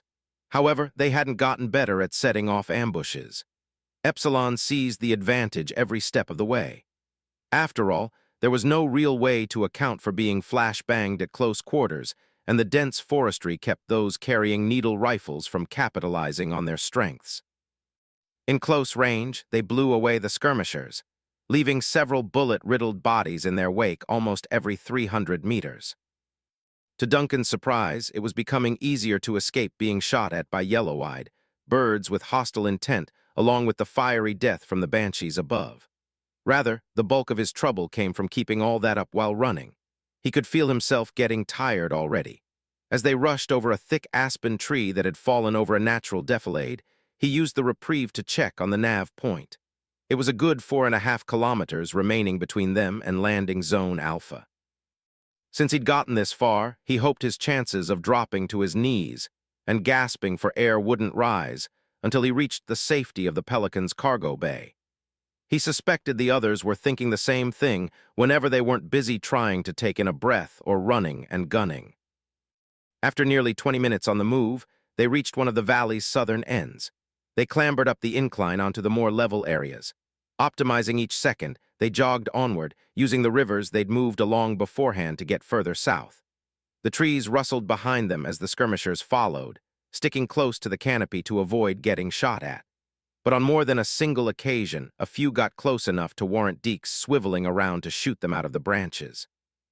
The further they ran, the more the rivers around them shrank, becoming stony creeks again and eventually diminishing into streams and ponds. Then they disappeared altogether.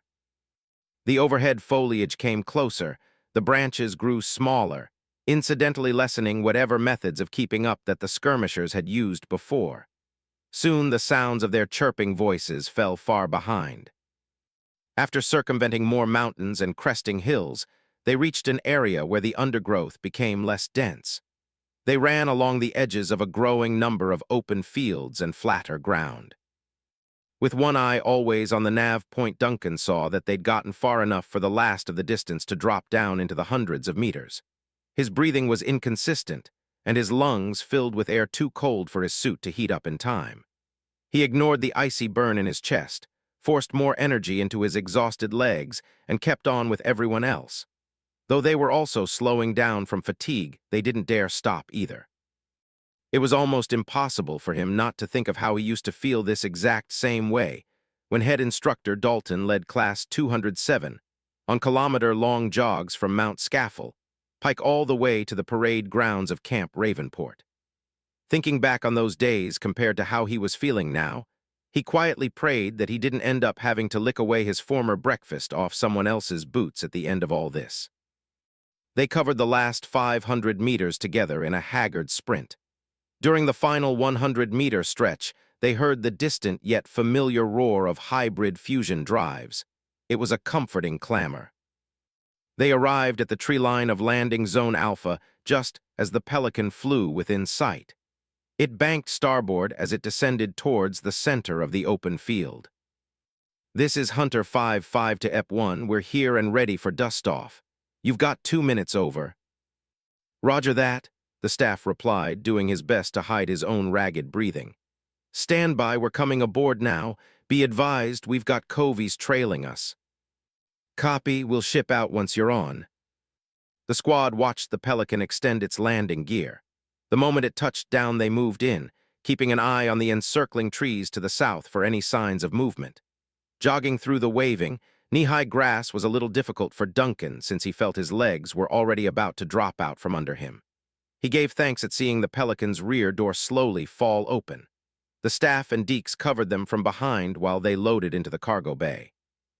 They stepped aboard last and settled into their seats, but no one lowered their weapons. It was only after the door raised shut that they felt free to relax. A few seconds later, the craft's engines ramped back up, and they felt the Pelican raise off the field. Zach was the first to rip off his helmet and toss it on the floor to take in the fresh air, warmed by the dropship's temperature controls. The others did the same, pulling off their helmets to let their aching lungs and burnt-out legs finally relax. Duncan was about to do the same when he heard a commotion from the cockpit. Having taken the seat closest to it, He dragged his eyes over to see what the problem was, then stiffened.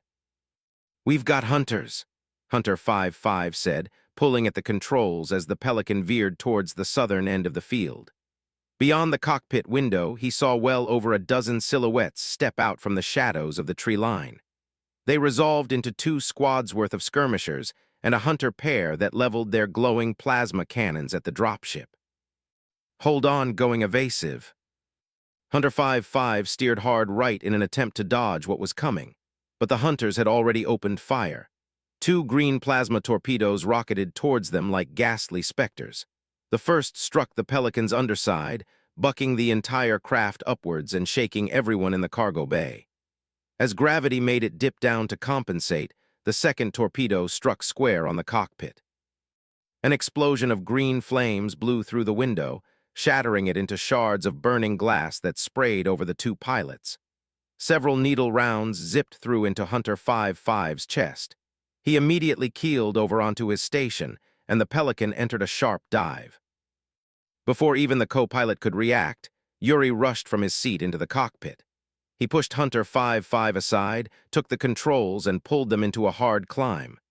At the same time, he used the rear-view cameras to swivel out of the path of the next torpedoes, shifting them left, then right. They rose a good 100 meters into the air, then leveled out at a safer altitude. Taking in a few shaky breaths, Yuri wiped the cold sweat off his forehead. So, that was close. The squad was left silent while trying to recover from the rattling experience.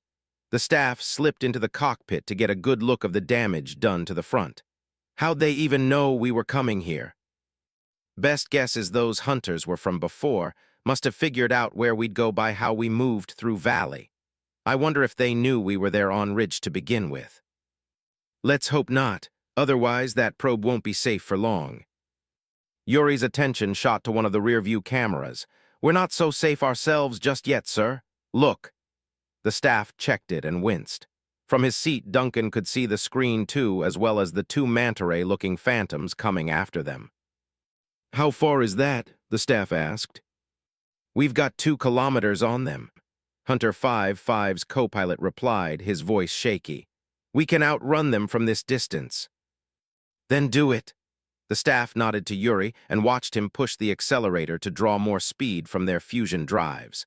The whine of the engines was transformed over the course of 10 seconds into a resonant roar that vibrated through the entire hull. Without a proper window at the front, the morning air was free to flow into the rest of the Pelican like a growing hurricane. The Phantoms tried to catch up for a full minute, albeit in vain. After 2 more minutes, the enemy dropships could no longer keep pace and fell further and further behind. Then, without warning, they suddenly changed course and began heading back north. It was a relieving sight, while being one that was only accepted as reality the moment they disappeared over the horizon. The group breathed easier once they knew for certain they were in the clear. "I guess they just wanted to get us out of airspace," Yuri noted. The staff shouldered his shotgun. "They can have it for now, but we've still got another problem."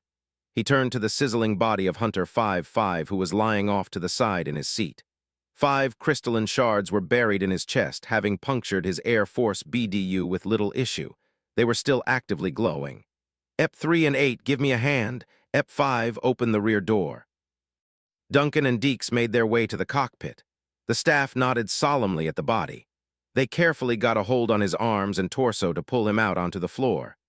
While Yuri took the newly freed seat, with great caution, Duncan and Deeks took the legs and the staff handled the arms.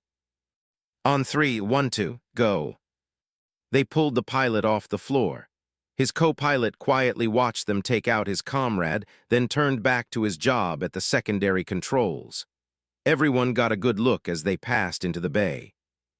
The rear door opened behind them to allow free passage of the morning air flowing through the cockpit. They eased their way over to the exit and lay the body down gently near the threshold, angling it so that the staff and Duncan could push on the shoulders. A few tentative maneuvers later, they had gotten the legs hanging over the edge. The staff crouched down on the ramp, grabbed the pilot's shoulder, and gave him a subtle yet respectful shake. Then he gave Hunter 5-5 the last push he needed to slip over the edge. They watched the body fall over 100 meters before disappearing into the passing foliage.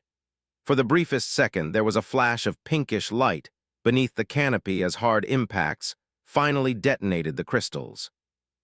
Duncan kept watch over the passing Pavian forestry until the sight was cut off by the rising door. He returned to his seat with the staff and Deeks. He hadn't realized how tired he actually was until he sat down.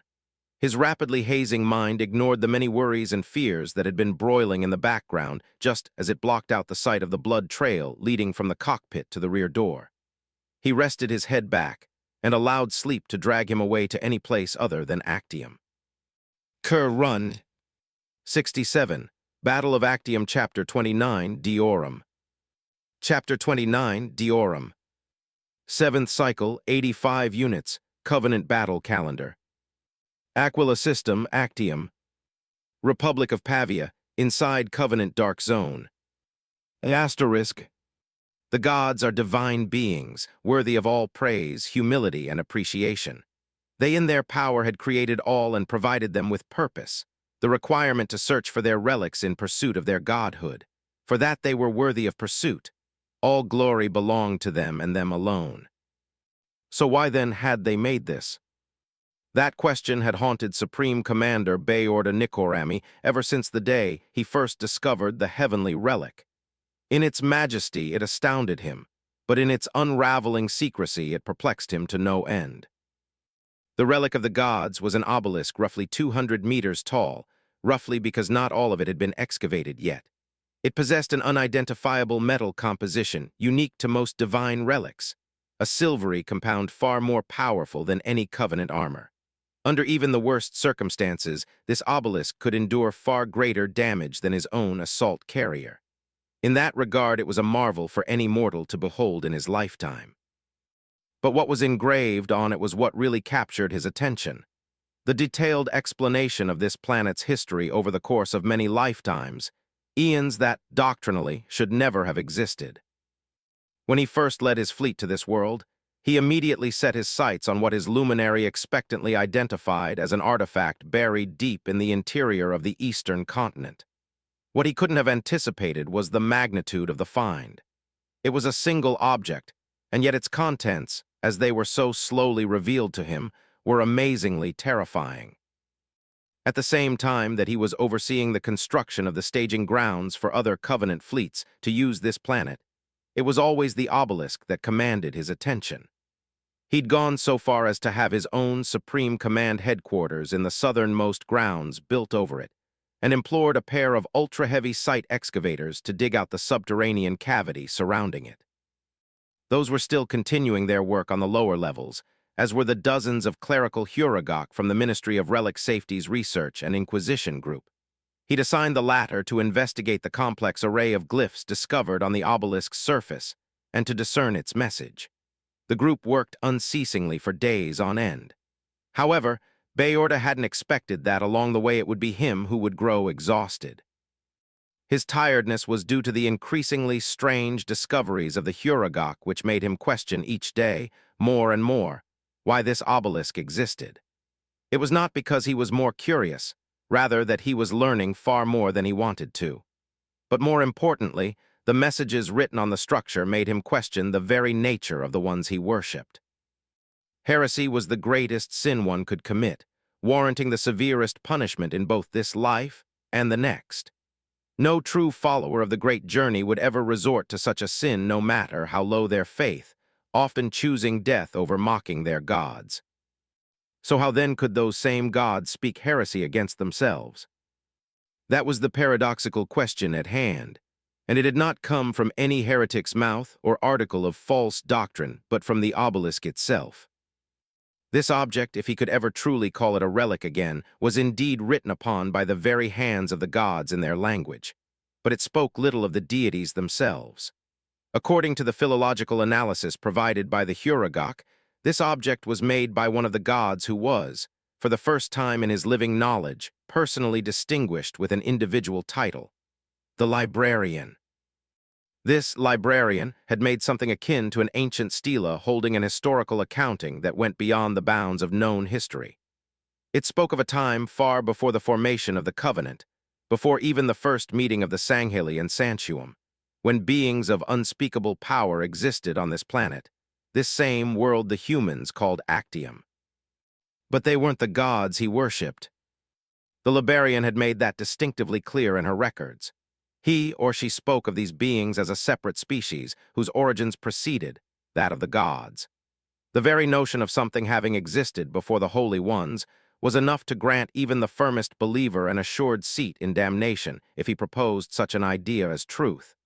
And yet here was a being he considered divine addressing another as far more ancient than themselves. The record went on to explain that in the past these preceding beings used this planet as one of their hub worlds. They would reside here to practice what the librarian referred to as eons-long meditations on some metaphysical concept, one these beings purportedly referred to as the sweetness of life.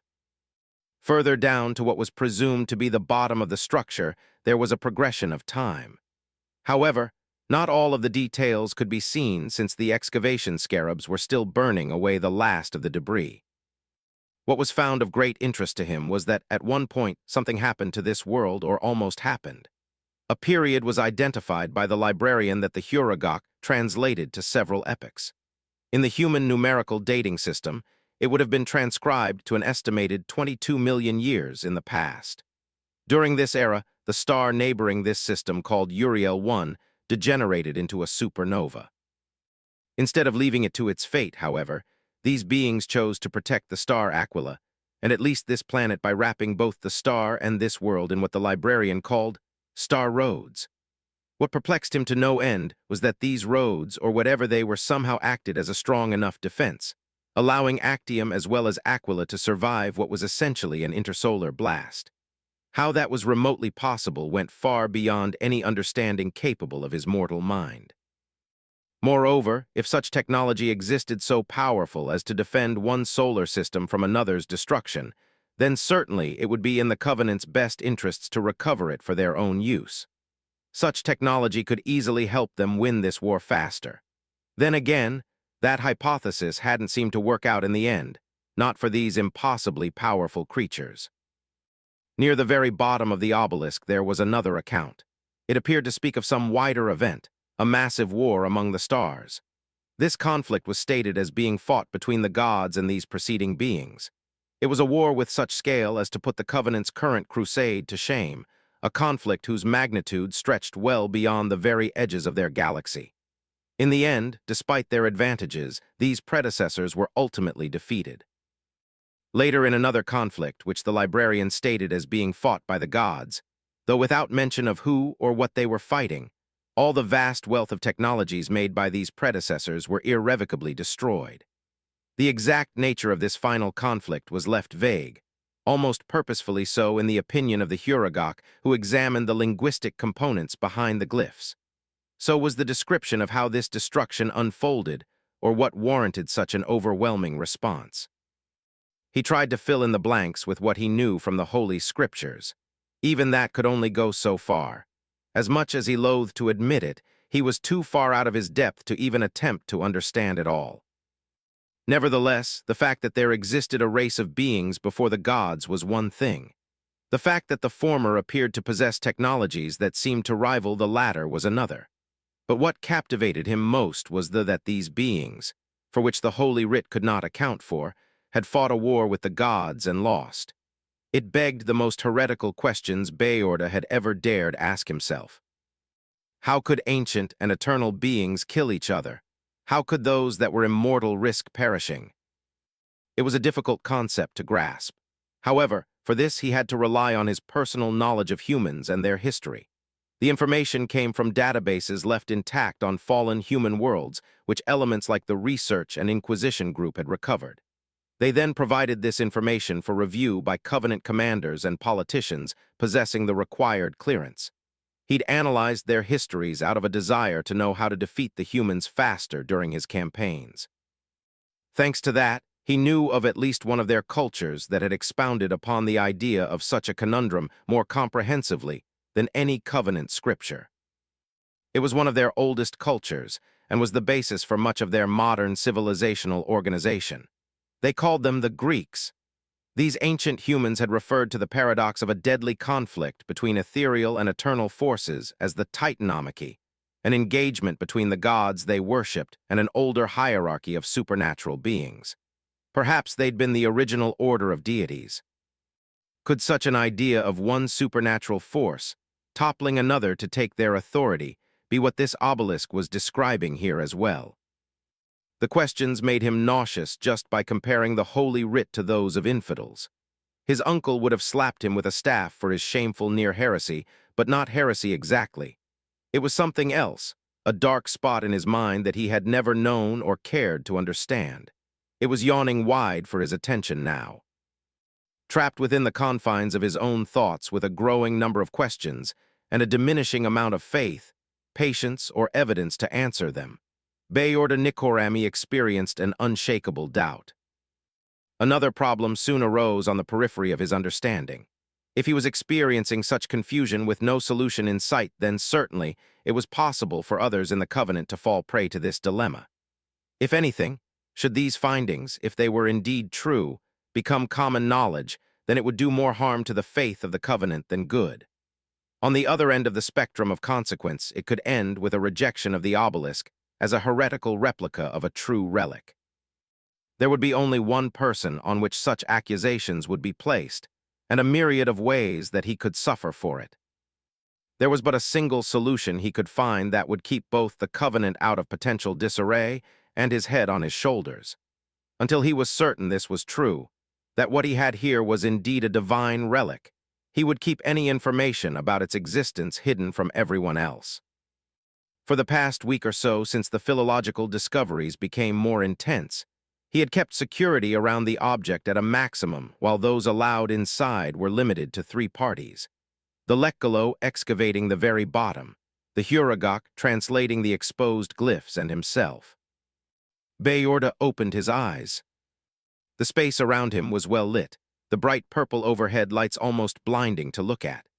It filtered down what was the interior of a cylindrical, subterranean cavity hundreds of meters in height, with a narrow diameter. Dozens of ovular observation platforms lined the walls at different levels, all connected to each other by a spiraling arrangement of catwalks that ringed the enclosure. The obelisk stood at the center. Different facets and sections of its silvery figure were visible from different platforms, as were the numerous lines of glyphs that glowed a luminescent turquoise across the entirety of its surface. Bayorda sat on the highest observation platform.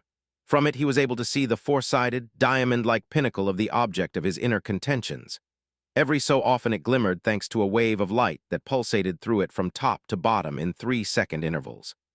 Dozens of the clerical Huragok were at work on various sections. They operated in teams of 2 or 3, brushing their many cilia-covered tentacles over the surface to extract further information. They used their other tentacles to uphold multiple projection dials, circular devices emitting holographic keypads for them to record their findings. He looked to the ring of holographic projections encircling him on his platform. There were a dozen active displays emitting from projection seams built beneath the outer railing. On most of them scrolled the most recent reports of the Huragok's discoveries. The closest displays showed passages from the Holy Writ that he'd highlighted during his own research. He was trying to cross-reference the findings of the Inquisition group with Covenant scriptures in the hopes of encountering anything supporting the idea of a race pre-existing the gods. Yet days spent in the scriptures yielded no evidence to support the claim that the obelisk was making. From there, the real question became one of authenticity. Simply put, were the gods wrong or were the gods wrong? That was another ethical conundrum to add to a growing list. He needed answers. There was no way he could present such an astounding reliquary to the hierarchs until he found what he needed to confirm its genuineness, at least in their eyes. Otherwise, he could never attain to the glory that he so intimately sought for both himself and his clan. While most other followers of the faith were content to enter into the great winds of the divine with what little accomplishments they had under their names, Bayorda wasn't. All of it, down to the last of his actions, was purposed towards eternal glory. What he had accomplished here, including the construction of the staging grounds on such a strategically vital location, held the potential to enshrine his name in a higher place before the gods. Once it was there, no one could ever erase his legacy. It would endure even for his entire lineage. His actions would also help them win their crusade against the humans. Even more so, the revelation of this obelisk, should it be presented the right way, held a comparatively greater potential for everlasting glory. If he pulled it off correctly, he could very well go down in the annals of Covenant history as one of, if not its greatest hero. He would be remembered as more influential than the overall Imperial Admiral, Zaitan Jar Watanri, or even as more formidable than Fal Chavumi, though without the eternal disgrace in the latter case. That was the future he desired. But to get it meant an agonizing exercise of his own patience, a virtue to which his wife could attest that he never knew how to master. At the moment he was sitting cross-legged in a meditative posture on the platform. He was bare-chested and could feel the chamber's chilling air making his leathery skin cold. During his hours of thought and consideration, he had removed the upper armor of his golden battle harness, including his cape, leaving on only everything below the waist. That way he was able to stay comfortable and remain focused on his studies for longer durations. However, comfort and focus did little to help him figure things out. In truth, he wondered if he was actually insane for thinking he could untangle literal eons' worth of complexity in the space of a few weeks. He just wished he wasn't under the pressure of his current time constraints. Maybe then he would make a breakthrough. But he knew better than to believe for a moment that the hierarchs would simply reschedule their impending arrival for him to rework his presentation of his accomplishments. His best option as things presently stood was to keep working and hope something gave. He dragged a finger across a display until it cycled over like a spinning wheel to any scripture that caught his eye.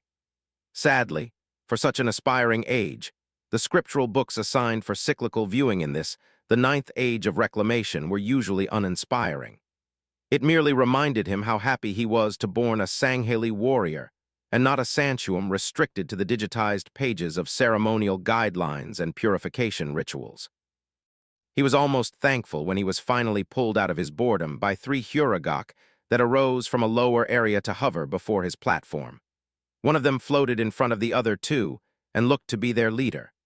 Its tentacles flailed about in distinguishably literate patterns of communication. Though he wasn't fluent in their sign language, he listened to the translation suite of its projection dial. Because of the Lekagalo, we have uncovered yet another section of importance, it said in a simulated male voice. We believe this will be of great interest to your findings on the object of our study. An image appeared on one of his displays. He held out his hand to signal it to draw closer and scrutinized it. What the Huragok had acquired were a few of the most recent sentences unburied by the fiery blasts of the excavator scarabs. Much of what the librarian was saying in this part sounded like a lament, especially the last 3 lines which caught his eye. It was the culmination of 1,000 years of planning and 1,000 failed plans, our last resort. We had no choice. Had we known their true nature from the very beginning, we would never have allowed the message was cut short since whatever else was there remained to be seen. He nodded at the finding despite that it wasn't of much great interest to him at all. You have done well. Now continue your work. The prophets will be pleased by your actions and will most certainly reward you for it. It was his way of saying you can go away now. The 3 Huragok didn't seem to catch on, and the leader made another series of signs. You flatter us, Supreme Commander. It is enough of a reward for us just to be able to work on this astounding gift left behind for us. Then the Huragok leader floated down out of sight, and its 2 compatriots followed it back to their workstations. He sighed to himself and added the image to a composition of others being brought together on one display.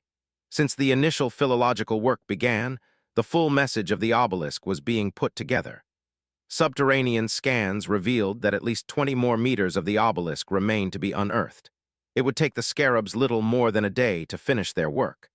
With that, he would be enabled to reach a consensus on what this monument was. Regardless of what was to come, he felt that he already knew what to expect. This obelisk was a memorial, one dedicated to a long-lost species that at least one of the gods seemed to have regretted destroying. Just when he thought it wasn't possible, he found that raised yet another frightening question.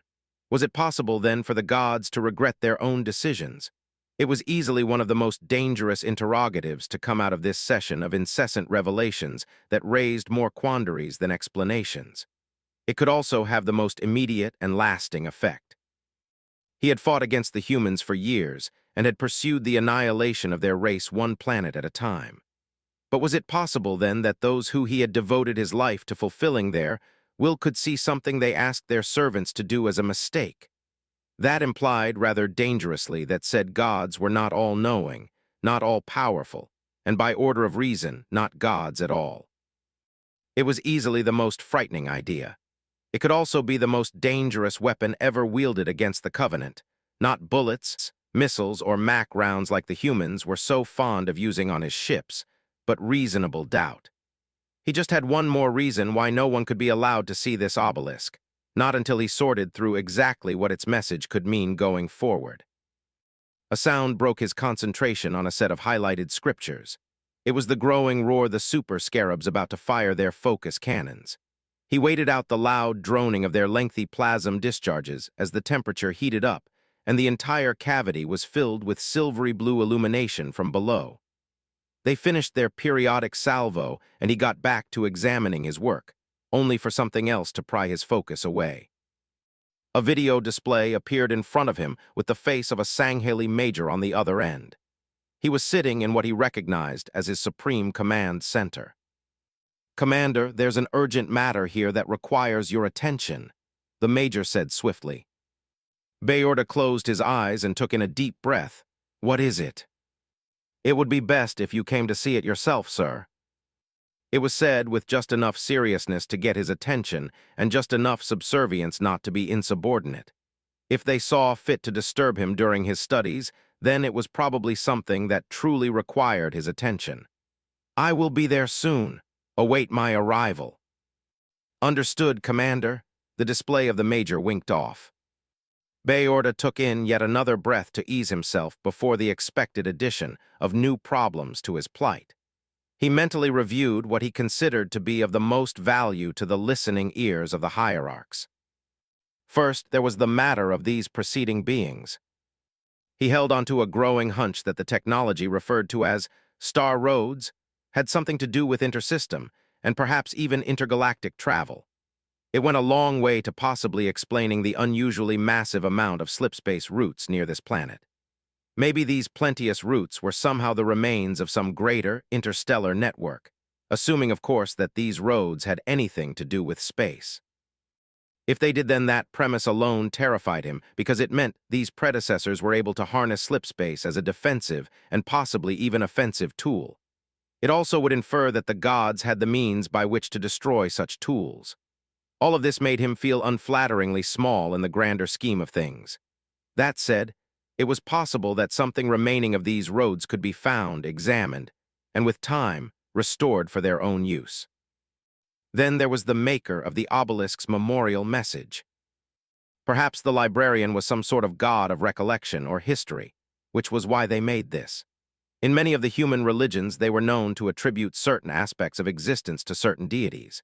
Maybe that conceptual idea pointed to a greater, universal truth about the real gods themselves being complexly organized according to their fields of specialization. Whether that was true remained to be seen until the faithful came face to face with those they worshipped.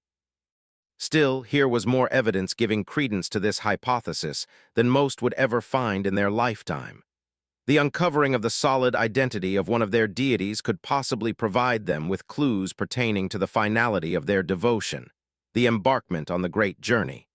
Some way, somehow, it would be an important key to that. Everything else might very well have to be, in his own words, sanitized. Bayorda pressed a red, triangular icon on his display which pulsed a light blue. The silence was disturbed by the unlocking of mechanisms and the hum of gravitic movement lanes as the platform slowly began to turn. A seam appeared in the wall behind it. It slid apart into open doors leading to a wide elevator shaft. The platform turned 180 degrees to face the opening as inbuilt magnetic propulsion pushed it along the necessary lanes. At hearing the movement, several nearby Huragok disengaged from their tasks. They floated upwards and followed Bayorda's platform into the shaft. The doors closed and sealed shut behind them. Asterisk. Corporal Marcus Lozano had never felt so drained of energy in his life. He mostly had the plasma scarring on his stomach to thank for that, as well as the one on his thigh where a lucky shot nearly blew out his leg. To add more pain to what was probably the proverbial sunset of his life, he had two large hands carrying him along by his underarms. He was being dragged across what felt like smooth flooring, too smooth to be anything human. His BDU still clung to his battered body, but just barely after everything he'd gone through in the last few hours. Lozano, or Griffin 6, had later come to be known as Bandit 10 after what remained of Griffin was reintegrated into another squad. They had a certain brute to thank for that, a chieftain he was hoping to get one last shot at before he left the planet. But it seemed he would never get that chance. Back in High Mediolanum, the remains of Griffin along with Colonel Taylor's were saved thanks to a few warthogs that passed by their area during the push into the second tier. Where he was at the moment, there would be no chance of any such rescue, and he'd accepted that. His squad were among those that infiltrated this place earlier in the morning. They'd successfully planted their telemetry probe near the northeastern staging ground. But when they returned to their landing zone, they found only the burning wreckage of their evac Pelican and a well-laid ambush. Squad Bandit was quickly overwhelmed by a team of Special Operations elites. Everyone, including the remnants of Griffin, were killed. Everyone except Lozano. Griffin 7 stayed behind to buy him some time to limp away and escape. She told him that she wasn't about to lose the rest of their squad and was so adamant about it that he couldn't convince her to run with him. In the end, while already wounded, he tried for a few hills. He hadn't gotten far before he looked back and saw his squadmate briefly engage 4 stealth elites by herself from a tree line, a near impossible challenge even for a Spartan. That remained true since he saw her fall after taking several plasma bolts to the chest. She still tried crawling to her gun. He briefly wondered if he could save her, but then an elite stopped at her side, aimed his needle rifle at the back of her head, and dashed those hopes. It wasn't long before they caught up to him, too. They found him hiding in a small cave less than a few hundred meters from the crash site. His M6 did little good against their higher-grade shields or the return fire that more than burned away his resistance. He was expecting to die. However, even that hope was dashed when one of them managed to rip his gun away, grab him by the neck, and drag him outside. From there, everything became blurry. He sparsely remembered alien voices, purple lights that stung, and the distinctive drone of a Phantom's engines. Now there seemed to be a commotion of voices from different species, but he barely had any strength to try understanding where he was. Soon he felt himself moving upwards on what he guessed to be an elevator. Without warning, something sharp stabbed into his leg. He wanted to scream. Nothing more than a muted grunt came out. Whatever stabbed him felt like a needle and was roughly withdrawn from his left thigh. Slowly, he started to feel more self-aware as the pain of his wounds dulled, giving him the strength to open his heavy eyelids.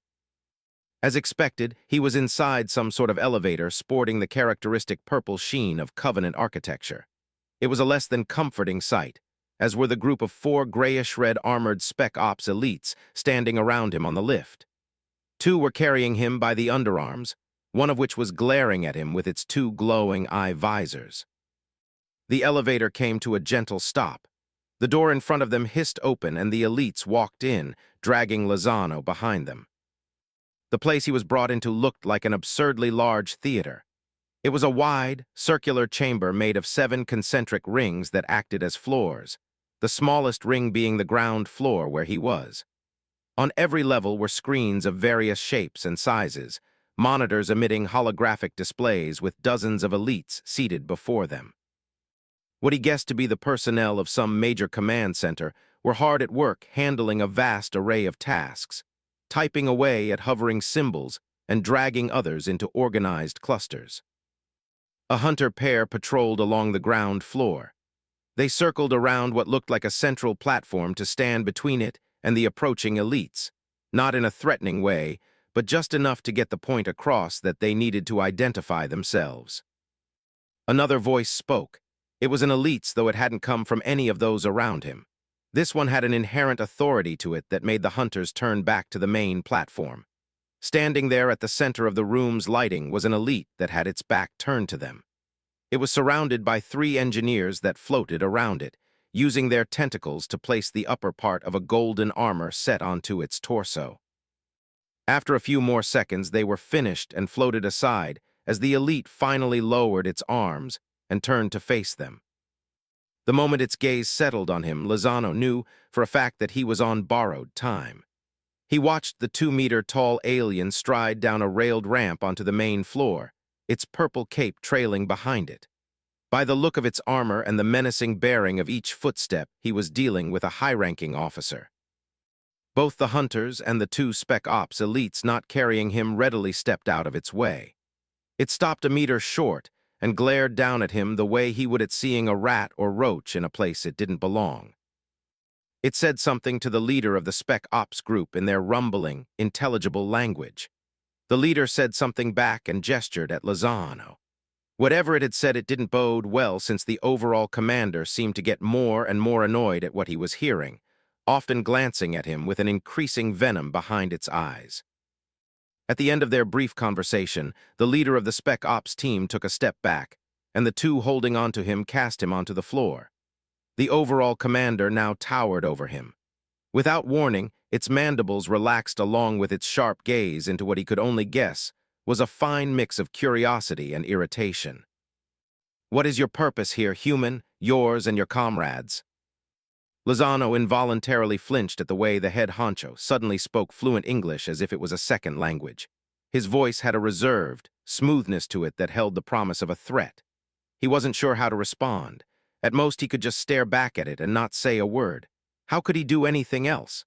A slip of the tongue could very well say more than he ever wanted to. He'd resolved not long after being captured not to say anything, not even under torture. That way, they could never find out about the probe or the actions of the other teams that moved into Sabbat. Dying with those secrets was now the least he could do to honor what his squad mates had given up their lives for. The commander cocked its head to one side and scrutinized him. "Did I not speak in your tongue, human? Now respond with your own, or I may very well see fit to remove it." Lozano, lying nearly prone on the floor without the strength to stand up, found that he had the strength not to say a word. He simply glared back with a silent defiance. A displeased grunt emanated from the commander.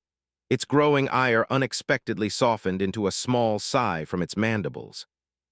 Lozano felt fear flood through his frame when the commander raised its right foot and rested it on top of his helmetless head. The weight of its boot immediately pinned him down to the floor. It pressed down with such pressure that it locked his jaw in place and made him groan from the pain. He heard the amused laugh of some of the Spec Ops elites standing around him, but then their laughter died out as the pressure on his head increased. He felt small cracking sounds coming from inside of himself, and his vision blurred. One of the elites said something in an uncertain, cautionary tone. The commander merely pressed down harder on the ODST, although it didn't need to exert much more effort to make him feel like his head was about to explode. And maybe that was the intention. The leader of the Spec Ops team continued to speak worriedly, while the commander continued to ignore him and press down harder. There were more cracking sounds, followed by a shooting pain in his head that pulsed through him like lightning. Small trickles of blood began rhythmically shooting out of wounds that he couldn't see to splash over his eyes, blinding him. In silent agony, he tried willing his weary arms to move to try and push off the boot. In the end, he stopped himself halfway. He thought of Captain Asana, of Griffin 7, and the rest of the squad of whom he was the last survivor. As he learned firsthand what it felt like to have his skull slowly caved in, he came to realize that he was thankful. This way, he avoided the slow torture that he feared would result from his refusal to talk. He was fine with breaking one way and not the other, so that none of Griffin's sacrifices would be in vain. He closed his eyes, kept his arms at his side, and accepted what was about to happen. Asterisk. Bayorda kept pressing down his boot on the head of the piece of living filth lying down in front of him. He ignored the pleading of Special Operations Officer Untaro Rizumi that they needed him alive for interrogations, until the cracking of bones rose well above anything he had to say. The human skull was resilient, but only up to a point. Then, at reaching that breaking point, it yielded, cracking open like rocks crushed underfoot. There was a large burst of that strange red blood unique to its species onto the floor of his command center, a few more snaps, and more yielding until he reached something soft. The human's entire being began to twitch spasmodically. He finally put his full weight onto his boot and twisted it, earning several succinct crunches and more blood splatter that seemed to put the human at ease. Its twitching slowly died down, then stopped altogether. To its credit, the human never screamed nor said anything in protest. Not once. It was almost honorable. Almost. What was saddening was that Officer Rezumi was more desperate to save the human's life than the human itself. Then, with its final demise, even Rezumi had gone quiet. Bayorda huffed at the show of concern. Compared to what the Jiralhani were known to do with their prey, this was nothing more than a mercy killing.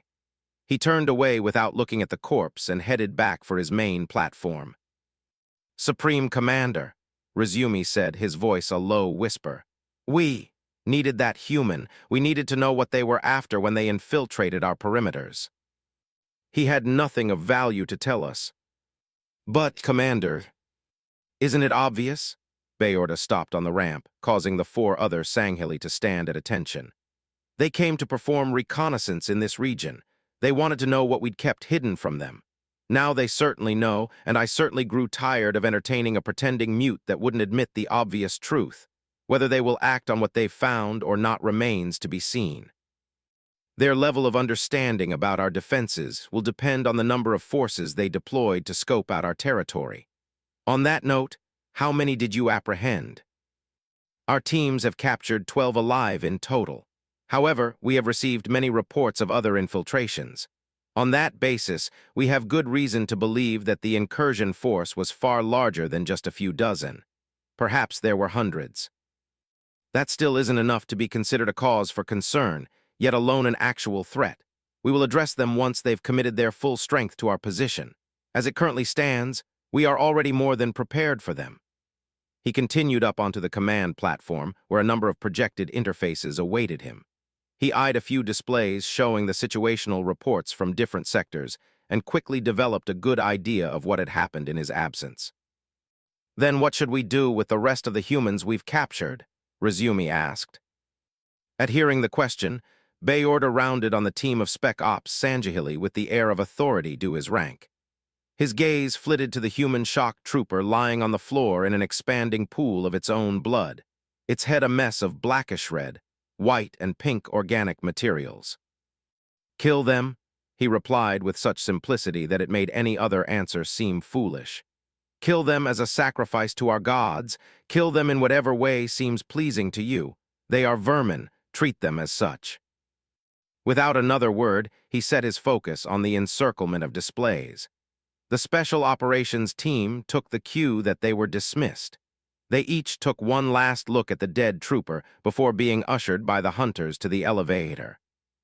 The Supreme Commander used his displays to issue orders to the 3 Supreme Command headquarters, as well as the Sub-Command headquarters to put his staging grounds into a state of standby alert. It was in anticipation of the humans possibly attempting an invasion later in the day. His immense ground forces and overwhelming command of the skies would be more than a match for anything they threw at them.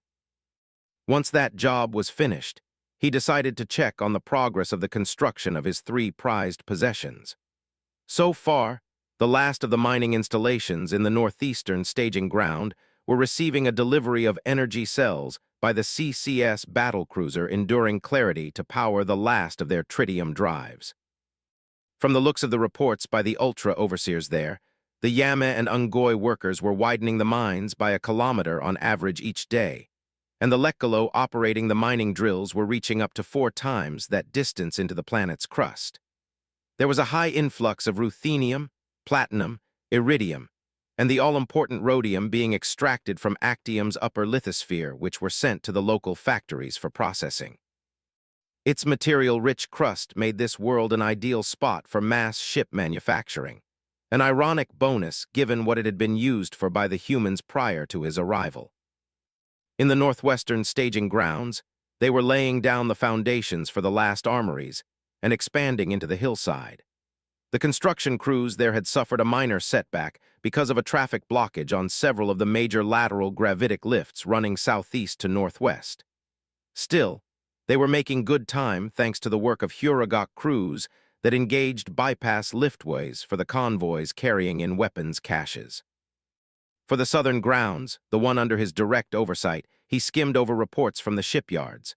According to the air traffic control stations, ships patrolling the continent were encountering little resistance from the human naval forces stalking along the edges of Covenant territory. Although there were a few minor engagements, surprise run-ins and skirmishes, things were for the most part uneventful. Then there was the matter of the extension dry docks. What caught his eye momentarily was a report that earlier this morning his personal CAS assault carrier, the Faithful Eulogy, was undergoing preliminary repairs after an accident caused by the Lekgalo made several of the docking braces on the ship perform an emergency release. Though there was little infrastructural damage incurred, the fuel pipes weren't able to stop the refueling process in time. That hadn't boded well for the scores of Ungoi dockworkers who were drowned beneath torrents of refined liquid deuterium and Lekgalo worms. There were a few hundred casualties from the Ungoi, and the officers in charge were awaiting direction. It was a simple fix. Bayorda put in an order for a few hundred more that were recently bred and drugged into adulthood to be brought in from the breeding citadels. They would act as replacements. The Lekgalo would just have to clean up after themselves until their partners in grime arrived to help. Otherwise, everything was going quite smoothly. The airfields for his plenitude of smaller aircraft were almost complete with hopes of expanding out from the mountain region to the flatter plains of the southeast. The pinch fusion reactor installations providing power to the heart of each staging ground were also showing signs of progress. There were markable surges in their output levels with a factor of 0.3 per hour. He knew he had the thousands of Huragok working there ceaselessly to thank for that. Very soon the hierarchs would arrive to review his work. When they did, he suspected they would be more than impressed by what he'd managed to accomplish in such little time. Certainly, a promotion would be in order, and if he wasn't being too brash, it wasn't completely out of the equation that Imperial Admiral Wattenry was no longer in the good graces of the San Shayuum. That much was obvious by his excision to the edges of Covenant territories despite the pressing war against the humans. Perhaps the prophets would now see it fitting to make another Sanghili a consideration for the position, one far more worthy of such a mantle. Then another thought cast aside his growing ambitions to offer a warning. It drew his focus away from the displays to the 3 Huragok floating around him. Though they were from the Research and Inquisition group, they wouldn't dare return to their tasks until he gave them the explicit order to do so. For that reason, they hadn't bothered to move from his side and were looking around the room at the various stations. Something about them uneased him. Despite any of his attainments, he was reminded of one glaring fact thanks to their presence, or rather their true master's lack thereof. At the very start of the incursion on this planet, no, that wasn't it. It was at the very moment he learned in the sanctum of the hierarchs that the Minister of Iconography, Avuum Rezik, would be joining him for this mission that he had set his own intentions in motion. He could still remember the Prophet of Truth's exact instructions. He will carry out his duties as the Minister of Iconography in sanctifying this region for our usage. The sanctification of this region of Actium was the minister's entire reason for being assigned to the Second Fleet of Theophanic Revelation. However, he was never given that chance. After taking control of most of the eastern continent, Bayorda had the Prophet non-consensually dispatched to the capital on the west coastline to sanctify it instead. His excuse to Rezik when the San Shayuum demanded to know why he was being transported elsewhere was that the city was far more important, as it was where they were getting their main resource supplies from. They would need the blessing of the gods there first. That way the divine protection of their distribution network would be established, and there'd be no need to worry about any external forces that could upend their interior operations. Rezik, in the end, agreed to stay for that purpose. In truth, Bayorda was lying. That city was not a major concern. It never was. It was just a node in a network of redistribution channels that in and of itself was too large to be affected by the loss of a few cities, even the capital. It was partly why he didn't bother wasting reinforcements there, and why Field Marshal Durakami's requests always fell on deaf ears. There was a bit of regret in that, though. Durakami was truly his best ground commander, and fought many battles with him on the surface of human worlds, whilst Bayorda directed the fleet from space. It was a mutually beneficial dynamic that had come to an end for the greater good. The greater good here was that Durakami was now what the humans would politely refer to as a scapegoat. By inference of being commander over that city, the field marshal would also be held the most responsible, if not solely responsible, for the minister's demise, just as planned. The reality was that of all the cities, High Mediolanum was the one that he needed to fall to the humans, hence why he was reluctant to finish them off in Treviso at a certain supreme commander's behest. In tandem with the invasion, he refused to evacuate the minister. It was perhaps more saddening that Durakami, for all his tactical prowess, lacked the wisdom to see what he was really doing to him. Everything in finality was orchestrated by Bayorda to bring about the death of the minister of iconography. Everything thereafter had gone to plan in that regard. At the very outset of seeing what the hierarchs wanted him to accomplish, he knew the eternal weight of that glory could only be his. So, he was less than ecstatic when he learned that his rival and leader of the fleet of particular justice, Thel Vajami, would be assigned to the mission as well. He detested the idea of splitting the glory with another, but more than anything he was filled with silently seething rage at finding out that the glory would be thirded because of the minister.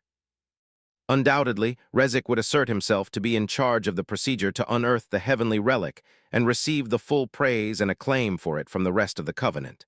Such a find would be added to his own eternal legacy, not Bayorda's. With that in mind, he searched early on for an opportunity to have him removed. Still, he knew Rezik would likely report this displacement of duties later to the hierarchs. That could not be allowed to happen. When the humans counterattacked and descended on the capital, he saw the perfect opportunity to eliminate at least one contender for the renown that he desired, as well as the chance to place his blood on someone else's hands. That overall goal enabled him to look Durakami straight in the eye, knowing full well that he was essentially killing him with each refusal of aid. And whoever said the San Shayuum are the only ones with machinations, he thought quietly to himself. And if I could do the same to you, Thel, I wouldn't hesitate. Yet that last sentence made him remember he still had another contender, one who could not be so easily removed. If anything, he realized, his longtime rival could possibly be his undoing if he spoke of what he thought to have occurred in the East. The last thing Bayorda needed was for a Sangheli of equal rank to question his official report before the hierarchs. He decided to check in with how things were progressing in the West. He would occasionally look past the displays showing situation updates on the Covenant BattleNet to the ground floor. A team of Ungoi had recently waddled inside from the elevator. Two of them took the dead trooper by the arms and legs and hefted him away while several others armed with sanitation equipment got to work cleaning up the blood. Upon cursory examination of the updates, he discerned that things were going remarkably well for the fleet of particular justice. Late yesterday, they departed Caerleon to beat back the human naval groups besieging them for a third time, then pursued them to the north and south. Near midnight, they had recaptured the southern city of Patras. Around dawn today, the northern city of New Athens had also fallen into their hands. As a result, the surviving human ships and their forces fled east from those cities. However, Thel didn't appear to have any patience for reoccupying the settlements. Presently, the fleet of particular justice were conducting a low orbital plasma bombardment on the two cities. The accompanying video feeds portrayed bright red skies above New Athens and Patras filled with battle cruisers, destroyers, and a few carriers. Their projectors fired blinding columns of blue energy that seared through the urban forests of skyscrapers and buildings below, burning the land to an angry red cinder.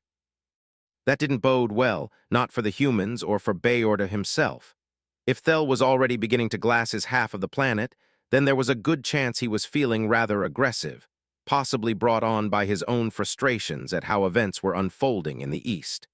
Bayorda wasn't blind to that idea. He personally witnessed the hijacked feed from the humans showing the minister's cadaver. Though the sight of him dead came as a partial relief that his plans had succeeded, what worried him was the affect such a broadcast would have on general morale. Still, with the broadcast blocked from all other hollow pedestals in the staging grounds to keep word of the prophet's death from spreading, he couldn't block the broadcast from reaching Thel's side of the world. Seeing it could have enraged him to the point of carrying out a glassing. That said, he oftentimes wondered if there was some deeper grudge that he still held towards him. If there was, then it probably had to do with his second-in-command, Vorami, specifically how years ago Bayorda had tried unsuccessfully to murder him after finding out the true circumstances of his lineage. Those were older times and could do little except explain the potential plethora of motives Thel might have for his newest offensive. Yes, it meant the humans would now be on the ropes again, but he could sense the change in the winds. The current state of affairs on Actium were moving towards an ultimate resolution. From here on, he needed to delay his research on the obelisk for later to commence the additional construction of new defenses. Those he would have built would be created with the purpose of compensating for a single potentiality, that a human invasion was no longer the only threat to his intentions in the East. Asterisk. It was the evening of the same day of their first meeting in the Luna Alta, and yet, to Colonel Mentieth, it felt like years had passed. That feeling was not entirely misplaced, thanks to the year's worth of events that had seemingly taken place in the span of a few hours. The sole good news to be found at the meeting in the observation room was that several battle groups of a task force from the 91st Expeditionary and Sigma Octanus Home Defense Fleets had arrived at 1100 hours as reinforcements. Considering the other topics of discussion between himself and the other field commanders, it would have been better that most of those reinforcements never came. At this point, all they could really amount to were more prospective UNSC casualties. More blood on his hands. How in God's name could they have gotten this much past us? Lieutenant Colonel Sarakovich asked, his voice hoarse and his knuckles white as he, like everyone else, held the handles of his seat with a death grip. The ovular wooden conference table in front of them held a projector in the middle. It emitted the translucent, yet very real three-dimensional landscape of the Sabbat Mountain region, along with the three titanic Covenant staging grounds occupying the bulk of the mountains, valleys, passes, and plains. There were more ships flying around or docking at the local shipyards there than any of them had likely ever seen. That first-in-a-lifetime notion became a general rule applying to everything else laid out in front of them. What no one could wrap their heads around was the sheer magnitude of everything. Mentieth tried and failed to perceive how massive these installations would be in real life while he was reviewing the topics of their discussion prior to the meeting. He couldn't imagine what the experience must have been like for the ODSTs that saw them firsthand. Losing the will to fight right there wouldn't be unreasonable in the least. Just sitting in his seat, he was torn about his own thoughts on the situation. Mentieth took in a steadying breath and pointed to the image. Each individual staging ground is roughly 794 square kilometers in size.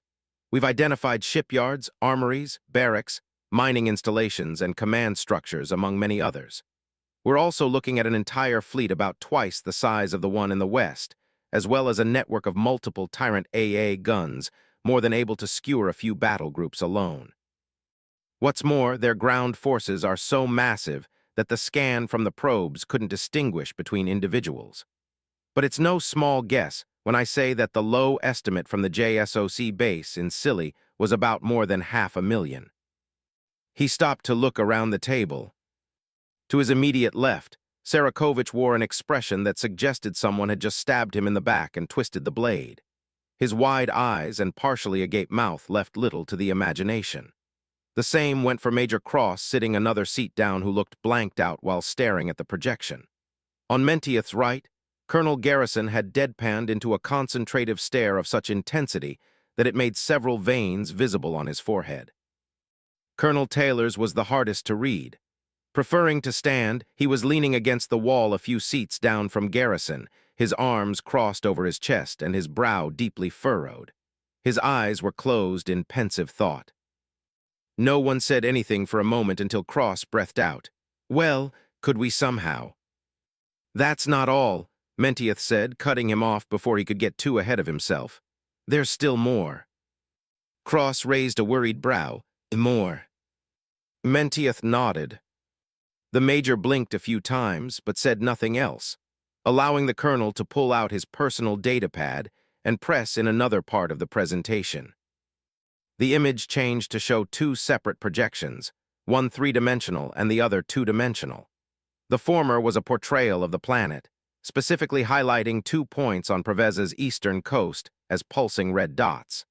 The latter showed 2 video feeds of different cities with the names of each underlined below. The 2 showing New Athens and Patras displayed the labeled cities on fire. Covenant ships in low orbit were firing down plasma beams across the entire area, turning it into a glowing hellscape. Mentieth barely had to say anything, judging by the way individual expressions of the group visibly worsened. At around 23:55 hours yesterday, UNSC forces had to abandon Patras. They were forced to do the same with New Athens at 5:30 hours. He took a deep breath and clasped his hands together. "As of 600, we have officially lost Preveza. All our forces are en route to rallying points in New Eretria, High Estonia, and here at High Mediolanum." Sarakovich winced. But whatever happened to Battle Group Crimson? Weren't they trying their hand at securing Caerleon again?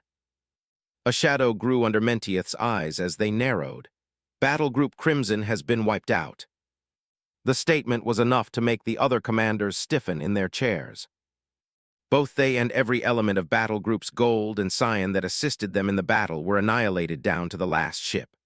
Long after they broke their assault on Caerleon, the other Covenant fleet pursued them across the continent until there was no one left. The loss made it easier for them to retake New Athens and Patras as quickly as they did.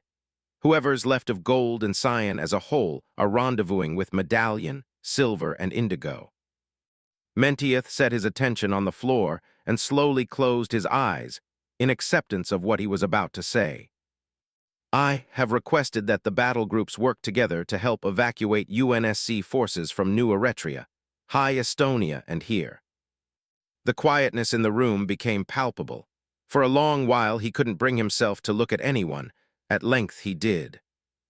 The others sat utterly still and looked to be dealing with the same problem of processing what was happening. Garrison collected his thoughts first. "We're leaving." Mentieth slowly nodded. Garrison turned away, quiet again. "Let me guess," Taylor sighed. "That's not all, is it?" The colonel of the 53rd Armored Division gave a gradual shake of his head. "No." The heaviness in the room grew. There was no real way to change that either. In fact, what he was going to do next would arguably make it much worse. But he had to do it. Someone had to do it. Mentieth pressed another button on his pad, which revealed a third presentation. The holograph now showed a three-dimensional image familiar to everyone in attendance. It was a rotating portrayal of the 3 jellyfish-looking substructures of the underwater Covenant Command Center. The enemy see that Blue Team and Garrison's Bravo Company managed to recover from the Coronia Sea was, since its arrival on the surface, put under investigation by personnel from the Office of Naval Intelligence. Thanks to many of the systems that were recovered from the interior, including an intact database, the agents were able to uncover a major finding. The information they gathered shows that a 3rd Covenant fleet is on its way here carrying dignitaries of extremely high importance. It appears they're coming to inspect what the other fleets have done thus far. Reasonably, this 3rd fleet is expected to be larger than the 2 we're handling now because of the importance of these dignitaries. They're expected to arrive in 2 days. He stopped again to gauge their expressions. Everyone in the room looked to have aged a few more years in the last 2 minutes. Their eyes hung low, and their gazes fell to the floor after he'd finished. However, Garrison had the strangest look of all, as though he saw something that made him understand the whole situation. It took Mentieth a second to realize the cause, but didn't quite understand why the colonel was looking at it. It was merely the report slowly scrolling past the C and C detailing the procedures of the ONI personnel to extract the information they'd acquired. What caught Garrison's attention was a section labeled Assets, which mentioned a single item just beneath it. AI, Mr. Green. So is that it then? Taylor's asked from the side with a hint of bitterness in his voice. Just like that. Mentieth refocused on him. We are facing a Covenant fleet stationed over the 3 largest staging grounds I have personally ever seen. A second fleet that just took back half the planet and will likely be moving in our direction fairly soon. And now a third Covenant fleet larger than the others that we know for a fact is on its way to Actium. My apologies, Colonel, but there is no sound strategy that we can use to win here. And you brought us all here just to tell us that. Well, I did. Taylor's gritted his teeth and looked about to approach Mentieth, when Garrison gave him a warning look that stopped him before he could make a move. Mentieth didn't make any pretense not to understood why he was so ready to swing at him. To lose so many ODSTs, much of his Delta Company in the second tier, only to find out that they were abandoning that same planet was no easy thing to lay at any respectable commander's feet. In all honesty, he didn't mind letting him get in a solid punch to knock out a tooth or two. Not that it would do justice for the scores of men and women whose lives he'd spent for what had now amounted to a doomed counteroffensive. It was something at least for the betrayal he would have committed against their sacrifices if that was all he did, would have being the emphasis there.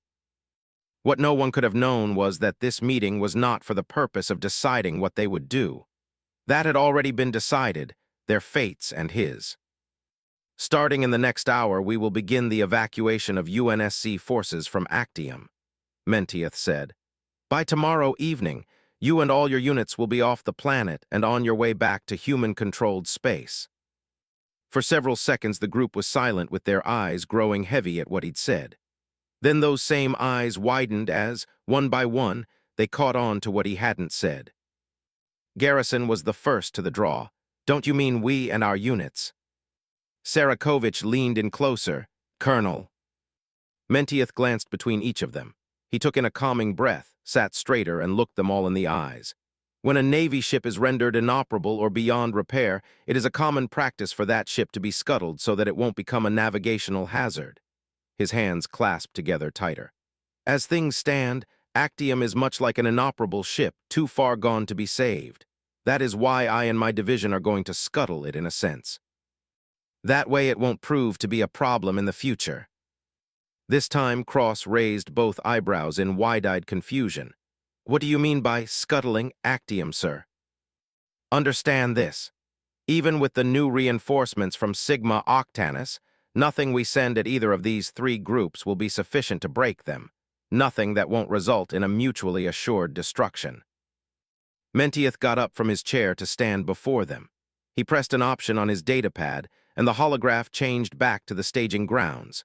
However, it now showed 3 large yellow arrows arcing across the surrounding landscape into Sabbat. Each one headed towards a specific staging ground before touching it, causing the red-colored multitude of structures to emit a wave of crimson light. Tomorrow, at 13:30 hours, I will commence the 53rd's final operation. My division will break into 3 brigades. Each will be assigned a staging ground. Our goal is to plunge as deep as possible into enemy territory to keep their attention focused on us while the remainder of UNSC forces evacuate. Once the brigades reach their designated target areas, on my signal they will each detonate a HAVOK tactical nuke. The display changed as 3 flashes of bright yellow light erupted, swallowing up the staging grounds, the red masses surrounding the yellow arrows and the arrows themselves. Secondary blue eruptions from what Mentieth knew to be the Pinch fusion reactor complexes virtually flattened the Sabbat mountain region. Within a few seconds, there was nothing left of anything.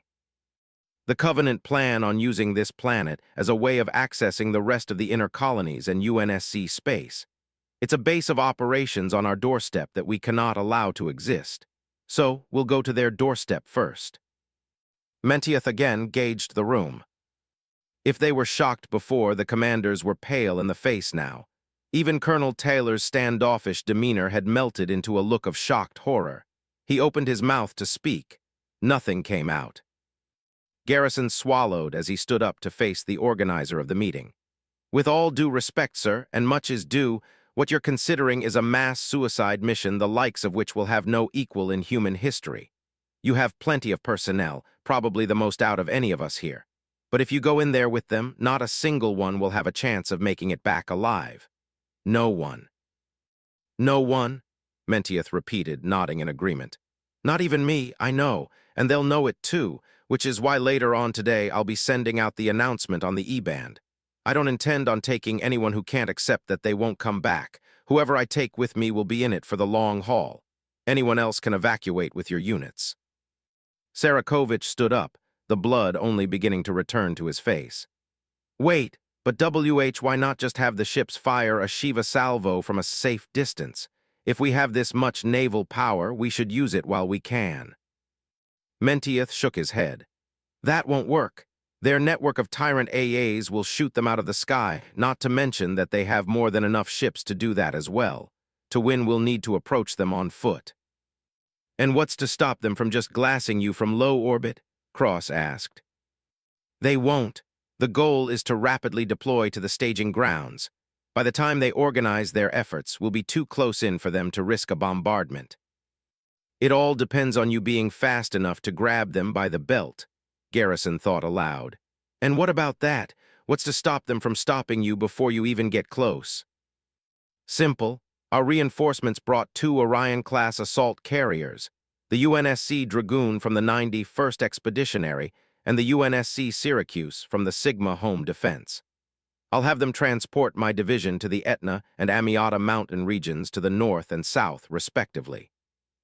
While parts of Battle Groups Silver and Indigo distract Covenant ships patrolling those sectors, elements from the 24th and 61st Air Reconnaissance Groups will drop off the 3 brigades on the edges of the Dark Zone via Pelican and Albatross insertion. We're prioritizing shock and awe tactics to muscle our way in. However, because of the possibility that groups may get wiped out before they reach their destinations, I've decided to have Pelican crews bring in the carrier teams for the nukes. They'll be escorted by longsword squadrons and fly in low to avoid detection. They're only to come once a brigade has reached their target area. This way we potentially avoid losing a bomb if a group gets annihilated, and we'll need all 3 HAVOKs to make this work. It's not a foolproof delivery system, but it's the best option I could think of.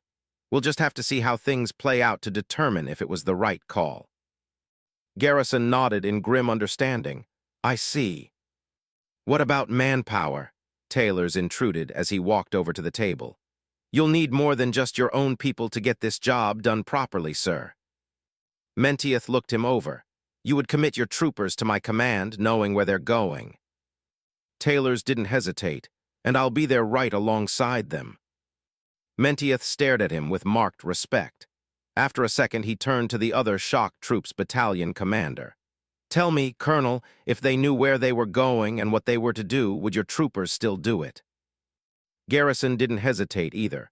My ODSTs are exhausted and have lost too many comrades as it is, but I know that if you asked them, they would all follow you right into Sabbat, no questions asked. He shrugged. That's just how helljumpers are, sir. I see. Mentieth turned back to Taylors and sighed. It's a good thing then that I'm not asking them. He pressed his pad, and the image of the obliterated staging grounds disappeared. From this point onward, we're parting ways. I don't intend to sacrifice more forces than I think necessary to achieve this last objective. The 7th and 22nd Shock Troops battalions, as well as the 4th and 27th Marine Expeditionary Divisions, have seen enough fighting. But I will see to it that what we started here is finished. You have my word. There was a lengthy silence in which he waited for anyone to voice their objections. No one did. They merely looked on with a soundless acceptance. If there is nothing else, then you're dismissed. The 4 commanders rose around the room.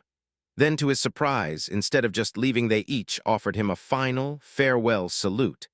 He nodded back and watched them walk one after the other out the door, none of them ever looking back. Garrison was the last to leave.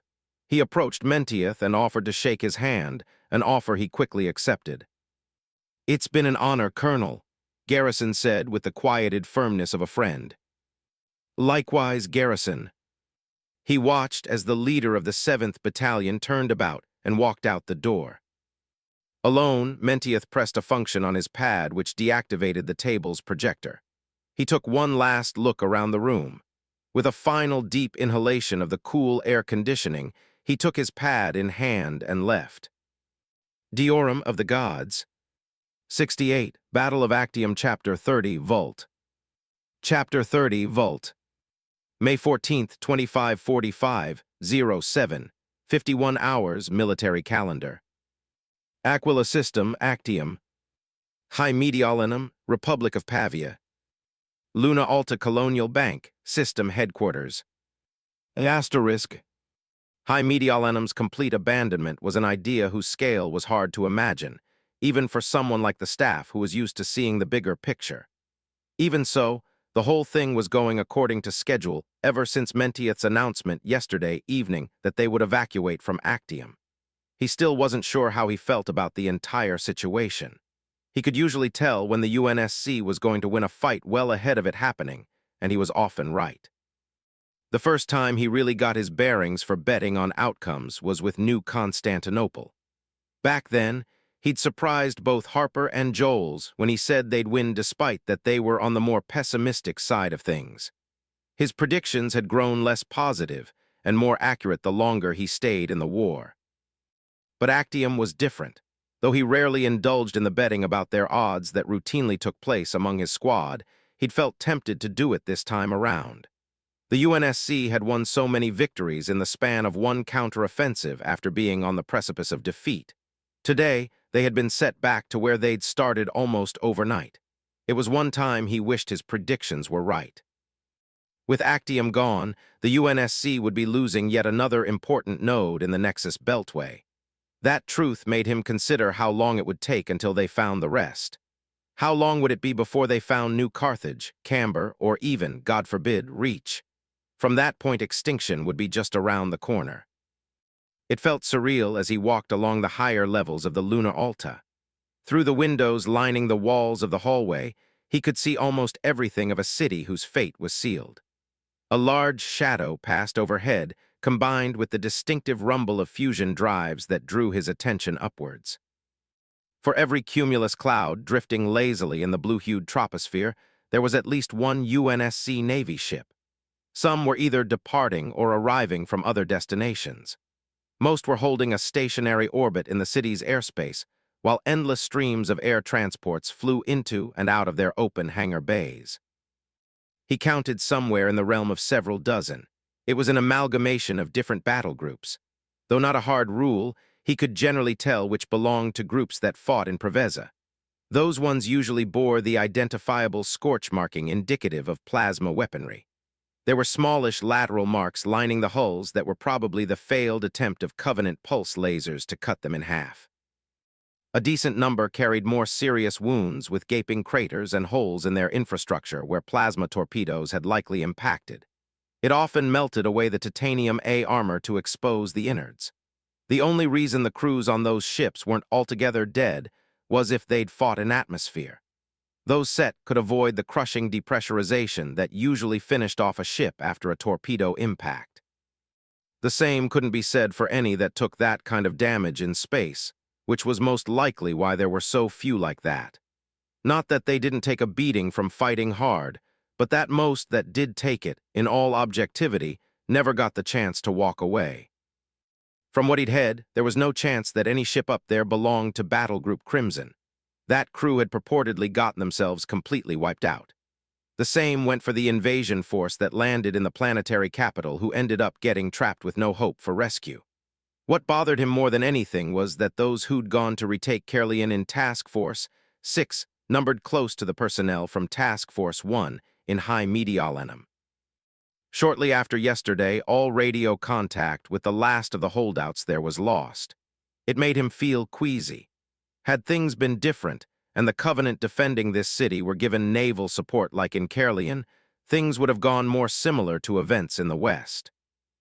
On that note, as the staff passed a platoon of Marines, he saw that they were talking in hushed voices and looking to the east. "You think they're serious, Sarge, Yano, about going out like that?" "It's their decision. They'll have to make it on their own. Anyone who has is probably already leaving." One of them exhaled deeply. "I'm just glad we didn't get that choice. Could you imagine if Sarakovich told us something like that? I'd say he'd lost his mind." Well then, Mentieth certainly lost his, along with everyone else that's going with him. But let's face it, maybe they're saner than we are. Halfway past the group, the staff followed their sightlines to see what they were staring at. In the skies above the eastern city limits were two giant ships. To the untrained eye, they looked more like Titanic, floating MA-5B assault rifles with broadened, segmented tops and shoulder stocks that slanted back down towards the grip. There was a bridge where the targeting reticle would be. Even from here, he could make out the building-sized letters of the names Dragoon and Syracuse painted on the sides of their hulls.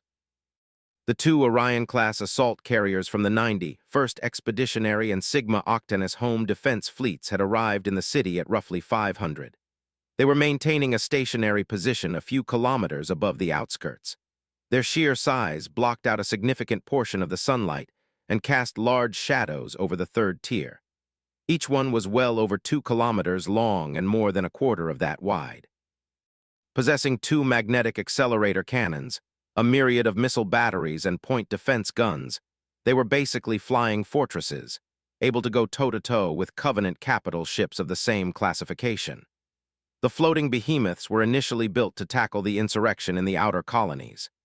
Nowadays, at least here, they would be serving as one-way transits for forces that, if everything went according to plan, would all be dead before evening.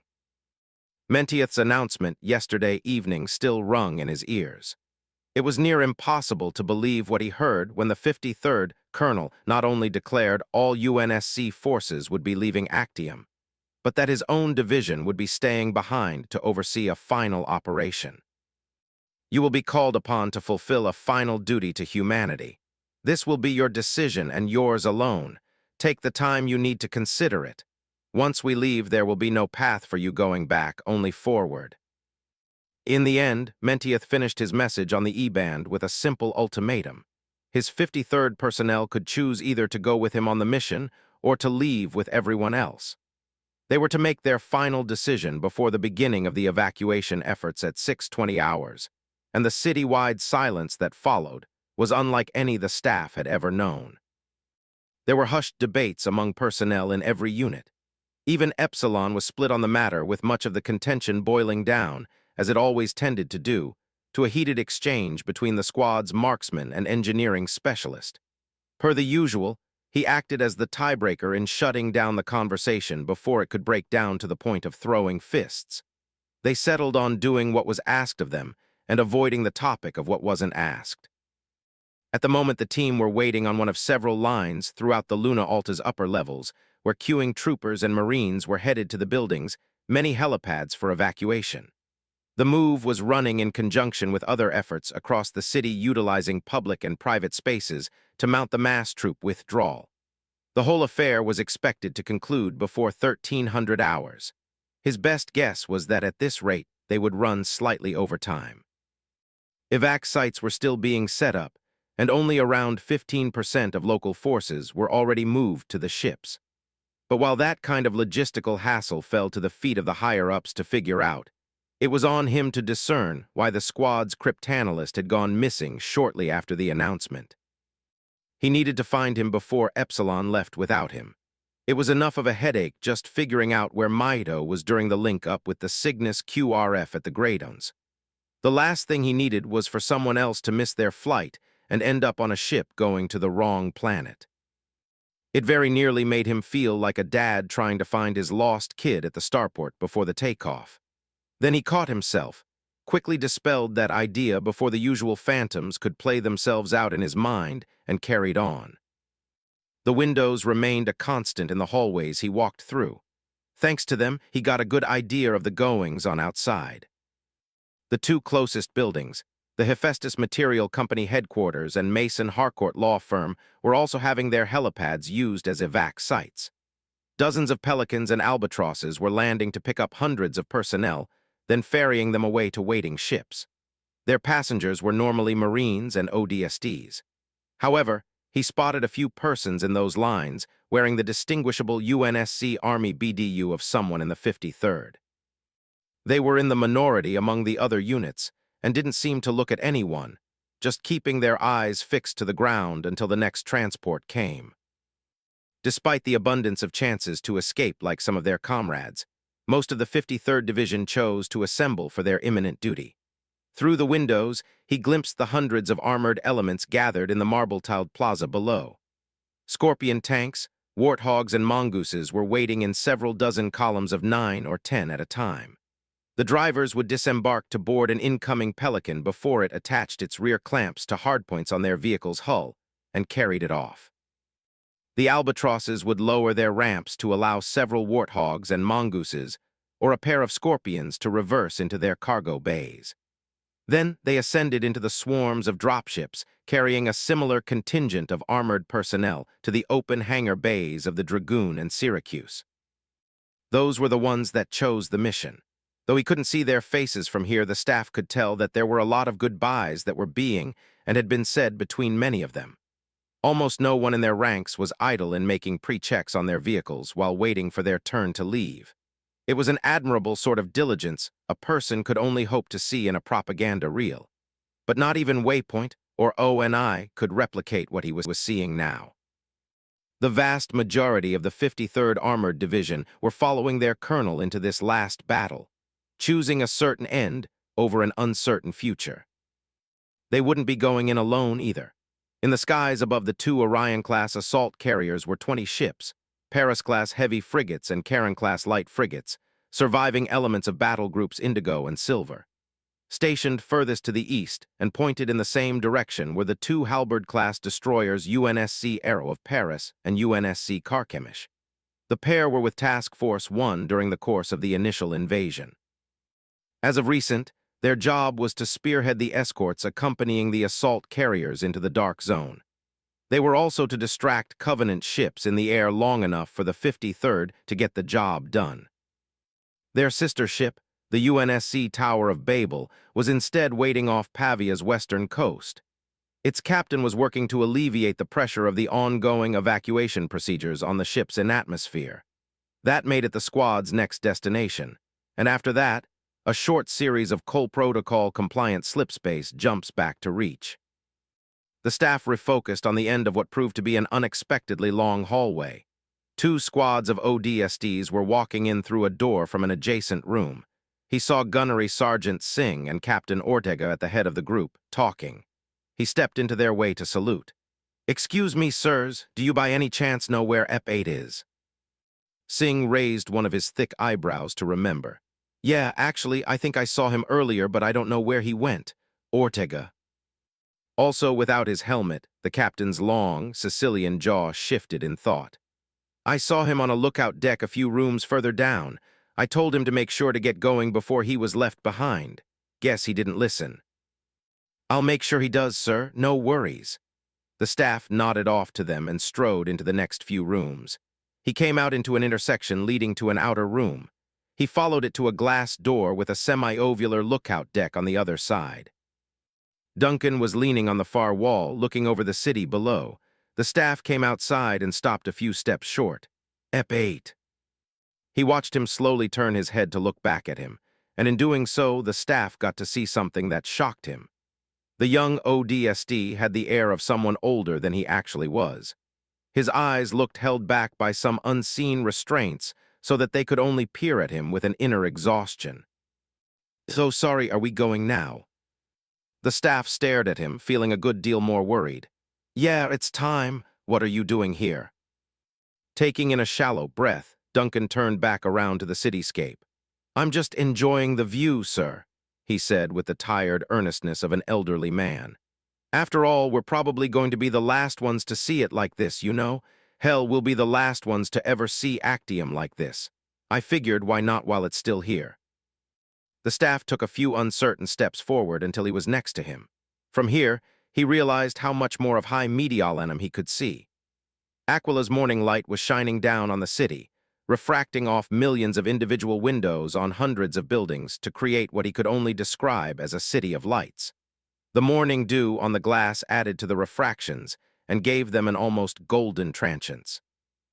It was a beautiful view, a fleeting one too. It hadn't dawned on him until now that the city he'd had to fight in for days on end was actually a nice place to live. "Why are you really here, trooper?" The question was met with a heartfelt sigh from the one to whom it was asked. Duncan's gaze melted from a quiet calm into a deep sadness the staff had never seen on him before, the kind he'd recognized on the faces of decades-long veterans. "I was thinking about Miradum. What we did there, what you did to that LC for us to get the mission done. Even though we were rescuing people, saving lives, at the end of the day we were still running away, weren't we, sir?" The staff sensed that he'd been thinking about what they'd found in the interior for a while. He couldn't blame him. That said, he knew where that kind of mindset brought about. Overthinking in this war never led anywhere good for anyone that tried it, not even for persons with the best of intentions. "Let me ask you something, trooper." "Sir?" "Why'd you join the ODSTs? Why sign up for a unit where you would see things like this?" Duncan's head lowered under some invisible burden as he clasped his hands together over the railing. 2 years ago, right after my mother's funeral, I was approached by my uncle who was a recruiter. I can remember what he said even now, as clear as day.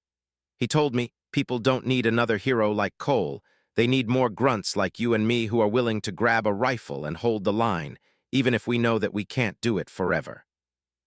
I thought, if anything, what he meant by that last part about not doing it forever was in case I died someday, which is never out of the question in the ODSTs. I didn't think it meant that there literally wouldn't be a chance to do it forever because there won't be any more planets left. He turned around to the staff. "I was hoping that maybe in doing this job I could help us hold down a few planets, maybe even take some back, but all we seem to do is lose them, even when we're this close. He struggled to find some word to describe it. I don't know why we can't ever seem to win. Yesterday I caught myself wondering if the Covenant are right about us, if they really have gods on their side who want us dead. Religious or not, they're the ones destroying more planets than we can ever hope of saving." "What matters more?" the staff asked, cutting him off. "Sir?" "What matters more, the planets or the people?" The staff depolarized his visor so that the younger trooper could see his hardened face and that he wasn't messing around. He wanted a genuine answer. Duncan swallowed, a bit less certain. "People." "Exactly. We only fight to protect worlds because of the people that live on them. We don't bother with empty rocks in space, and neither do the Covenant. We fight for lives, EP8, not for planets, and here we did just that.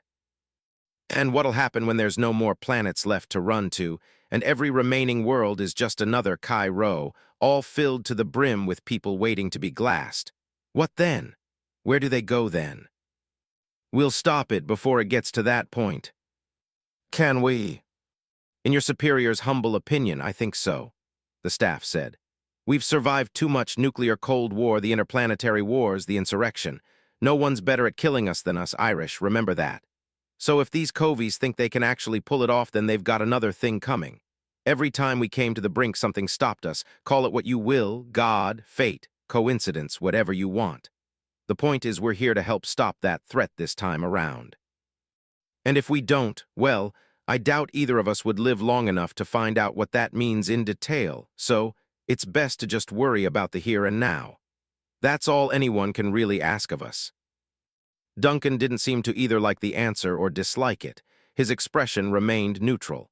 "What about my family?" he asked, his voice low and raspy. "Erica, Noah, who's going to be there to protect them if I'm dead like everyone else?" "You'll be the one to protect them, Irish, like you've been doing this entire time. So you better stay alive. We can always get more planets back, but we can't get people back." He turned on Duncan. "Erica and Noah can't get another you, okay, kid? And I don't plan on writing my signature on a digital telegram to Mrs. Iris anytime soon, you hear me?" He watched the private's expression lighten by a barely perceptible measure. It wasn't relaxation, but was at least a perceivable improvement. He'd take whatever incremental good he could get. The thrum of hybrid fusion drives, and a gust of wind rushed over them. They peered up to where a pelican was descending on a pad a short distance overhead. Besides, the staff rested a hand on the trooper's shoulder, which finally got him his full attention. "Whoever won a war just staring at a pretty view?" He gestured to the dropship and Duncan tentatively nodded back. They both took one last look at the city, then went inside. Asterisk. Duncan's mind refused to spare him his own considerations on the staff's words. They held his attention all the way to when they reached the others in line on the top floor. He wasn't safe there either. The rest of the squad, much like the other troopers and Marines waiting outside the helipad, were deathly quiet. They had their visors polarized as well, so he had no idea what they were thinking. He noticed a few 53rd personnel within the mix as well that mostly kept themselves rigidly oriented towards the pad. It merely served to leave him more to his own thoughts than anything. He watched the Pelicans land and take off on the other side of the glass doors while the line grew increasingly shorter. In his head, there was a slow race of one worrying thought sluggishly racing its way through his attention after the other. What captured him above all was what the staff said about him not dying. It hadn't really answered his question. Who would be there to protect Noah and Erica if he died? Truth be told, it shocked him that he never paid much thought to that idea himself. Maybe he'd just survived so much already and stared death down for so long that he assumed it would never call in his debt for all the close calls. Looking at the squad, he now wondered if they all would go out before they found out if fighting this war was worth anything at all. The possibilities frightened him to his core, the thought that everything they did could be meaningless in the end. Zack patted him on the shoulder. "Irish, hey, wake up, bud, it's our turn." Duncan flinched at registering that he'd drifted too far off into his thoughts to notice the rest of the squad walking through the doors to the pad. A Pelican was waiting for them with its bay door down. He glanced back at the rest of the line. Others were looking at him with expressions of impatience and mild irritation. A little embarrassed, he followed Zack outside. "Hey, try not to doze off till we're out of here, okay? You can't nap your way through a glassing." "I wasn't, no worries." "You might call left side." They headed up the stairs onto the pad. As they stepped up the dropship's ramp, only the two rear seats were left for them. Zack took the left and Duncan the right. The pilot's voice came in on the intercom. "This is Apostle 5-1 to Cargo Bay. Is everyone settled in?" The staff keyed his comm. "We're in, Apostle." He peered over at Duncan. "You mind keeping the rear door open for us just until we get to the Babel?" "That's not a problem, sir." There was a commotion of flicking buttons inside the cockpit, and the hybrid fusion drives whined back to an optimal output. In lifting off, the landing gear gradually retracted. With a forward thrust, the dropship departed the Luna Alta on a westbound path. With the rear door remaining open, everyone inside was privy to the sight of high metalium in its final days. There were more persons undergoing evacuations on lower levels of the Luna Alta, as were those in the neighboring law firm and materials company. In eventually passing over northeastern Larapetra, they found even the sapphire-shaped Ulta Renaquila embassy was temporarily reopened as an evacuation site. The air was filled with other dropships from the 24th and 61st Air Reconnaissance Groups. Their plenitude of aircraft looked like a swarm of bees hanging over a shattered nest, simultaneously moving to a new one. The remaining ships of Battle Groups Gold, Cyan, and Medallion, not assigned to the evacuation efforts in High Estonia and New Eretria, were those new nests. For better or worse, damaged or not, they were their only means of escaping what was coming. It took 5 minutes of quiet winds and the sounds of passing dropships before anyone spoke. When they did, it was Zack. "Hey, Ep1, is it true we'll be the last ones out?" "What do you mean?" He tapped on his back-mounted radio. "I've been listening in on some back channels, the ones Task Forces 3 and 4 have been using. It sounds like New Eretria is already fully abandoned, and High Estonia is going to be out of the picture in the next 2 hours. That's way ahead of us here. Just wanted to know if that's true or not on official channels." The staff took more than a few seconds to find the answer he was looking for. "Officially," he breathed. "That's true. New Eretria is just about empty. Soon the same will be the case for Estonia and Treviso. The way things are looking, Mediolanum will be out of action right before the 53rd start their op." He paused again in thought. "That means this will be the last coastal city left because they're burning Caerleon right now." The ODSTs and the several persons from the 53rd, seated in the bay, all looked amongst each other and to the staff. Seriously? Deeks asked. That's the official report sent out by Neptune Actual. The JSOC base in Scilly was packing up and calling it a day when their satellites detected what was going on. The Covies must have started this morning. Apparently, you could see it from orbit. There were a lot of people trapped there, Nova said in a subdued tone. Our guys, helljumpers, they never got out, did they, sir? The staff gave a slow shake of his head. There was silence in the cargo bay for a moment as they entered the airspace over the Caterini block. Then, on the whisper of the passing wind, there arose a sobbing sound. Duncan's ear perked up, and he knew it was coming from someone close. He checked his right side and found a person from the 53rd sitting in the seat next to him. The man, who looked not much older than himself, sported the single bar of a private. Beneath his rank insignia, the name Isaruko was on a tag. He was hunched over with his hands on the back of his head, his mouth quivering while tears fell from his face to the floor.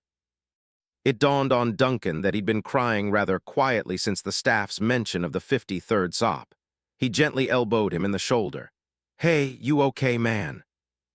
Though his sobbing didn't stop, the man named Saruko turned his head a little to see him. Duncan was immediately taken aback by how pale his face was and how tousled and torn out parts of his orange hair were beneath his helmet. Saruko stared at him with glazed, bloodshot eyes. He didn't say a word at first, but then his breathing steadied a bit more and he shook his head. No, I'm not okay. Duncan could barely hear his whisper over the airflow. He leaned in. What? Saruko kept shaking his head. I'm not okay. How could I be? I'm here and there. The private briefly reopened his eyes to look to the two increasingly distant assault carriers, then shut them tight again, another tear managing to break through. I'm a coward, that's all I've ever been. I was just too scared to admit it half the time. Then when it really mattered, when they needed me, you know what I did? I ran. That's what I'm doing now. I'm running, that's all it is. Duncan backed up into his own seat. He felt something cold and sharp lodged in his chest that drove itself even deeper in. Why do you say that? Saruko started to tremble. You know what the last thing was my co said to me? He just smiled at me and said, That's all right, kid, just fight your heart out next time. He bowed his head to his knees, grasping at his helmet with clawed hands. I couldn't even look him in the eyes. I couldn't look any of them in the eyes. I couldn't. From the side, Duncan watched him break down into more tears. By then, everyone else in the bay were watching. No one said anything, although several other persons who were from the 53rd looked exhaustedly at their comrade. One, a sergeant, even broke down into a progressing round of sobs himself. Doing his best to ignore the sounds, Duncan forced himself to keep his attention on the outside as they flew past the ruined headquarters of the freighter insurance company Far Delta. The promenade marking the western boundary of the Caterini block came into sight a second later. Its cobblestone surface was still covered in abandoned traffic, burning combat vehicles, and scattered Covenant corpses left from the fighting of days prior.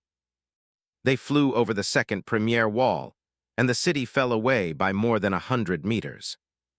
Immediately a warning came through the comms. Apostle 5-1 to Cargo Bay, hold on tight, folks. Demolition job up ahead. The Pelican swerved southward. Less than a few seconds later, there was a bright explosion below that illuminated the bay's interior. A secondary pressure wave slammed into the underbelly, briefly shaking everyone inside.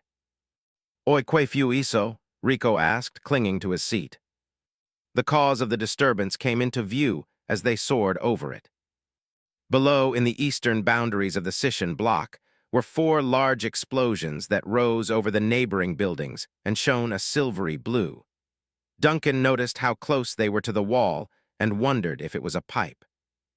It's the Corps of Engineers, the pilot said. They're detonating the emergency methane reserves that got left behind when we took Sishan. Be advised, they're going to be detonating infrastructure in other places too, so the Covies don't get them back. We may have to make last-second maneuvers just in case. The squad kept their eyes on the last glimmers of the explosions, which faded into clouds of smoke. On their way through Mezzaline, they passed over the old water tower. Seeing the building reminded him of the fighting there, where the staff concocted the genius idea of turning the entire structure into a high-pressure water grenade. Now the building was dark, with many of its windows still broken from where water had burst through, carrying drowned grunts out into the streets. Those same streets were dry, but noticeably darker than the surrounding area. They likely had the subsequent oversaturation of the local aquifer reservations to thank for that. A little over a kilometer down, they came across the private grounds of the Henry Goss Parthenon Oceanarium. It was less private and more public since it was presently being used as a gathering point for Hornet squadrons from the 24th. The fast attack aircraft were transporting away supply crates attached to their sides. It was probably a massive retransition of materials from a temporary munitions depot. They drifted southwest to avoid several squadrons of Pelicans carrying Scorpion tanks from the 53rd in the opposite direction. They cruised over Lamia and Agrinio before arriving above Heraklion. A number of demolition ops of Covenant structures were taking place at the oversight of the Marines Corps of Engineers. They slipped a bit more south to avoid the resulting clouds of smoke that arose in those areas. Soon they were soaring over the HMPD headquarters. The Notre Dame look-alike was experiencing an outward surge of persons. Having its roles switched from an early logistics base, it had acted as a rear hospital for UNSC forces aside from the Eden Mall. Its inner pavilions behind the perimeter wall were covered with Marines and medics. They stood watch over hundreds of stretchers laying on the grass that were occupied by the wounded and just as many closed body bags. Albatrosses were landing in the dry soil of the decorative pools that had to be dredged to make extra landing zones. The bulky dropships had both the living and dead laid into their cargo bays before they closed up and took off. Nearing the first premier wall granted them a view of much of the second tier. More aircraft were descending to evac points such as the Octavia Sports Stadium and Uberchassis car dealership back north, the Eden Mall and Market, bazaars to the east as well as the Sally Green's department store and the Perseus Institute in the south. Finally coming to the promenade, Duncan could see that the lengthy strip of cobblestone and asphalt streets was still scarred from the after effects of the fighting there. The once melted asphalt had dried in messy patches after being liquefied by the explosion of the pipeline network on the first day. There were long scorch marks spanning across this part of the city like fiery lacerations that went over the wall itself, webbing down into the first tier. He could even see the gateway for Gatehouse 15 that Bravo had used to escape at the last second. Much of the cement and metal structuring had been blown open akin to broken bones jutting outward from the initial blast. But much unlike that first day, the many gatehouses of the second premier wall were all empty, void of any movement up their maglev rails or on their adjoined lift platforms. The first tier proved mostly quiet save for the many buzzing evac sites. The myriad of hotels, eateries, tourist spots, and extravagant villas and mansions mostly remained intact. At a certain spot, he saw something that caught his eye. It was a Cecilagos Age hotel standing strong in a tourist area. When they first headed for the wall, he wasn't sure if that was what he'd seen along the way. Now, from an aerial view, he was certain that it was indeed the high-class hotel meant for the upper crust of colonial society. To his surprise, it was barely damaged, in open defiance of the destroyed property surrounding it. Its many outside pools and windows on each level made it shine like a precious gem in the morning sun. Then, just as quickly as it appeared, the building zoomed out of sight. Soon the Pelican was flying over the coasts. They were high enough to see much of the area, which remained a time capsule to the events that transpired there.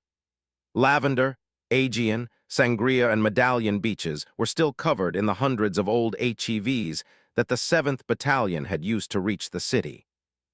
Down below, Duncan recognized the Aleutiana Hotel. The castle-like building bore much of the signs of their hot landing, with craters pockmarking both the beaches and the rear plazas. However, they also showed signs of their own former use as a forward landing point for Marines. Those Marines were currently evacuating off the roof, from along pool sides and near half-destroyed cabanas. Even at this height, his memory could trace along the inactive, lazy rivers to where some of them met at a large pool. In the middle was the remains of the crab-like fire controller garrison, had them take out to stop mortar fire on the beach. Two of the departing Pelicans came alongside theirs as they flew over the bay. He saw that some of the oversea crossways connecting the mainland to the islands were broken down in places. Most were intact. All were empty except for the stray warthog or mongoose headed in different directions. The sprawling arc of islands of the Gulam archipelago were experiencing a winding down of activity. Much of Samos and Andros appeared empty from a distance. Most of the action centered over the largest, shoe-shaped island Icaria.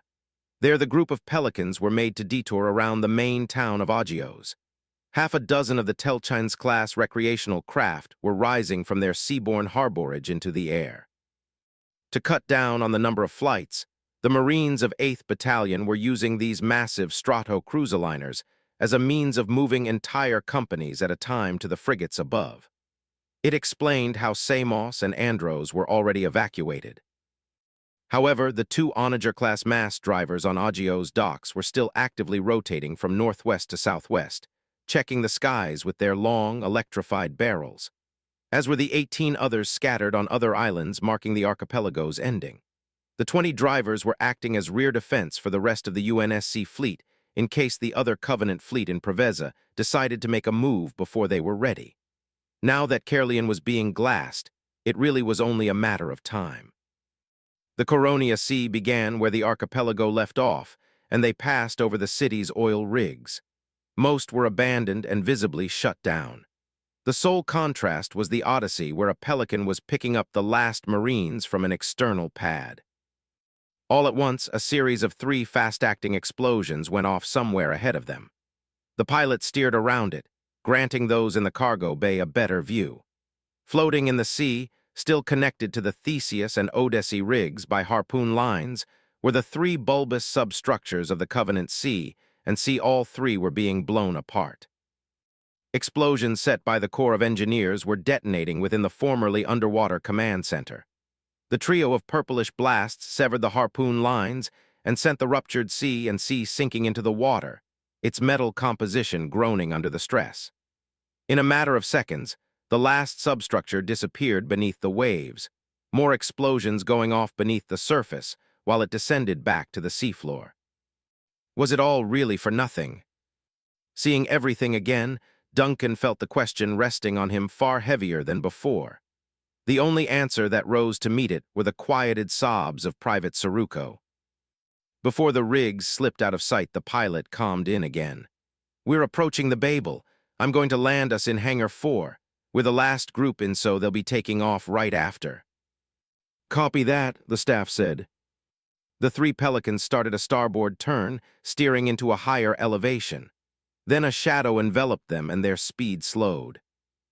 The hangar bay doors of the UNSC Tower of Babel came into view on either side. Once the 3 dropships flew in, they extended their landing gear. Duncan felt the slight jostling of the otherwise smooth landing. He took one last look at the outside world before it was slowly sealed away by the massive hangar doors that slid shut behind them. Asterisk. What remained of the UNSC Navy on Actium had mostly retreated to safety in the exosphere right above the planet's equatorial latitude. The remnants of the Aquila Defense Fleet that survived the initial invasion, the Reach and Cygnus QRFs that arrived in the middle of the battle, as well as the Sigma Octanus Home Defense, and 91st Expeditionary Fleets that came at the end, had assembled together in loose clusters. Those that weren't among them, battle groups Indigo and Silver, had left directly from High Mediolanum for Pavia's interior. Everyone else would remain on emergency standby. The UNSC Tower of Babel was the closest ship to the planet, providing logistical support for its part in the mission. With 1330 hours less than a minute away, those aboard were being made privy to the undertaking that would unfold on the ground. On D-Deck, several hundred Marines and ODSTs were spanned out across the seats and tables of its largest cafeteria. Fresh from their arrival, their attention was collectively glued to the 40 individual hollow screens set up around the room. Each screen was subdivided into 4 smaller screens showing feeds from the force going into the dark zone. There were helmet cams, vehicular cams, those mounted on the undersides of dropships and longsword fighters, as well as ships moving through the clouds. Epsilon had taken a table for themselves near the outer edges and were able to get a good view of the nearest projections. No one said a word as they watched. The displays captured the moment that the hangar bays of the Dragoon and Syracuse finally opened. Sunlight streamed in more and more until it revealed the full view of the surrounding area. The Etna and Amiata mountain regions were several kilometers below, spanning out as an expansive carpet of forests and plains with wrinkles of mountains and valleys. In the distance were the faintly visible beginnings of the tallest structures of the staging grounds. Alarms blared and personnel were transported away with their vehicles. What ensued was a fine spray of pelicans and albatrosses pouring out from the two assault carriers to rain down over the regions. They carried scorpions, various warthog types, and mongooses to landing zones on the open plains. The three brigades landed in congruence with their smaller unit organization and quickly assembled into an array of formations. Columns and sub-columns formulated themselves on the ground mere seconds after they were dropped. Hogs and mongooses moved ahead along the pre-established roads conveniently left by the Colonial Conservationist Society. Simultaneously, tank columns mowed their way through the edges of inconvenient forests to widen the path forward. The 1st Brigade set its sights on the southern staging ground and were coming from the Amida region. The 2nd and 3rd Brigade were moving on the northwestern and northeastern grounds, respectively, from the direction of the Etna region. Numbering nearly 4,000 strong each, they were a formidable force to behold. Their full deployment took less than 2 minutes. With the 53rd's hundreds of vehicular assets now on the ground, almost 1,000 if not more, their massive movements triggered rising clouds of roiled dirt that rose well into the air. Having landed less than 5 kilometers from the dark zone, their presence was noticed immediately. The response was a scrambling of Seraph fighters that flooded over the clouds by the hundreds. Yet before they could reach halfway to their targets, they were engaged by an equal number of longswords that flew out from the assault carriers to meet them.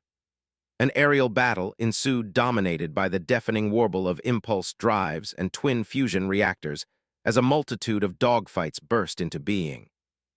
The purple teardrop fighters flew past their midnight, arrow-shaped counterparts, either maneuvering to fire their own fuel rod cannons or succumbing to ASGM-10 missiles that locked on and destroyed both energy shield and hull. Flashes of blue and orange explosions dotted the world overhead. Large shadows passed over the angry swarm of fighters as UNSC and Covenant ships exchanged fire. Mac rounds knifed through clouds to punch the shields of CCS battlecruisers dispersing to face the newest threat. The UNSC frigates of Battle Groups Silver and Indigo adopted a sniper tactic of keeping 10 or more kilometers distance between them and their targets. They reduced the risk to themselves by turning fully to the enemy, thereby presenting a smaller target surface. The cameras on their hulls showed them shuddering at the release of magnetic accelerator rounds, whose resonance screamed across the whole region as they cracked open energy shields. A coordinated barrage from Silver in the north, and later Indigo in the south, decimated 7 CCS cruisers and severely damaged a CPV-heavy destroyer. While the burning wrecks fell to the forests below to set them aflame, the surviving response forces returned the favor. Plasma surged along their lateral lines before being released as torpedoes that swam towards the 2 lines of human ships. The torpedoes tracked their movements. Yet what the Covenant could not have realized was that by engaging them here, they'd given their adversaries a much greater advantage than in orbit. One after the other, the UNSC frigates and destroyers dipped down to low elevations just beneath the highest mountains and valleys, using them like trench cover. The same torpedoes whose strength was in tracking their targets were now having that advantage turned into a weakness. The fiery ordnance slammed into the terrestrial cover, burning patches hundreds of meters wide across mountainsides and valleys, blasting earthen materials high into the atmosphere. Other than leaving burning wakes of blue flames to spread over the forests, they did little to affect the 2 battle groups. Only one Karen-class frigate, the UNSC Princeton, had failed to duck down in time and was turned into a small sun after taking 2 torpedoes to the bow. Those that survived rose up once more to manageable elevations, their Macs having effectively used the time to recycle their magnetic fields, unloaded another mass salvo that proceeded to tear into half a dozen more Covenant ships. Two displays showed both the UNSC Carchemish and UNSC Arrow of Paris firing their dual Mach guns. The first shots stripped away energy shielding, while the follow-up speared through the rounded forward sections of two CPV destroyers. The targeted ships exploded shortly thereafter, and their burning remains crashed down onto mountain ranges in puffs of smoke and debris. Again, the 19 remaining ships comprising Silver and Indigo ducked down behind the mountains and valleys, thereby avoiding a second plasma volley. They repeated the procedure once the hostile barrage was finished, and reduced the number of enemy ships on Sabbat's borders to half of what they'd started with. However, some Covenant cruisers had purposefully held their fire until the UNSC frigates rose. As a result, the feeds of the UNSC Cordébolo, High Horse, and Normandy disappeared from displays around the cafeteria. Their static feeds switched out to show other ships focusing their fissile and magnetic attentions on the cruisers that had figured out their strategy. The helmet and vehicle cams of the three brigades on the ground shook, with each friendly and enemy vessel that fell to its demise. Whilst the Covenant ships and starfighters were busy, the 53rd were able to cover the distance between them and the staging grounds nearly unscathed. Warthogs and mongooses crested lower mountain ranges, while the heavier armor moved through the wider passes. They regathered in the deforested plains surrounding the outskirts of the three staging grounds and surged on. Waiting for them in the deadened no-man's land roughly a kilometer wide were ranks upon ranks of Covenant wraiths and ghosts supported by Banshee squadrons. Phantoms flew in to drop off thousands of mobile infantry, lookout towers, portable barricades, energy barriers, and ammo crates. They were quickly forming 3 layers of defense around each staging ground like platelets filling in a breach in the skin. For what they couldn't cover, they instead kept their gridwork of crisscrossing energy lifts running laterally over the barren ground. These highways of constant energy would act as barriers against advancing forces. The Covenant went further and maximized the multiple proxy platforms that acted as nodes in the lift network as additional machine gun posts. Their platforms hosted plasma cannons, shades, and more wraiths with commanding views of their surroundings. Their collective attention turned on the 3 brigades bearing down on them. The 53rd charged and drove forwards into the hail of plasma fire that came to meet them over the open ground. Mongooses and their crews fell away under the targeting of shades and plasma cannons. Warthogs erupted, and scorpions flew apart as plasma torpedoes from persistent banshees struck their mark, or were reduced to flaming craters when energy mortars arced into them. Individual helmet and vehicular feeds winked out and were quickly replaced as the owners fell dead from their vehicles or were consumed in blue light, only for the displays to switch to more active feeds. Yet the response was nowhere near sufficient to stop the incoming forces who drove past the burning wrecks of their comrades without hesitation. At less than 100 meters distance between them and the enemy lines, the 53rd were greeted with the sound of longswords. Entire flights of friendly fighter squadrons soared over the battlefield, the second wave sent from the Dragoon and Syracuse. They went ahead of the main forces in spearhead sorties. Their fire missions warranted a release of a pair of ASMG-10 missiles each before breaking off the attack run.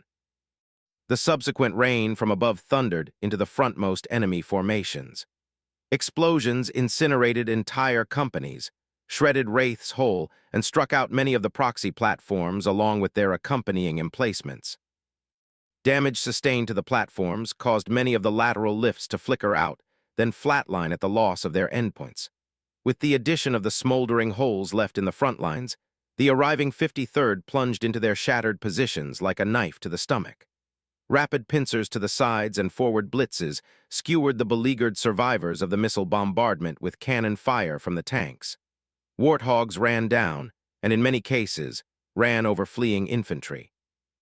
SBNKR and grenade launcher crews on mongooses used wolf pack tactics to surround hunters and elites holding their ground, encircling then engulfing them wholesale in a fine mixture of detonative ordnance.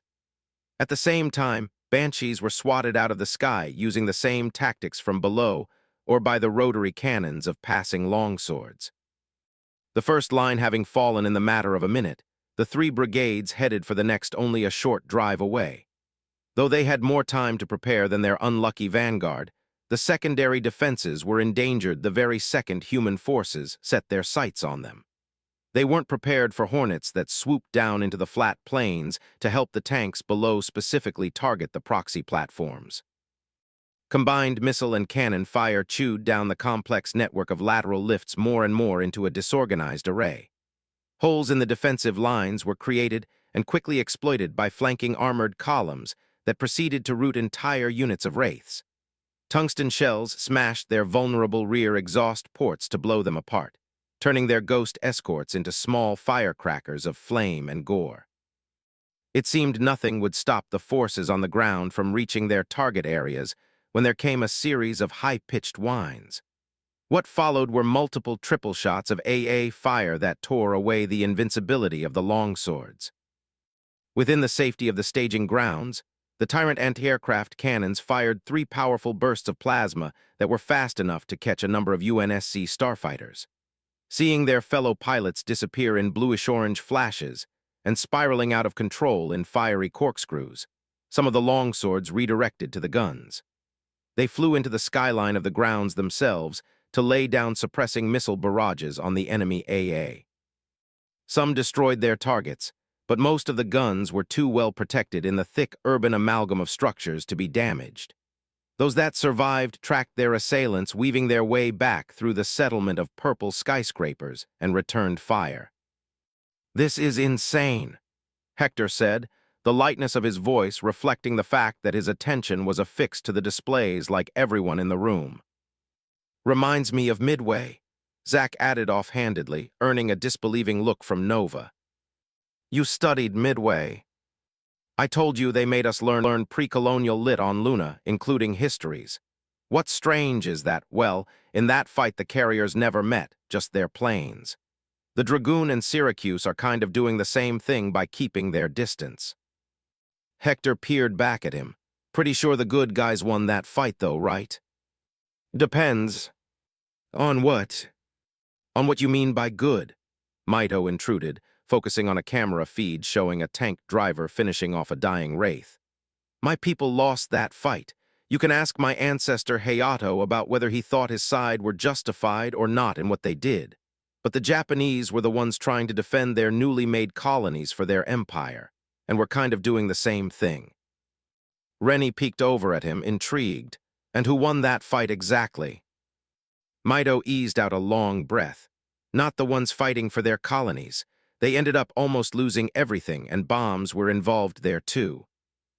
The message, though barely a whisper, was loud and clear to the rest of the squad that had listened. "But we're not imperialists," the staff said. He watched a sub-column of rockethogs plow through burning Covenant wrecks on a straight course to the next defensive line. "Maybe we were once upon a time, but not anymore. Now we're all humanity's got." Duncan noticed how he'd said that last part under his breath. He continued to watch the screens, feeling just a little more distant from the conversation than anyone at the table. Suddenly the lights in the room brightened. They centered on 2 ODSTs, officers he guessed to be from the 7th's Echo Company. One of them he recognized by the particular pattern of blue accent stripes on his BDU to be the company commander. Mars Actual stood on a table and intrinsically drew the room's attention to himself. His helmet speakers amplified his voice. "Listen up. There isn't much time, so I'll be quick. As you can see, the 53rd are almost to their objectives. However, we need carrier teams to deliver the tactical nukes to them once they reach their target areas. We need 2 more 2-man teams to escort the bombs to forces on the ground. We've got only a short window before they're in place, so I need volunteers ASAP." The sheer silence that came after was absolute. The air of disbelief was broken a few seconds later by uncertain and worried whispers. "They can't be serious. They really think anyone's signing up for that." "I wouldn't, and I swear I'm half sane right now." Duncan understood the problem the moment it came about. No one wanted to volunteer for a job involving a lost cause of a planet, and rightfully so. But there was a job that needed to be done, and it seemed no one in the room was eager to do it. Most looked around while keeping their heads down, namely those from the 53rd that hadn't volunteered to go in the first place. Exactly how Command hadn't already designated carrier teams was a wonder to him. Either it was a serious overlooking of an important component to their strategy, or there had simply been no time to focus on it given the massive evacuation effort in Pavia. Knowing their commanders, it was probably the latter. Something arose in his own chest that made him see the bigger picture. He felt an unexplainable urge to stand up. His mind fought it. Someone else didn't. "I volunteer." The voice drew the entire room's attention to an ODST standing several tables down from Epsilon's. It took the others a brief heartbeat to recognize him as Hotel 7, Private Reese. However, he appeared different than his showing during the Master Chief's mission briefing. His characteristically thin eyebrows were creased with determination, his square jaw locked in a confident firmness. One of the ODSTs in his squad sitting around him, Hotel 1, grabbed his shoulder to try and swiftly pull him back down. Again, unlike last time, he refused to budge. "Anyone else?" Mars Actual asked. In response, another ODST got up, this one from the 22nd along with another a second later from the same battalion. "We need one more." That feeling in Duncan's chest burned away at his rationalizations for why he should stay. He tried a final attempt to suppress it to see if someone else would stand. No one did, not even his squad mates who remained in their seats, refusing to look in Mars Actual's direction. Then out the corner of his periphery, he saw the staff tense in preparation to stand. It broke whatever restraints he had left, and he sprung to his feet faster than his squad leader could. The staff looked up at him, surprised. So did everyone else. Their expressions changed from reluctance to a deep worry aimed his way. He ignored them before their looks could stop him in his tracks as he turned to Mars Actual. "Right here, sir." The room's attention shifted to him. He could sense many of them were whispering and staring at him like he was a madman in their midst. Maybe they weren't wrong. Still, he'd stood. There was no going back. Mars Actual nodded and hailed the 4 ODSTs over to himself. As they came, someone in the room shouted, "Look!" Over 1,000 pairs of eyes returned to the displays, which were mostly set on a single, unsettling sight. More Covenant ships were being released from the shipyards inside the staging grounds. They were beginning to set their attention not on the UNSC ships shooting at them from afar, but on the 53rd's brigades which were driving deeper into their territory. An answer came from the 12 remainders of Silver and Indigo who fired MAC rounds aimed at these diverging ships with the goal of knocking them out. Longsword squadrons assisted them by targeting the incoming cruisers and destroyers. They switched to ASGM-15 missiles, which released a burst of electromagnetic energy to penetrate their shields before inflicting hull-penetrative explosive charges on their unprotected exteriors. The combined effort took out a little more than a quarter of the secondary naval forces. It effectively drew the focus of the other ships away from the ground to the remaining elements of the UNSC battle groups. They moved north and south to reinforce the initial aerial defense that was now whittled down to a handful of cruisers. On several screens taken from different perspectives, a Covenant CPV destroyer was advancing towards the UNSC Arrow of Paris, which had hidden itself behind the bulky protection of Mount Sabato's southern face. Its lateral lines warmed, and it fired 2 plasma torpedoes that struck the mountain, burning away much of its northern slopes. Seeing that its cover was being rendered useless, the Paris gained more elevation to line up its max for a shot. Before it could use its dual magnetic accelerators, a ventral energy projector mounted to the top of the enemy destroyer unleashed a lance of blue plasma that speared through the MAC guns themselves. The beam stabbed cleanly out through the Paris rear engines, effectively impaling it from front to back on a line of plasma. Interior explosions erupted out through the titanium A armor from bow to stern. Its engines flickered out. The ship began dipping downwards in a death plummet. A wave of shocked gasps and angry growls rang out around the cafeteria. They could do nothing except watch one of their own flagships rapidly lose altitude. The CPV turned starboard to refocus on the elements of the 1st Brigade approaching the southern staging ground. Suddenly, the Paris engines flickered back online like a faltering light. They roared with a palpable vigor that enabled the entire ship to lift itself out from its deadly nosedive. It flew less than a few hundred meters above the forests, plying whole trees loose from the soil in its turbulent wake. Then it arced upwards, rocketing over the eviscerated landscape of Mount Sabato towards the other destroyer at incredibly high speeds. Too high to stop, Duncan knew, because they weren't planning to. He watched the CPV try to turn in vain to face the renewed threat. But the arrow of Paris proved too fast. The knife-like bow of the ship stabbed through shielding into the spherical forward section of the enemy vessel, plunging 150 meters into its internal cavities before the tips emerged out the other side. The whole thing looked like a shark's head impaled on a spear. No one in the cafeteria breathed. Then there was a spark of light from the UNSC destroyer. A burst of electrical energy surged over it and into the hull of the Covenant ship. The images of the two vessels suddenly disappeared within a ball of light as the arrow of Paris fusion drives self-destructed. There was a sonic boom that automatically forced the displays to lower their volume. The aerial shockwave was so close to the ground that it caused several Covenant barracks, skyscrapers in their own right, to tumble back as if they were little more than dominoes to a flicking finger. It simultaneously blasted a hole into the southern staging ground's second and third defensive lines, where Covenant forces were simply flash vaporized. The explosion slowly faded away to reveal pieces of fiery debris. The pieces rained down on the world below, bearing little resemblance to the two ships they once were. In the immediate aftermath, forces of the 1st Brigade took advantage of and advanced into the hole in the enemy formation. From it, they pincered into the backs of the defenses still standing in their way. Duncan came back to the situation at hand at seeing Reese walk past him to join the others with Mars Actual.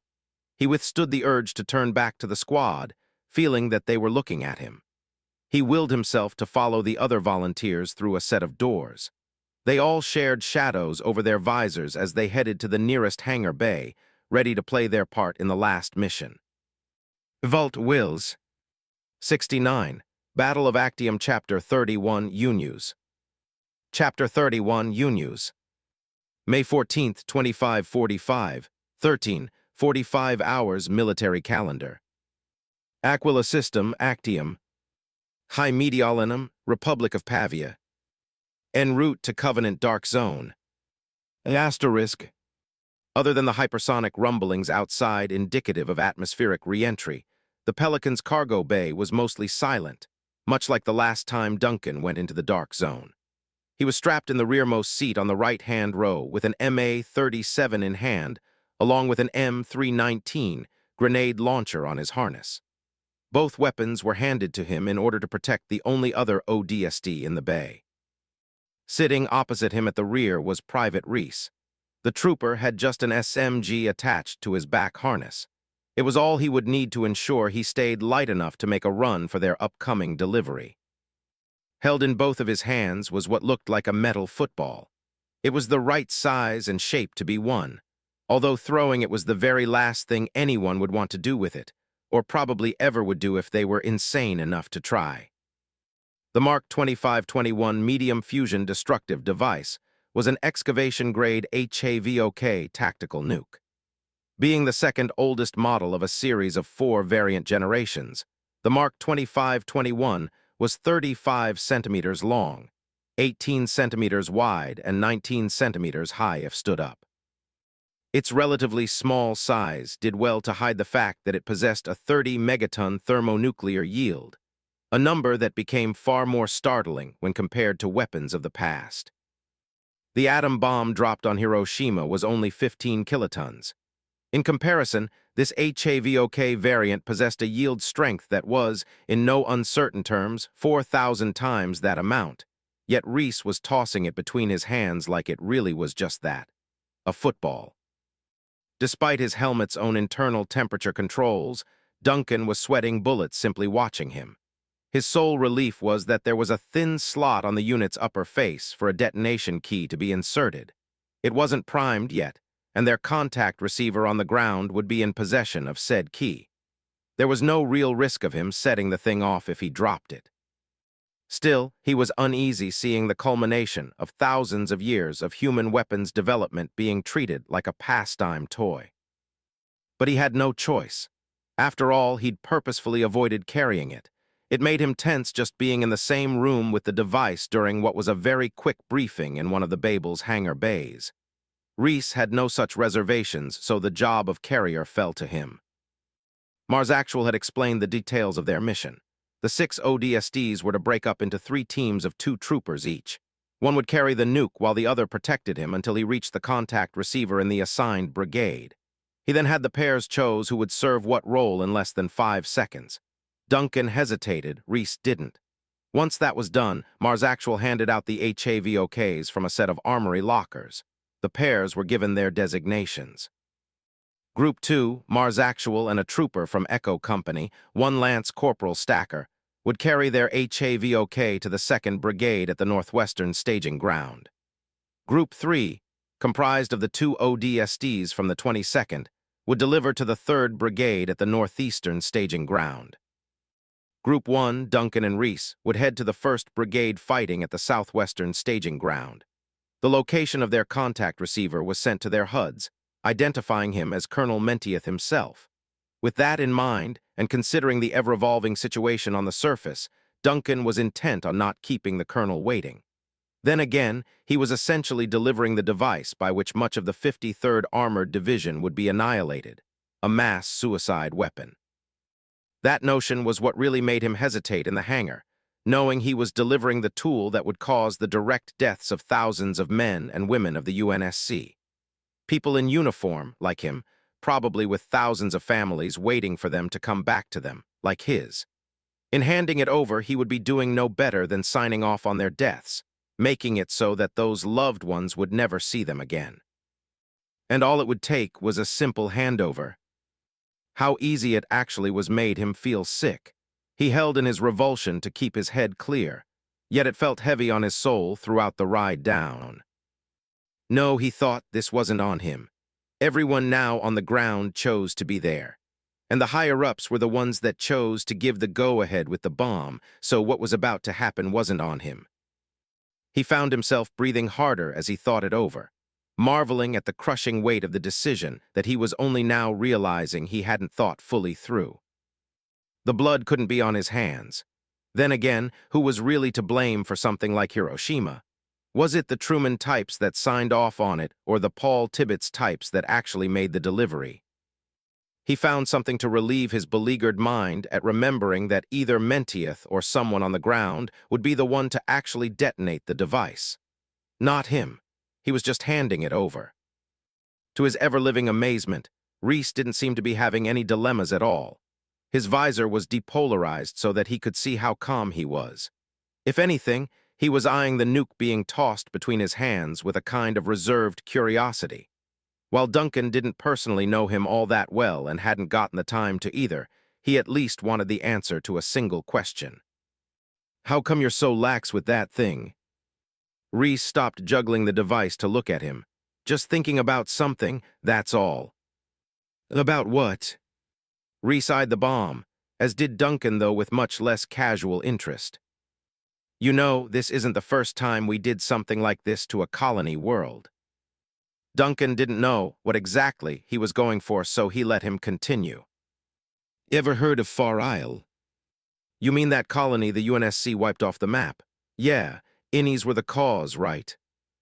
Reese flipped the HAVOK into a fast rotational spin and let it land comfortably in his palms. That's what they say, but I think the old heads at HIGHCOM just didn't want to bother disentangling the terrorists from the tourists, in my opinion. He seemed to remember something as he brushed a hand over the nuke's grayish surface. My dad was from there. He met my mom on a construction contract in Charybdis. He moved just a year before it happened. Despite that everyone he knew was gone, he still fought for the UNSC as an ODST later in life. I don't even know why. He never told me, never got to either. Hell, I did the same thing, and I don't even know why I'm doing it nowadays. Duncan found himself realizing that he had a lot more in common with the notoriously boisterous and braggadocios ODST than he initially thought. It was a little uncomfortable, but he dared press further. Why do you think he did it? Reese leaned forward, his voice changing to a low whisper. Well, between you and me, I don't think it's because he was loyal to the UNSC. I think it's because he was smart about it. He knew there was no fighting them like the Innies did.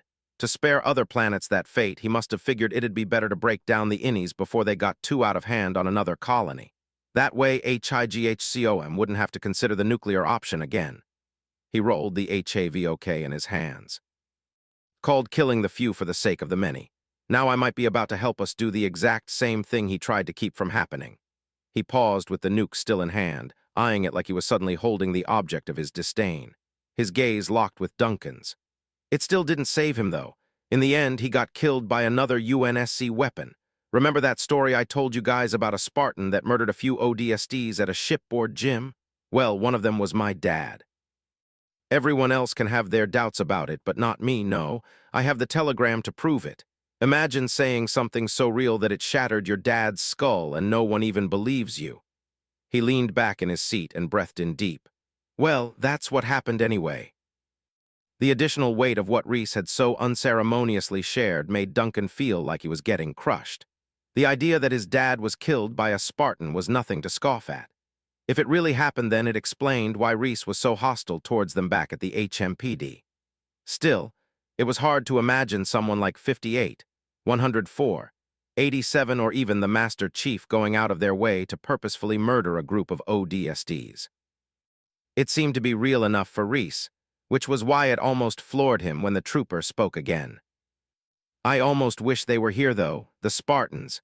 The Chief could have probably done this faster than we could. Wait, why the change? Duncan leaned in. You just said one of them killed your dad. That's pretty serious. Now you're saying you wouldn't mind if we had one tag along. Reese perked up at realizing something. Oh yeah, I never actually got to know my dad since he was always on deployment. I just didn't like the Spartans because it was their fault that I'd never get the chance to. But he drifted off in thought and glanced at the small window in the rear door. Past the re-entry flames was the tower of Babel's diminishing figure and the rest of the fleet. They saved us after all. The memory came back like a chucked brick. Duncan saw viscerally the moment when they were in that sea on the seafloor. After they'd escaped the trap, the Master Chief broke down what they needed to do to survive. He'd looked specifically to Reese when he said, I want as many of you to make it out of this as possible, but to do that we'll have to run the risk of none of us getting out of here at all. Our mission comes first. Is that understood, Helljumpers? That's why.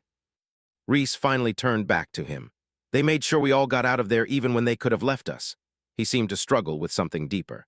I don't know why or how they can kill ODSTs one day, then go out of their way to save our lives, nearly at the cost of their own the next. That's the part I can't wrap my head around. He stopped messing with the nuke and held it in his underarm like a genuine football, his face a mask of feigned reluctance. So it's not like I like them now or anything. It's more like I wish they were here to keep us from getting knocked off. That's all. Unless he was wrong, Duncan thought he heard a hint of mutual respect slip into the private's tone. It made him forget everything else to return a knowing smile. Reese noticed it and tensed up. Hey, I said I don't. You liked 87, didn't you? Duncan mocked. Reese's face dropped into shock and slight embarrassment. You kidding? I'm not into guys. Pretty sure she was a girl. Well, with that armor you could have fooled me. I'd rather not mess around with any girl that could bench press me like I'm part of her warm-up routine. She was pretty strong. She saved me back there too. It would have been good if we had them here for sure. I bet you two would have made a good couple. Reese jabbed a finger at him.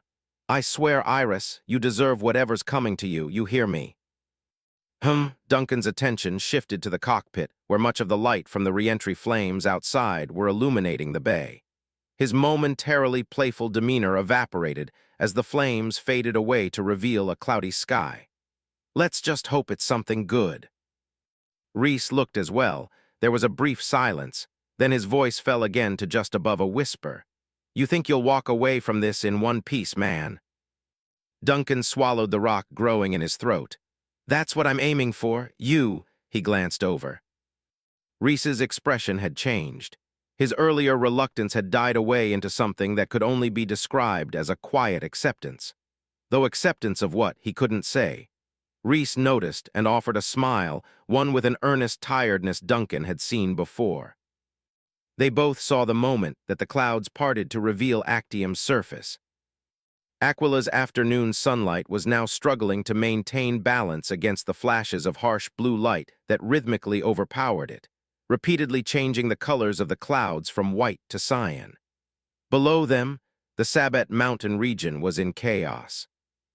He could generally make out where UNSC forces were clashing with Covenant in the airspace above. The same couldn't be said on the surface. On the ground, there was a confusing mismatch of different colored dots racing past, shooting and detonating the other before narrowly avoiding or meeting a similar fate.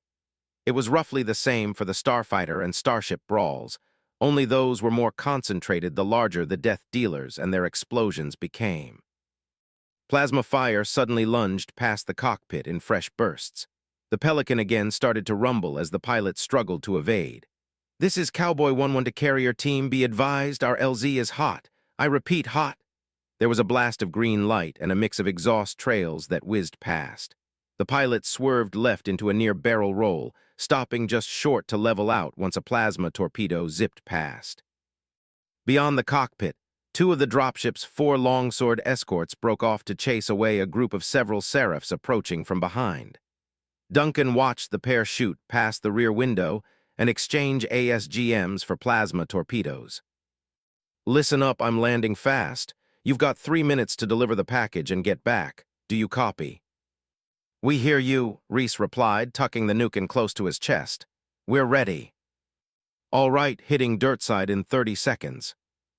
Duncan felt gravity shift inside the bay and watched them level out from a near-vertical drop into an obtuse glide. He heard the pilot switch through his controls more frantically. "My God, also be advised, Cowboy 1-3 just got shot down, over." Both Duncan and Reese tensed up. It wasn't good news. Group 3, the carrier team bound for the 3rd Brigade, was gone, and before they'd even gotten to land or deliver their nuke. Now that they were down 1 HAVOK, that would throw a serious wrench into their plans. Duncan's faith that they would even land themselves was shaken with each external explosion. The high chance of one of them going off inside the bay filled him with dread. He willed himself to undo his restraints with Reese, bringing his grenade launcher to bear as he counted off the last seconds. Though it wasn't his preferred weapon type, he would just have to hope he was half the shot Rico was. 5-4. The Pelican's drives wind down in congruence with the front of the dropship angling up for a landing. 3-2. He felt the slight jostling motion of impact and the groan of the landing gear extending. He shared a nod with Reese. "Opening the ramp," Cowboy 1-1 said. "Remember, 3 minutes, that's all we've got." The rear door released a wisp of air into the bay. It took 2 seconds to roll open, and half that much for the two of them to jump out. Before Duncan had his bearings properly, he was running in the direction of a nav point that blinked onto his HUD some 50 meters away. Once his visor adjusted its polarization, he found himself in a world not that far off from hell. The skies were a bright blue hue thanks to the dozens of Covenant ships that swam through them like sharks, firing luminescent plasma torpedoes that illuminated the world above and beneath in a kind of flickering aurora borealis.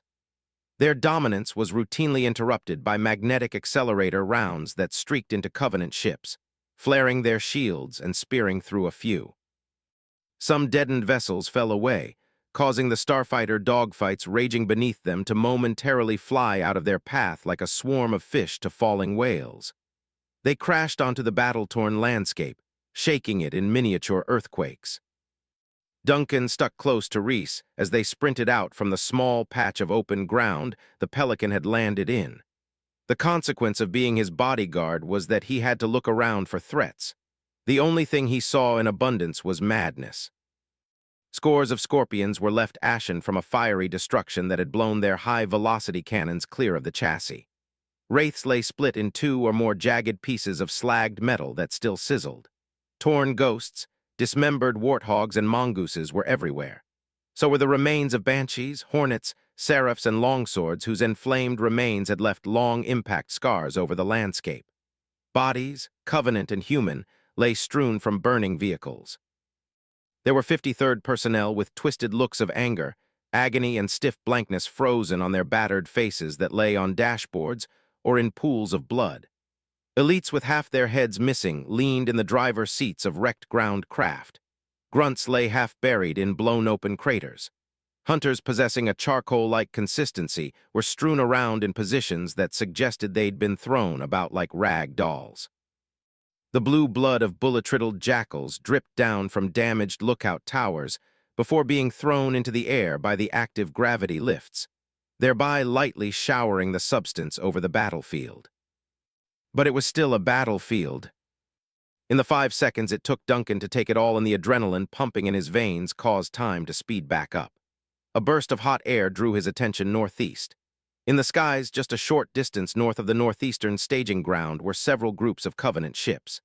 He counted 12 cruisers and 2 destroyers flying above the no-man's land where the 3rd Brigade were. They were firing their energy projectors, shooting down columns of concentrated plasma that seared the land below. Even from what must have been 20 kilometers away, even with his armor on, he could still feel the heat pricking his skin. The sole factor sparing him and anyone else a similar fate were the last holdouts of Silver and Indigo. UNSC ships were firing MAC and Archer missile barrages at nearby Covenant ships from the surrounding mountains, at least keeping them distracted.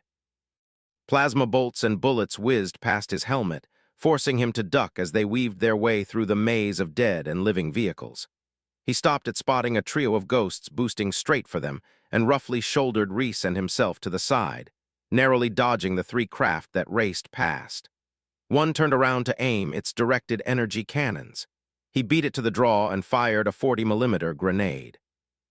As the ghost turned, the projectile bounced up into the vulnerable driver's seat to blast the blue-armored elite clear, shattering the chassis in the process.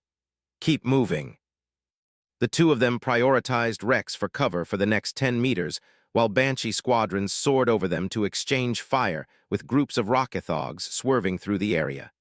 He took the brief respite to pop another grenade into his launcher. He came out from between a dead scorpion and a burning scar left by a seraph that had cartwheeled its way to the ground. The moment he turned the corner, the world around him lit up.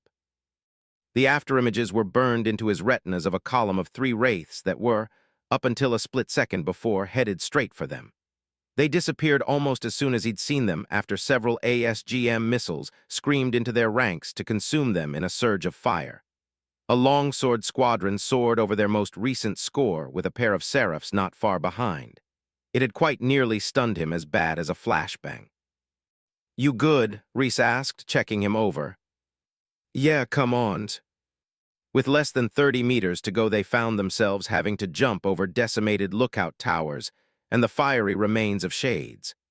They stopped at a damaged proxy platform that was still semi-functional, producing random bursts of lateral gravity from flickering propulsion units that threw burning hogs into a far-off heap. "I've got it." Duncan took aim at the propulsion units and fired off another grenade. He made sure it bounced into a nook burned into the metal before releasing the trigger. The immediate blast released an EMP effect that sizzled over the entire platform. The active propulsion units winked off long enough for them to run past. Up ahead, the buildings of the southern staging ground loomed large. The plenitude of purple skyscrapers were framed by Aquila's light like a holy memorial. Silhouettes shot past of the many aerial dogfights in the skyline, the AAA plasma bursts coming from the tyrants, as well as the routine stray fire from below. They sprinted the next 10 meters through the labyrinth of wrecks and firefights that had once been the Covenant's line of defense. Near the end, the bodies of downed soldiers from both sides grew more numerous. In dashing past them, they stumbled across a few wounded, namely elites that crawled over the ground in streaks of blue blood. They kept their distance. However, Duncan came close to falling over when something grabbed his leg. He speedily leveled his grenade launcher at whatever it was. Instead of an elite or grunt, it was a soldier in the 53rd. His left leg was reduced to a bloody stump. He looked pleadingly at him, the lips on his pale face mouthing the words, "Help me." Duncan would have stopped then, and there had he not seen Reese still on the move. He yanked his leg free of the soldier's grasp, ran, and refused the overwhelming urge to turn back. They reached a point where the concentration of vehicular wrecks diffused out into an open ground. The way ahead was full of blast craters and defilades. Their hogs chased after ghosts, their turret gunners chewing away at the enemy craft to transform them into self-propelling balls of blue flame. On the other side, somewhere beyond a final hedge of proxy platforms, was a 10-meter-tall pylon. The tripodal structure still had a pulse with its luminal column of plasma that rose within the center. Their nav point was right beneath it. Reese broke into a sprint. Duncan came up right behind, checking the skies and ground for threats. They leaped over impact scars, ran around dead starfighters, then vaulted over destroyed mongooses in their forward progress. More than once they had to stop to let hogs drive past or wave at them to get the drivers to let them by. Halfway to the hedge of platforms, Duncan spotted movement in a crater coming up right next to Reese. Sticking out from inside was the fidgeting top half of a gas tank. The grunt cowering inside spotted them coming. In alarm, it was about to rise up with plasma pistol in hand. But Reese jumped over the lip of its cover, kicked it in the jaw so hard that its gas mask flew away and landed back into a sprint on the other side. Duncan quickly whipped out his MA-37 to put a 3-round burst into the creature's suffocating face before it could get its mask back, then switched to the launcher without breaking stride. They reached the next layer of dead and living vehicles. To avoid getting crushed or run over, they were forced to clamber up the mangled inner scaffolding of a half-destroyed proxy platform. It was an island amidst a sea of blurring motion, arcing energy mortars and lightning-fast tungsten shells. Their nav point was now finally visible. It was set at the bottom of the scintillating pylon some 10 meters ahead with a rotational platform built on its 3 legs. Beneath the platform itself were a pair of Scorpion tanks. The marker identified one as their receiver. Beyond all that there was a multi-pronged movement of tanks, hogs and mongooses pushing forward in armored columns of 20 vehicles at a time. Their advance spanned across half a kilometer. Like tridents, they were surging towards the third line of defense, the last barrier between them and the outermost camps of the southern staging ground. Amidst the deadly trade-off shared by attackers and defenders, several longsword squadrons flew in from the north. They assembled in arrowhead formations and accelerated into an attack run. Each one delivered an ASMG missile payload before banking off. The result was a stochastic drumbeat of explosive percussion that reverberated across the nearest sector of the third defensive line. A wave of Covenant screams filled the air. They were quickly outdone by a roar of human bravado and rising engines as the advancing 53rd charged into the gaps. The resonant boom of a MAC round striking through the unprotected hull of a nearby CCS shook Duncan to his bones. It effectively returned his focus to the task at hand. The last obstacle in their way was 10 meters of open ground. Several Scorpions were taking on an equal number of Wraiths left behind there during the second advance. 2 Rockethogs were driving around, firing on a single hunter that was using the same proxy platform they were standing on to cover its vulnerable back. In response, the hogs started firing on the platform as well. With the structure shaking beneath them, Duncan spotted a way out in the form of a longsword that had crashed in the middle of the space. Having landed at an acute angle and relatively intact, its wings presented a means of escape. Reese beat him to the punch in jumping onto the starboard wing. Duncan took a running start, then leaped over with no problem. The two ran across the slanted surface of the starfighter.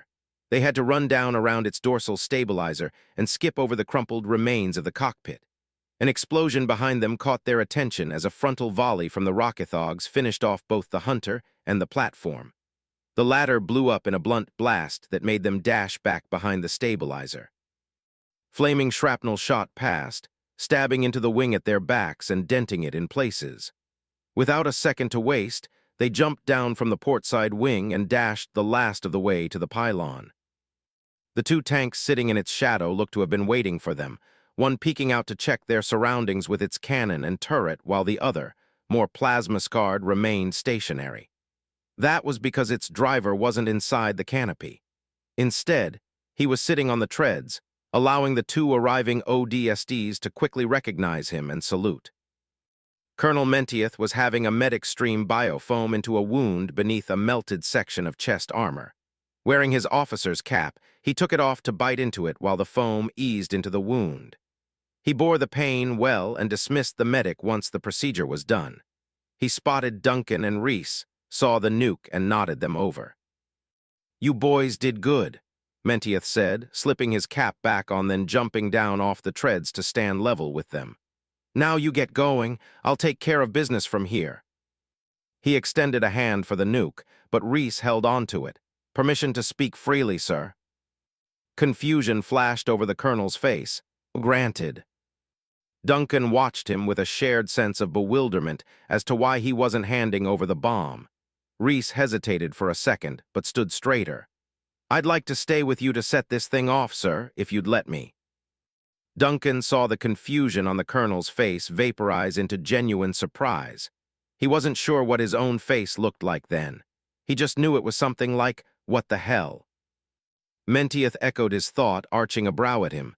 "You want to stay, trooper." The three of them instinctively ducked as a plasma torpedo struck the top of the pylon. The other Scorpion fired off 2 shots, earning 2 explosions from something flying overhead. Taking in a nervous breath, Reese nodded assuredly. "I can help. Your condition looks serious, sir. Just in case, it might be best if you let me be the one to pull the trigger." "Serious?" Mentieth lightly chuckled at the word as he looked out at the carnage in the third line. "If you stick around, you'll find out real quick what serious means down here. You sure you want that kid?" Duncan quietly wished that he didn't. He wanted to protest, but the sheer shock of what Reese was saying kept his mouth glued shut. Still, he'd never heard someone sound so ready to sign up for what he was now asking. "I'm sure, sir." Mentieth's expression hardened. "There's no going back to the Babel, trooper. If you're with me, you're staying with me. This is your last chance. Are you certain?" Reese's grip on the HAVOK tightened. "I'm already with you, sir." The colonel's sharpened gaze scrutinized his steadfast demeanor. He briefly glanced at Duncan, then back to the other trooper, and his countenance gently softened. "What's your name, Helljumper?" "Private Reese." Mentieth nodded at the name as if adding it to a long list he wouldn't soon forget. "All right, Reese, you're with me." He pointed out to where Covenant ships were firing down on the area surrounding the northeastern staging ground. "Newsflash, I just lost contact with my entire 2nd Brigade. We're operating under the assumption that they've been rendered combat ineffective and cannot reach their target area. What's more, we lost one of our HAVOKs when one of the other carrier teams went down, so we're about to improvise." He turned and hoisted himself back up onto his Scorpion. "To make sure we take all 3 of these things out, I'm about to have the first reposition ourselves." As Mentieth hopped down into the open driver's canopy, Duncan struggled to take it all in. So an entire brigade had been wiped out then. That was nothing short of saying a third of their forces were essentially reduced to cinders before they could even get to their objectives. "Wait, sir," Reese called over the distant echo of organized tungsten shell salvos. "I thought this was your target zone." "Not anymore. Things changed when we lost the 2nd Brigade. After we take this line, we'll swing east along the southern grounds to maximize the blast range. That way we make sure nothing Covenant-affiliated in Sabbat gets out of this in one piece." He gave Reese a testing glare. "You sure you can still do the job, Private?" Duncan could see Reese grit his teeth, then swallow down whatever he was feeling to replace it with a steely stare to match the colonel's. "You need a turret gunner, don't you, sir? I'm your man." Mentieth grinned back as he watched the private climb up over the treads to pull himself down into the turret post. "Keep in mind, Private, I'll be handing you the detonation key once we get far enough in. I'll tell you when. Once we're there, pop the key in the slot, twist it right once, wait a second, then right again. After that." "Understood, sir." Reese kept the nuke just at his feet as he took command of the machine gun. He finally noticed that Duncan had been staring at him the whole time. He gave him the thumbs up. "You get going, Iris. They'll need you back there." "Hotel Reese, you're sure about all this?" Duncan asked, the worry palpable in his voice. "I figured out why I'm here, Iris." Reese replied as he looked to the staging grounds. His steadied gaze shifted to the other trooper. "But I don't have a clue why you're still here. Get going. I'll make sure it wasn't for nothing." That last sentence struck something in Duncan in a way that he couldn't quite understand. "Let's make that an order, Iris," Colonel Mentieth added firmly. "Live to fight another day, trooper. This one right here, this one's ours. Now get moving." The cracked and battered window of the canopy slid over the colonel and he switched to his comms. "Corporal Marty, make sure he gets back to his LZ, then return to Column 10 to help Ludowski with the eastern pincer." The name combined with the movement of the tank behind him caused a connection in Duncan's mind to form. He turned about to the second Scorpion, which was wheeling around one of the pylon's leg supports to orient itself south. He immediately recognized the face of the grinning turret gunner as PFC Shugart, the man he'd been introduced to back at the Eden Mall. And the one who'd introduced him slowly slid back the cover on his canopy to show his own bruised, ruddy yet smiling face. Corporal Marty grinned. "Good to see you, EP8. You're a sight for sore eyes, Marty." He was telling the truth. It was a relief to see the man here alive after all this time, but then he felt a deeper sorrow at realizing that he was here as well. "Natasha II's still in service. You need a ride or what?" "No, I'm faster on my feet. I'll manage." "All right then, I'll keep you covered till you reach your exfil. After that, it's c'est la vie, old friend." Duncan nodded, albeit grimly. On that note, he heard the other Scorpion start up and watched it roll towards the third line. As it came out from under the pylon, Reese looked back. "And Iris." "Yeah. If Hotel 1 asks you anything, just tell him I left the 30 cred I owe him inside his ruck, all right?" "And I'll tell him." Reese gave him one last thumbs up, then turned back to his turret. Already finding a target, he started firing on a passing ghost, which Mentieth promptly finished off. "Come on, Irish," Marty called. "Let's move." Duncan ripped his attention away from the departing tank to focus on the way back. He ran while Marty and Shugart remained less than a few paces behind. They chose a less densely packed path through the sparsely living debris field of vehicles and bodies. Though it helped them move faster, it also left them more vulnerable from above. At 40 meters to the LZ, a trio of Banshees flew in overhead. The rearmost craft broke off from their triangular patrol to aileron roll into a downward descent, setting its sights on Duncan. He had to slide down behind the front half of a Warthog to avoid a stream of plasma fire that slashed at the other side. He predicted when it would switch to a torpedo. The very second the barrage stopped, he stood out, tracked it, and fired a grenade that detonated at just the right height. The explosive EMP effect sizzled over the craft before it could get off a torpedo. Paralyzed, it fell out of the air. Seeing that it had enough altitude to recover, Duncan popped in another grenade in anticipation when a tungsten shell sliced through the craft's fuselage. It instantly disappeared in an azure blast. He looked back to Marty, who was driving forward. "Why'd you stop, EP8? Come on, there's no taxis out here." Duncan started running again. He could sense the man's sarcasm. He couldn't help marveling at his high spirits or that of Shugart's as he joined in. "Don't think you want a 2-ton lady tank being faster than you, Iris? Move faster." He fought down a grin while scanning the skies. At 30 meters, two ghosts emerged from a tree line of burning assault craft off to his left. The two grunt drivers boosted towards him with little hesitation. He kept running, squeezing off another grenade that bounced between them and detonated it. The first was caught by the EMP while the second managed to veer off. The latter accelerated towards him at full speed. He dove out of the way at the last second. Rolling back onto his feet, he saw the ghost vanish in a burst of blue and orange flames courtesy of Marty's steely eye. A moment later, its twin met a similar fate. They kept moving. At 17 meters, he again heard the warbling of propulsion drives. This time it was so close that he could hear it in his ears like the annoying buzz of a mosquito. "Jump left," Marty yelled with a sudden desperation that made Duncan aware of the sound of a torpedo launch. He hurled himself left. Mid-roll, he saw a comet of emerald energy splash over the ground where he'd been a heartbeat earlier. It was too close, and the blast caught him. He felt a dozen metal baseball bats striking him all at once. He flew away, skidded several meters, rolled over the ground before slamming back first against the side of a crashed Seraph. The wind was thoroughly knocked out of him. His vision swam, his body sore all over. But adrenaline forced him back up. Shaking his head clear, he brought his vision back into focus. There was a web of cracks on his visor along with a hole the size of his eye. His HUD was gone, offline. Marty and Shugart had stopped to cover him, the former spearing one of the three banshees circling above while the latter studded a second full of bullet holes.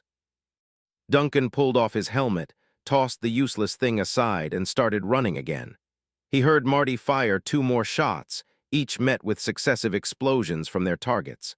The Natasha II got underway and stayed close behind. All along the way, his guardian Scorpion fired into banshees that took notice of them, striking out 3 before he'd even gotten that many meters from his last close call. One was able to slip past Marty's vigil for an attack run on Duncan. What it couldn't have known was that its target had it already in their sights, and one last grenade with its name on it. He fired before it could strafe him. The explosive went off beneath the craft's fuselage, simultaneously paralyzing and knocking it back in an effusive uppercut. It crashed a good distance away, too far to be a problem again. Now that his face was vulnerable to the elements, Duncan could feel everything. There was the heat wafting from the burning vehicles around him. There were the ever-present sounds of the fighting far behind him. There was the earth-shaking rumble of a Mac round as it flashed high overhead, missing the destroyer it was intended for so that it thundered into and disemboweled a Covenant barracks. Everything, even his own breathing, were part of a sinuous feeling of clarity that his mind was able to harness. His focus was settled on the upcoming LZ and the Pelican sitting in the middle of the carnage there. It was less than 10 meters away. Its ramp was down, waiting for him and him alone.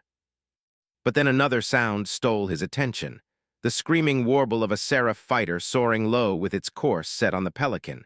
Its bomb bay doors opened.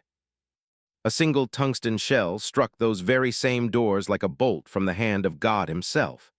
It was lucky enough to hit the craft when its shielding was temporarily down, causing secondary explosion inside that transformed the fighter into a fiery pinwheel in the space of a half-second.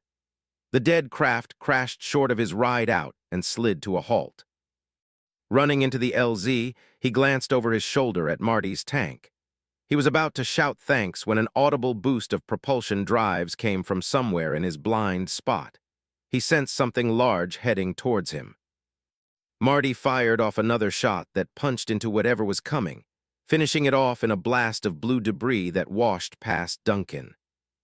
His head swiveled left to see the fiery wreck of a Wraith standing over him less than a few meters away. It towered like a giant, defeated but far too close for comfort. He hadn't even seen or heard it coming.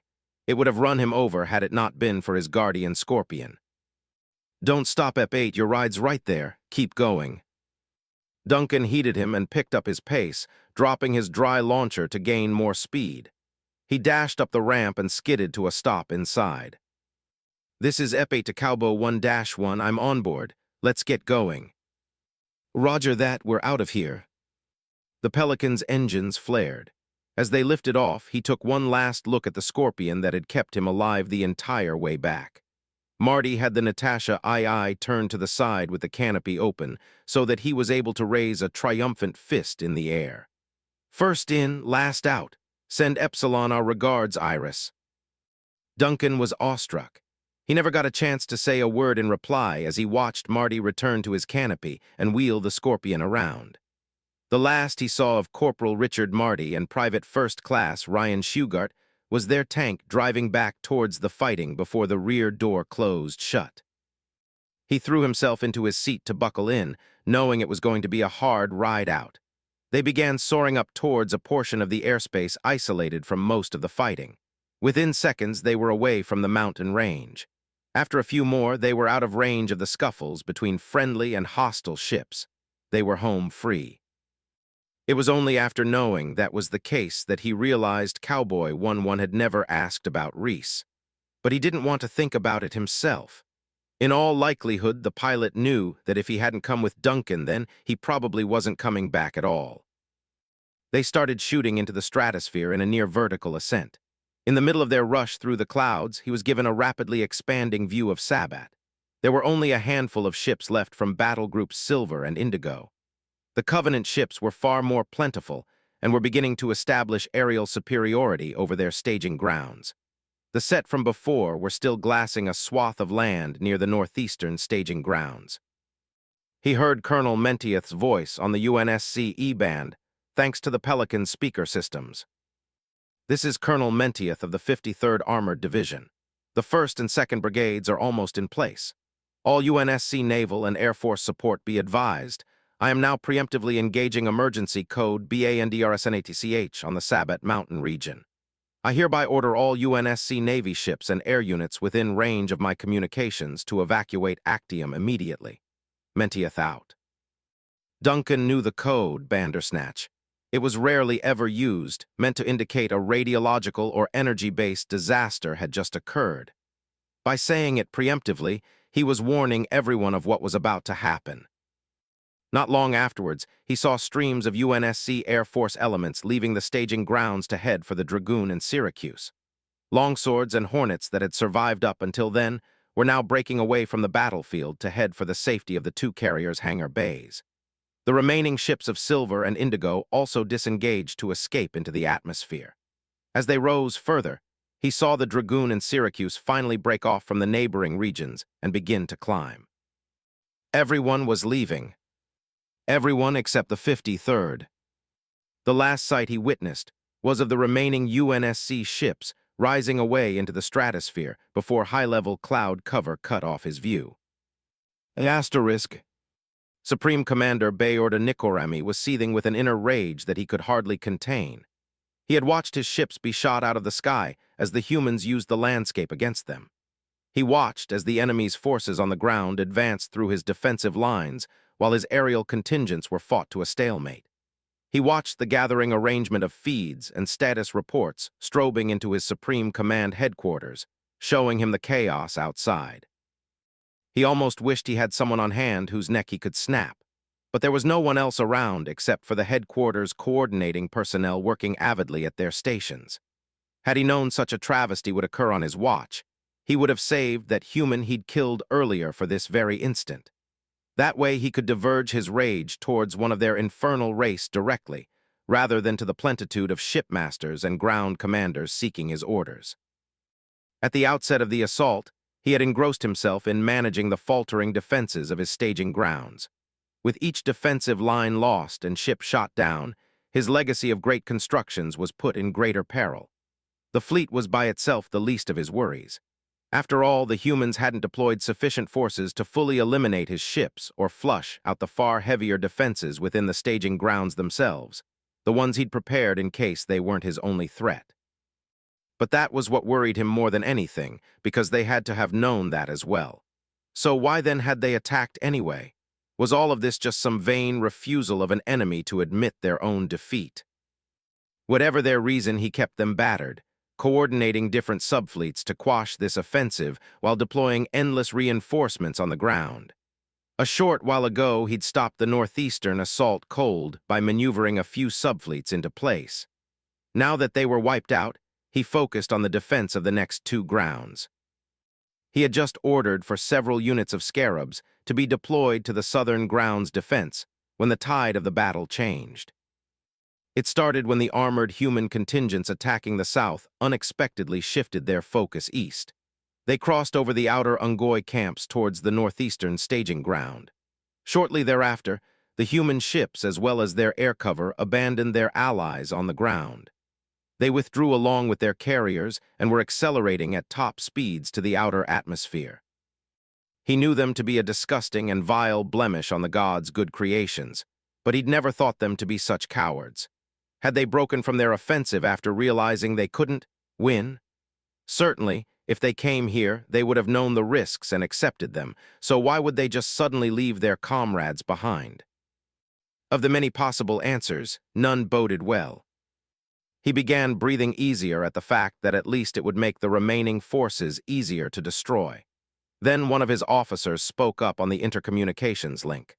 "Commander, we have detected a change in the human forces on the ground." "What is it?" The northwestern and southern forces have both stopped advancing and are holding their positions. Show me. A holographic display winked on in front of him. He scrutinized the two feeds.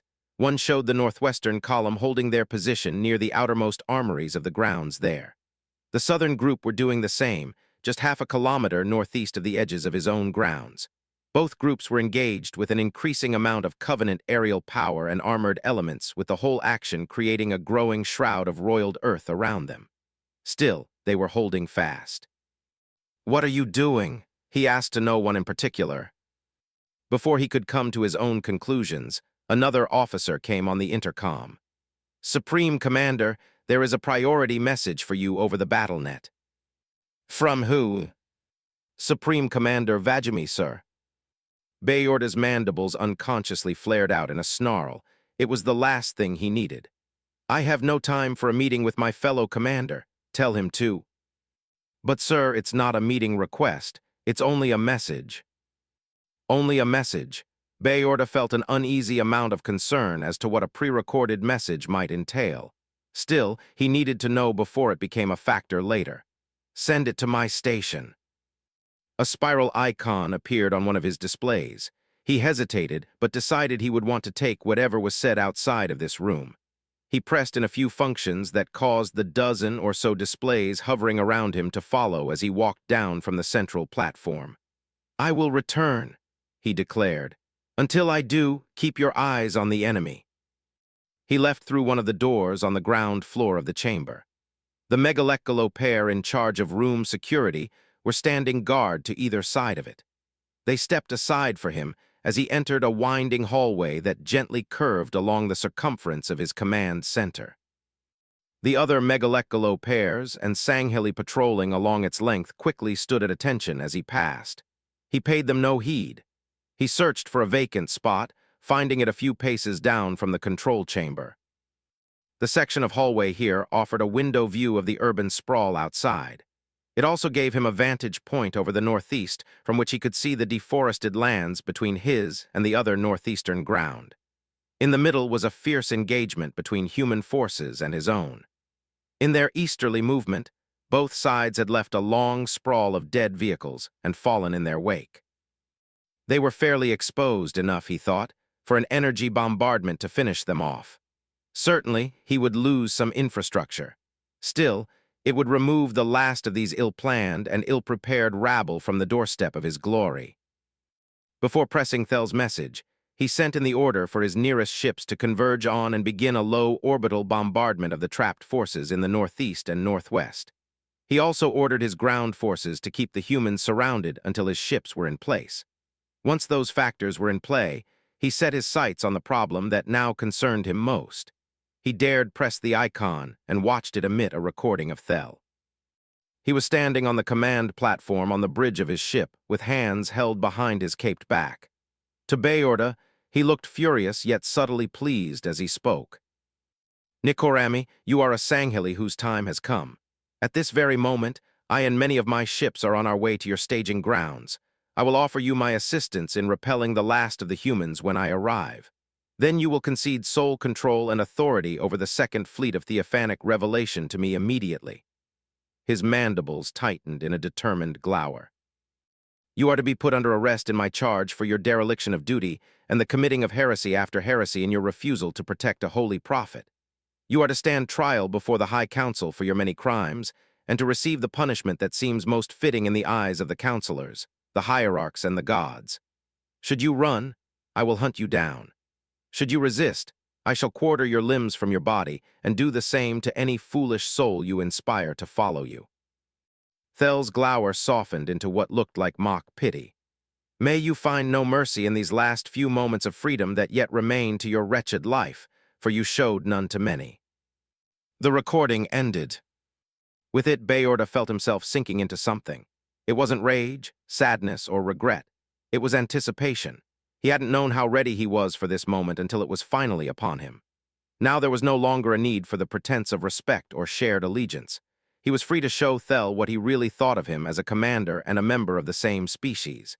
He might have been down a few ships, but he had more than enough to handle the comparatively smaller fleet of particular justice. To his assurance, he saw the distant clouds of movement as Covenant forces disengaged from the humans on the ground.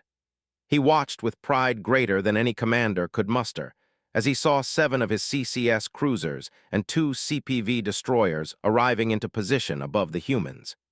He observed gleefully as the energy gathered on their lateral lines, coalescing at their energy projectors. He imagined the sheer destructive power they were about to unleash, and how much more he had at his disposal that he would soon bring to bear against the one Sanghaley he hated most. "Fool," he said. He never got the chance to say anything more as a flash of light, and a burst of the greatest heat he'd ever known consumed all. Asterisk. Even well into the mesosphere, Duncan had to close his eyes at the flash of bright light that suddenly beamed through the Pelican's rear window. He knew what it was and struggled to look. The illumination proved too intense to risk even peering in its direction, and he kept his eyes closed. The explosion itself was silent for 15 long seconds after its birth. Then it seemed to speak, uttering an unintelligible, echoing expletive, THUMMME. Though they had to be 60 kilometers away from Actium's surface, it took roughly the same time after the initial blast for the shockwave to reach them. When it did, the immense pressure wave rattled the Pelican far worse than any HEV he'd ever ridden. His exoatmospheric insertion training automatically kicked in. He pinned his back into his seat, set his legs straight, arms at his side, and clenched his jaw shut to keep from biting off his own tongue. He quietly endured the heat that instantaneously evaporated the sweat off his face and threatened to boil him alive in his armor. Emergency sirens went off in the cockpit. Red lights blared in the cargo bay. He heard Cowboy 11 and his co-pilot struggling to keep things under control. After what felt an endless period, which was actually a few seconds, the rattling stopped and the shockwave moved past. But the light from the surface remained blinding. He took glimpses to see when things changed. So far, they remained too bright to look at. Another minute passed before he felt the heat die down and the brightness dim. He opened his eyes a bit more each second. Eventually, he was able to open them fully. He checked the rear window and his tightly clenched jaw fell loose. There was now a hole in Actium's atmosphere. He'd never been able to see a landscape from space so clearly in his life. Every cloud that had lingered over the Sabet mountain region, from the troposphere to the stratosphere, had been pried apart or pushed aside to form what he could only describe as a rotund funnel of clouds. The blast was so immense that even in reaching higher altitudes, he could perfectly make out the terrain of Pavia's interior. What looked like the entire continent was lit up by a single point of radiance, a ball of pure, white-hot illumination. To him, it was roughly the size of a coin. In truth, it was probably a blast radius of over 4,000 square kilometers, even that he felt to be too low an estimate. He stared at it as he overheard the pilot comment in a hoarse voice. "That was way too close. Looks like Cowboy 12 got ahead of us." Duncan turned to the cockpit and saw the second Pelican. It was a few kilometers ahead of them in their vertical race back to the fleet, the latter of whom were slowly becoming visible against a glittering galaxy. Then a reality tapped him on the shoulder and whispered itself into his understanding. Mars Actual and the others had left before him. That made him the last living human being to set foot off of Actium. It had also made him the last that would ever do so. Something heavy settled on his chest. He stayed quiet, his mouth locking into place no longer out of necessity, but out of an inner numbness.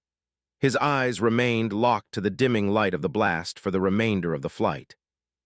Finally, the sight was pried away from him once the Pelican leveled out and flew into a repressurization tunnel. They hovered into the safety of one of the Tower of Babel's hangar bays and settled down onto an available space. He watched the rear door open and fall into a ramp. He listened to the pilots winding down their avionics, bringing the craft into a state of standby. When they were done, the co-pilot walked past. The man looked confused at seeing him still aboard. Regardless, he walked out.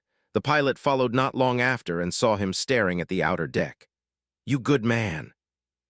Duncan didn't answer. The pilot exhaled in sympathy. "Listen, I know that was rough. It really was, but we've got to keep going." Duncan didn't answer. Are you going to go now, or? His mouth remained sealed, his attention set on the hangar bay. Seeing that he was making no headway, the pilot patted him on the shoulder and left. Duncan simply sat there, unmoving. Shortly thereafter, a man's voice came in over the intercom. "This is your captain speaking. To all hands presently on board the Tower of Babel, the 53rd have successfully concluded their operation on the surface. In the next 10 minutes, we will be exiting the system with the remainder of UNSC naval forces. We will be making multiple short slip-space jumps for security purposes over the next few days before returning to Epsilon Eridani." There was a pause before he added out of his own considerations in a despondent yet firm tone. "Well done, everyone. Well done." Duncan didn't know how long he stayed there before he looked up and saw that the staff was standing in front of him. Him and the rest of Epsilon. Everyone was there on the outside of the landing area, all looking to him. The staff walked towards him and was joined by Hotel 1. He turned to them as they headed onto the ramp. The staff sat down in the seat opposite his, hands clasped together and lacking his helmet. While he looked worriedly at Duncan, he didn't say anything at first. That fell to Hotel 1, who, depolarizing, had stayed on the ramp to look around. "Where's Hotel 7? He rounded on the sole ODST that had arrived in the dropship. "Where's Reese? Did he leave already?" It took a colossal effort for Duncan to drag his eyes from the man's boots up to his visor. His utterly blank stare caused the sergeant to shift uneasily. "Come on, kid, stop messing around. Where is he?" The voice that came out of his mouth lacked any intimation that it was his, cold and simple. "He wanted me to tell you. He left the 30 credits that he owed you inside your rucksack." Hotel 1 visibly stiffened at some silent understanding. However, he didn't say anything more.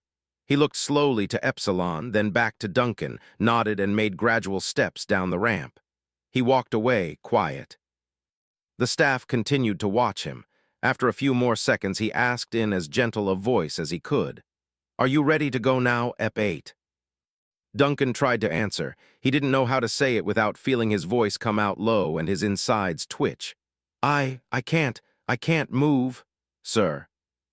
I know it's tough what you just went through, but come on, it's time to leave." Duncan finally met his eyes. "No, sir, I can't." The staff's brow furrowed. "What do you mean?" "I mean, I literally can't move, sir." The staff's expression hardened with confusion, then steadily changed, slowly melting down to a look of regretful comprehension. "Heck," he called and stood up. "Help me lift him. We're taking him to the med bay." The air around the squad shifted from curiosity to worry. Hector nodded and walked inside. He and the staff hooked their arms around Duncan's underarm and hoisted him between themselves. His legs dragged limply behind them while they carried him out from the Pelican and into the ship's inner hallways. The squad stayed close behind. They made their way over to a med bay on the same deck. A growing number of patients were already inside, UNSC servicemen and women receiving various types of aid. They lay in rows of metal beds with operational suites of AI-operated robotic limbs applying a number of treatments. However, medical personnel were on hand to oversee most of the procedures. One of them, a nurse with a freckled face and kind disposition, came to meet the ODSTs at the door. Duncan vaguely remembered an exchange of information about his well-being between the staff and this nurse, before being brought inside in an air of alarm. She led the staff and Hector to a free operating bed at the far end while the rest of the squad watched from outside the bay. They laid him down gently. An older-looking doctor, having heard the prognosis from the nurse, had them prop his legs a bit above his body with a pillow. They proceeded to remove most of his armor and covered him in layers of heat-conductive blankets. He heard the doctor say something to the staff about temporary paralysis and symptoms of shock, but he really wasn't paying them much attention. He felt separated from both them and himself, distant in a way he'd never known. He gave no protest, as the staff was made to step aside while other medical staff inserted IV needles into his wrists. He ignored when they brought over an oxygen mask and hooked it over the back of his head, as well as the feeling of cool air rushing into his lungs with each breath. He was focused almost entirely on the strip of windows nearest to him. On the other side was much of the remaining UNSC fleet. He spotted the carriers Dragoon and Syracuse at the center, along with the UNSC Carchemish, who were among some of the survivors of Silver and Indigo. Beyond them was Actium. It was no bigger than a soccer ball now, yet he could still see the pinpoint of atmospheric disturbance where the detonation had occurred. Then there were the displays mounted to the Med Bay's rooftop, which uniformly showed the last SDARS images of the surface. There was nothing except a bulbous mushroom cloud where the Sabet Mountain region and much of Pavia's interior should have been. It was impossibly massive, dwarfing anything he'd ever seen or thought possible in his life. Mountains were leveled, plains burned away, and valleys scorched out into a world of ashes. His eyes narrowed at remembering Reese and Colonel Mentieth, Marty and Shugart. Their faces stuck in his mind. He continued to watch the displays of the ashened world even as he overheard Nova tell the staff that she would keep an eye on him while he recovered. He stared at the last images of the colony world even as other ships in the fleet left the system one after the other. He watched until their own ship was enshrouded in a burst of bright light. His exhausted eyes saw Actium's lonely image finally disappear altogether as the Tower of Babel jumped into slipspace. UNUS 1. 70, Battle of Actium Chapter 32, Peccati. Chapter 32, Peccati Rue Zero. 7th Cycle, 86 units, Covenant Battle Calendar. Aquila System, in orbit over Actium. Covenant Holy City High Charity. Sanctum of the Hierarchs. Asterisk. Thel gracefully descended to his knees and bowed his head until his helmet touched the floor. Beside him, Ruka did the same. He only hoped that their prostration would suffice to subdue the tension of the occasion. From beneath the brim of his helm, he beheld the sight of the three hierarchs. The Covenant's triumvirate sat in their hovering thrones and had assembled around the holotank at the center of the sanctum. Their sharpened gazes were locked on the projection of the planet Actium that rotated before them. On its eastern hemisphere, near the center of the second largest continent, there existed a blinking red light highlighting where the Covenant's staging grounds were, or should have been. But they were no longer existent, down to even the faintest fragment of rent metal. There was nothing there except for a gaping abyss large enough to swallow up entire nations.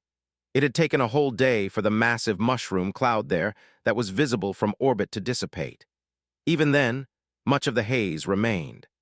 As a result, there were early signs of changes in the region's climate that would eventually lead to the creation of an artificial winter, the likes of which nothing on the ground would stand a chance of surviving.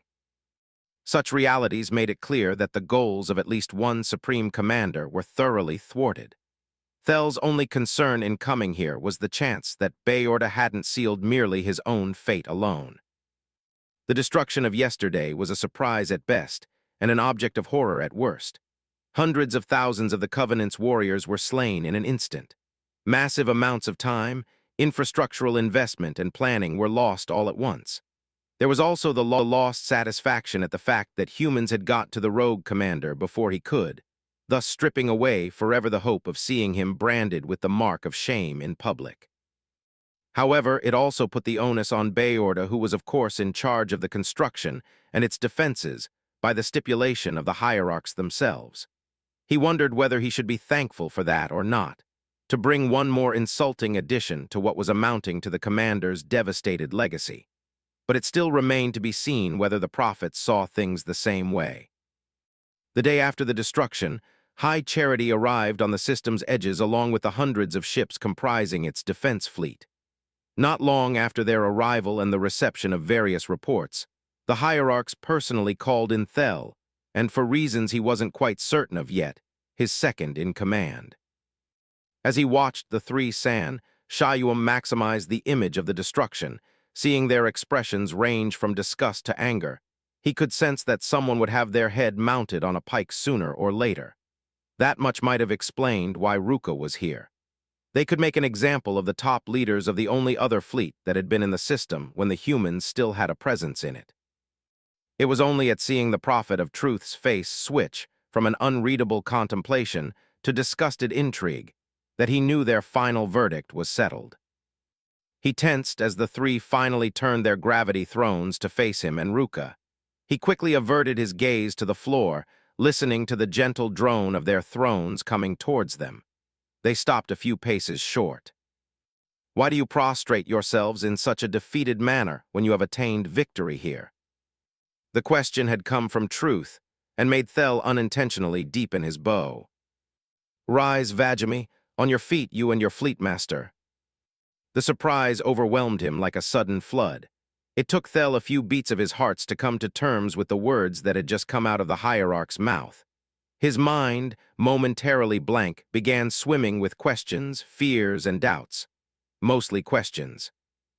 He pulled himself back onto his feet with a cautious slowness. Ruka did the same. However, they refused to look the three San Shayum directly in the eyes. The elderly prophet of mercy seemed to take notice as he asked, "Why do you look so disheartened?" "Certainly. Certainly, the chastisement that is due in this case surrounds these two." The prophet of regret interrupted as he floated his chair closer to inspect the two Sangheli. At refusing to meet his eyes also, a look of pleasured dominance grew over his countenance. "Surrounds them," Truth said, floating in beside him to give Regret a reproving scowl, "but does not rest on them." Regret's temper seemed to subside at the reproof. "I still say it does. From the reports, these two failed to send in adequate reinforcements fast enough to respond to the final incursion by the humans. They are responsible for allowing the destruction of the staging grounds that we needed. Penance is due." Truth held up a robed hand that stilled the younger San Shayum's rising ire. "And our earlier verdict still stands." He rotated with grace to Thel and Ruka. "It is obvious to us that you did not bring about or in any way contribute to this destruction. Your fleet carried out its preassigned purposes in purging the Western Hemisphere of this world. Therefore, the events that took place in the East were not within your purview. If anything, it makes your actions commendable that you chose to intervene as you did." At seeing the abundant failures of Nikorami, Thel shivered at the sudden shift in tone of the last sentence. It lacked Truth's characteristic air of grace and instead held one he rarely ever heard: disappointment. He had to remind himself once again that it wasn't aimed at him but at his dead counterpart. "It is regrettable," Mercy added. "There were important materials vital to ship production that only existed in that region of the planet, and now they are mostly destroyed. Even worse," Mercy faded out in a somber remembrance. "Even worse, the relic there was also destroyed. Whatever understandings about the gods or the great journey that may have been gleaned from its precious facets have perished with the Supreme Commander. To think a holy relic lost forever. May the gods have mercy on us." "You bear no part in your fellow commander's heresies," Truth declared. "The loss of the cities, the unnecessary sacrifice of thousands of Covenant soldiers, the negligence that caused the death of the Minister of Iconography, those are not your sins. They are Nikorami's. As such, Nikorami's blood rests upon his own head." Thel instantly knew what was meant by the prophet's last statement. It was a tragedy, to say the least. What Truth was insinuating was that Bayorda's clan would pay the price since the council did not have his corpse as recompense. It was a punishment reserved for the most heretical and dishonorable acts imaginable in Sangheli society, warranting the complete annihilation of the offender's entire bloodline and relatives, however close or distant. He knew that the Nikorami clan was a relatively small one of middling status among those that resided on the outskirts of Antum. He wondered if that had something to do with it, that Bayorda thought he had something to prove since he came from such a lesser background, lesser than Thel's. That possibility alone only heaped tragedy upon tragedy, because in his efforts to raise the honor and status of his comparatively smaller clan, Bayorda had effectively become the cause for which they would all be slain, from the oldest keep elder down to the youngest infant. That way, the blood of such a dishonorable blight on the Sangheli species would be forever removed, leaving room only for the dutiful and honor-bound. The magnitude of his many sins would be exacted on every generation of any that bore his name. Magnitude. The word made Thel instinctually glance at Ruka. His fleetmaster was standing tall on his right-hand side, just as he normally did. But his presence here alone was a rebuke to that idea of generational sin passed on from the offender to the innocent. In fact, it slowly dawned on him that this was the first time he had brought Ruka to come face to face with the hierarchs, a meeting he was initially wary of for that exact same reason. Yet not even for his name's sake did the Holy Ones seem to mind his presence here, and Ruka didn't seem worried at all. Rather, it was Ruka's words to him that echoed from the depths of his thoughts to coalesce around that word, magnitude. He could still vividly remember the conversation they had after their duel on the Ascendant Justice following their capture of the human world of Miridum. Though he had disregarded it at the time, he now found himself reminiscing on Ruka's response to one of his questions, an answer that had stuck with him without his conscious awareness. What if a small number of us, a fraction, did something so blasphemous in its magnitude that our entire species was declared irredeemable and deemed unworthy in the eyes of the gods to join the great journey? If his old friend was a prophet in his own right, Thel couldn't say for sure, but it chilled him how those words were manifesting themselves before his eyes. Beorda was its fulfillment incarnate. His crimes and failures were so blasphemous in their sheer size that they were now about to cost the lives of those that were his blood relations, those who had nothing to do with his abominations. The innocence of the many was to be cancelled out by the guilt of the one Sanghili. So then, how right was he to laugh when Ruka first brought it up to him? After their meeting, he'd instructed the Fleetmaster not to doubt his own species or those that served under him. Before dismissing him, he gave him a stern but subtle order not to let it get out of hand again. How things had changed. Here, in the face of recent events, he was the one in need of such an order as his well-disciplined mind dared pose a single question. What if he and Beorda had switched places? He stifled the thought. He willed his racing soul to focus on the words of the hierarchs. To his amazement, truth was still moving to the next sentence. He realized that they weren't slowing down their speech. His mind was simply too fast, too self-insulative for its own good, and that made him worry. The last thing he needed was to order one of his officers not to fret over the faithfulness of his own fleet, then to let doubts persist within his own soul. Maybe that was why someone like Ruka, for all his similar discipline, was able to harbor such doubts for so long in secret. No one ever asked him what he thought before then. The Second Fleet of Theophanic Revelation started out its mission with 120 ships, Truth said thoughtfully. It maintained most of its ranks throughout the course of the battle, but after the most recent of travesties, its numbers have been reduced to less than a third of its original strength. Only those on patrols that were too far out from the staging grounds were able to avoid the destruction. He pointed a finger laden with power at Thel. This remainder shall be tasked to your fleet of particular justice as an auxiliary force. Should such a need arise or a target be found of sufficient value to warrant their inclusion, they will be added to your naval forces to operate under your command for the duration of that mission.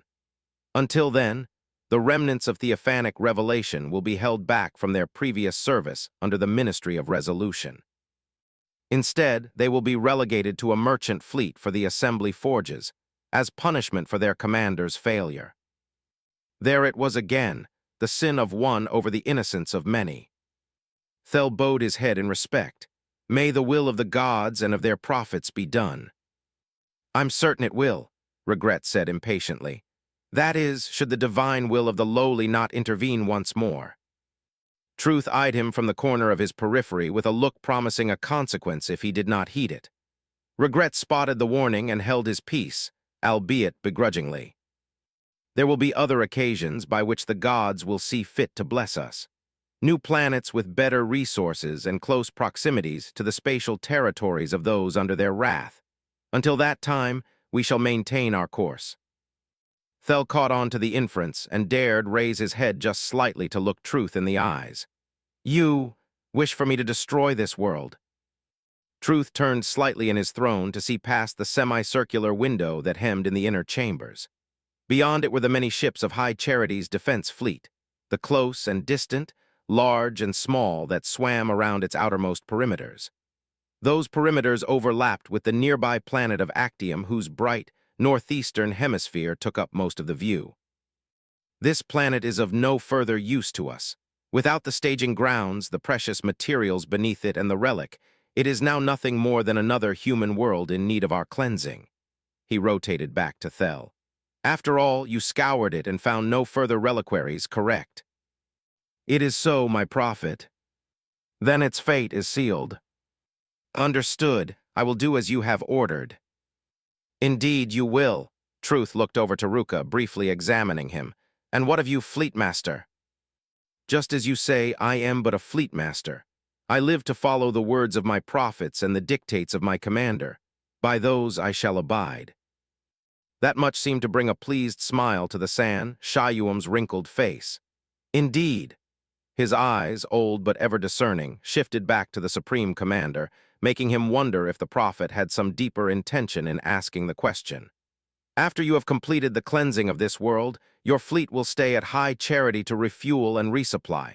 Then you will be given your next mission. And may the gods see fit to bless you with success in your new incursion, Mercy said encouragingly from his right. And may you take heed the lesson of your former equal, not to let that Sanghili thirst for glory get out of hand, lest it should become your overreaching loyalty. Regret added with a hint of a warning in his tone. Thel raised his head to fully face them. I shall not fail you, we shall not fail you. No, Truth declared as though it were a fact already set in stone. You will not, now go, leave us. The two Sanghili bowed once more. They turned and walked through the nearest set of doors that cycled open for them. Thel felt the three Sanshuam watching them leave before the droning whine of their gravity thrones indicated their return to the chamber's center. He only felt free to breathe a sigh of relief once the doors had closed behind them. The tension of the moment slowly released him of its bondage, though not completely, as they still had to walk past the group of honor guards manning either side of the way back. They steadily walked down the ramp, through another set of tall doors into the main hall. The 24 or so guards that were stationed at their usual positions in front of the hall's decorative columns that rotated over gravity repulsion units. Still, seeing them with energy staves in hand made Thel uneasy. Had Regret had his way, and demanded that the council have its corpse, then these same guards would not be so passive towards him as they were now. It was a hair's breadth kind of judgment, where the ultimate decision had once again fallen to the calculating tiebreaker of the triumvirate. He was truly sorry for Nikorami's clan that their fate would be extermination on that fool's account. Nevertheless, it was better that it was that clan rather than his own Avadim. Looking over at Ruka, he saw that the Fleetmaster, unlike him, showed no hint of the same worries, because in truth he had no need to. Why do you think he asked you about what you would do? Pardon. The High Prophet of Truth, he asked what you would do, not just what I would do as your commander. Why do you think that is? HMPH, well, I believe Regret said it best. He was testing to see if our loyalties are still to the Covenant and that we haven't fallen prey to Bayorda's vice. Although, he was likely only making us aware that we should have no other allegiance to supersede the one we have to them, and the gods, of course. And that would be why he chose to see us both then, to test both levels of leadership in the fleet personally. Perhaps, maybe they perceive Sanghili pride as some viral infection and want to inspect anyone near the site of this newest outbreak for symptoms. Or maybe they are convinced that what happened back there was an aberration and are curious about those that came into contact with it. Aberration? Ruka clicked his lower mandibles in thought. With respect, Commander, it does not sound like the hierarchs or I are the ones you are trying to convince. Thel said nothing to that. It wasn't an aberration, he knew. It was simply one with the greatest consequence he'd ever seen.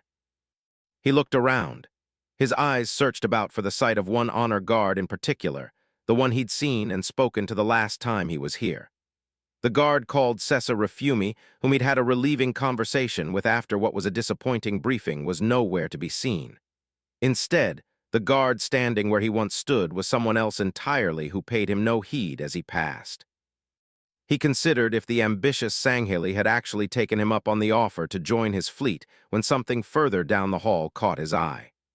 The sight elicited a feeling of equal parts bewilderment and deep revulsion, a kind only outmatched by that which he felt towards the humans, and even then, just barely.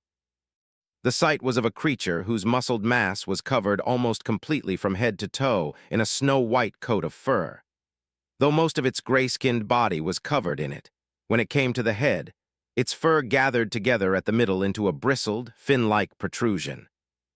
With one hand, it held over its shoulder the long staff of a hammer. The type it carried was different from those he knew its kind to normally use. Instead of a metal head, on the top of the hammer was an imposingly large stone.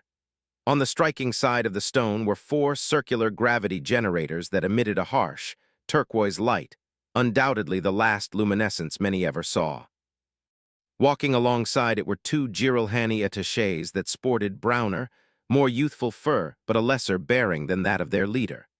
Their rank was obvious judging by the uniform sparseness of their armor. It was nowhere near as protective as a Sanghili combat harness, but where armor failed, their bodies made up for it with sheer stopping power of will and ferocity. If Thel had to guess, the one with the spiked left shoulder pauldron, as well as a second belt running diagonally from waist to shoulder, had to be the chieftain. Several of the creature's canine teeth were long enough to curve out from its mouth, which formed into a deep scowl as its amber eyes settled on Thel and Ruka. What irked him was that the pale-haired Jiralhani carried himself down the hall in such a manner of dignity that was not due his station.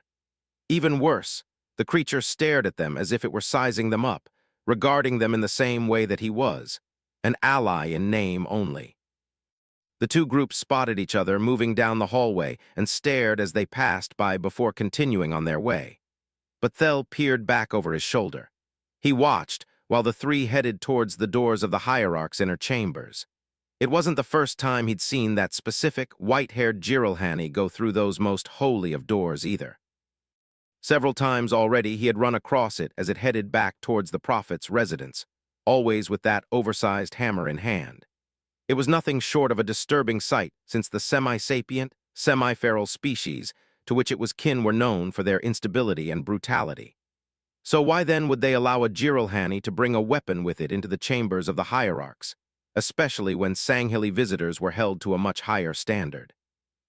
Unless the Hierarchs were simply accepting of their vicious nature and willing to make exceptions for the newest additions to the Covenant's interspecies alliance.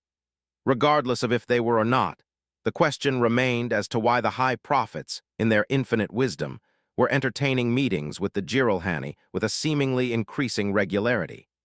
It was a treatment that no other species was privy to within their first century of conversion. The lack of plausible answers as to why was unsettling beyond words. Why are they entertaining that savage lot? It was beyond words for Thel perhaps, but not for Ruka. I do not know, Thel replied as they both turned back to the path leading to the next doors, and I wish never to need to know. What do you mean? I should hope that it is nothing that might concern us. Certainly, it is so pressing a concern for the Hierarchs that they see it fitting to convene with the Jiralhani. How long, then, do you think it will be before we are left to wonder if we too should be concerned about the matter? Without the feeling of his robe being dragged behind him that he was used to, Thel folded his arms behind his back to regain his usual air of dignity. Do you still have your doubts, Ruka, about the intentions of the prophets? Ruka scrutinized him from the side. I never said it was the prophets that I doubted. Right, he considered his next words as if deciding on the outcome of casualties that would amount from a change in battle strategy. Do you still hold doubts about us, your own kind? For a moment, Ruka was quiet. He could tell from the occasional shift in his mandibles that he was running through the same thought process as he did. In relation to what? The question, when it came, was really a wise answer. That way he could avoid giving any unnecessary or undesirable revelations about his kin on a broader scale, if he still bore any, that is. In relation to Nikorami's failures, despite my words to you at Miradum, you were partially correct. There was now a Sanghili we knew whose actions or lack thereof will lead to the doom of many.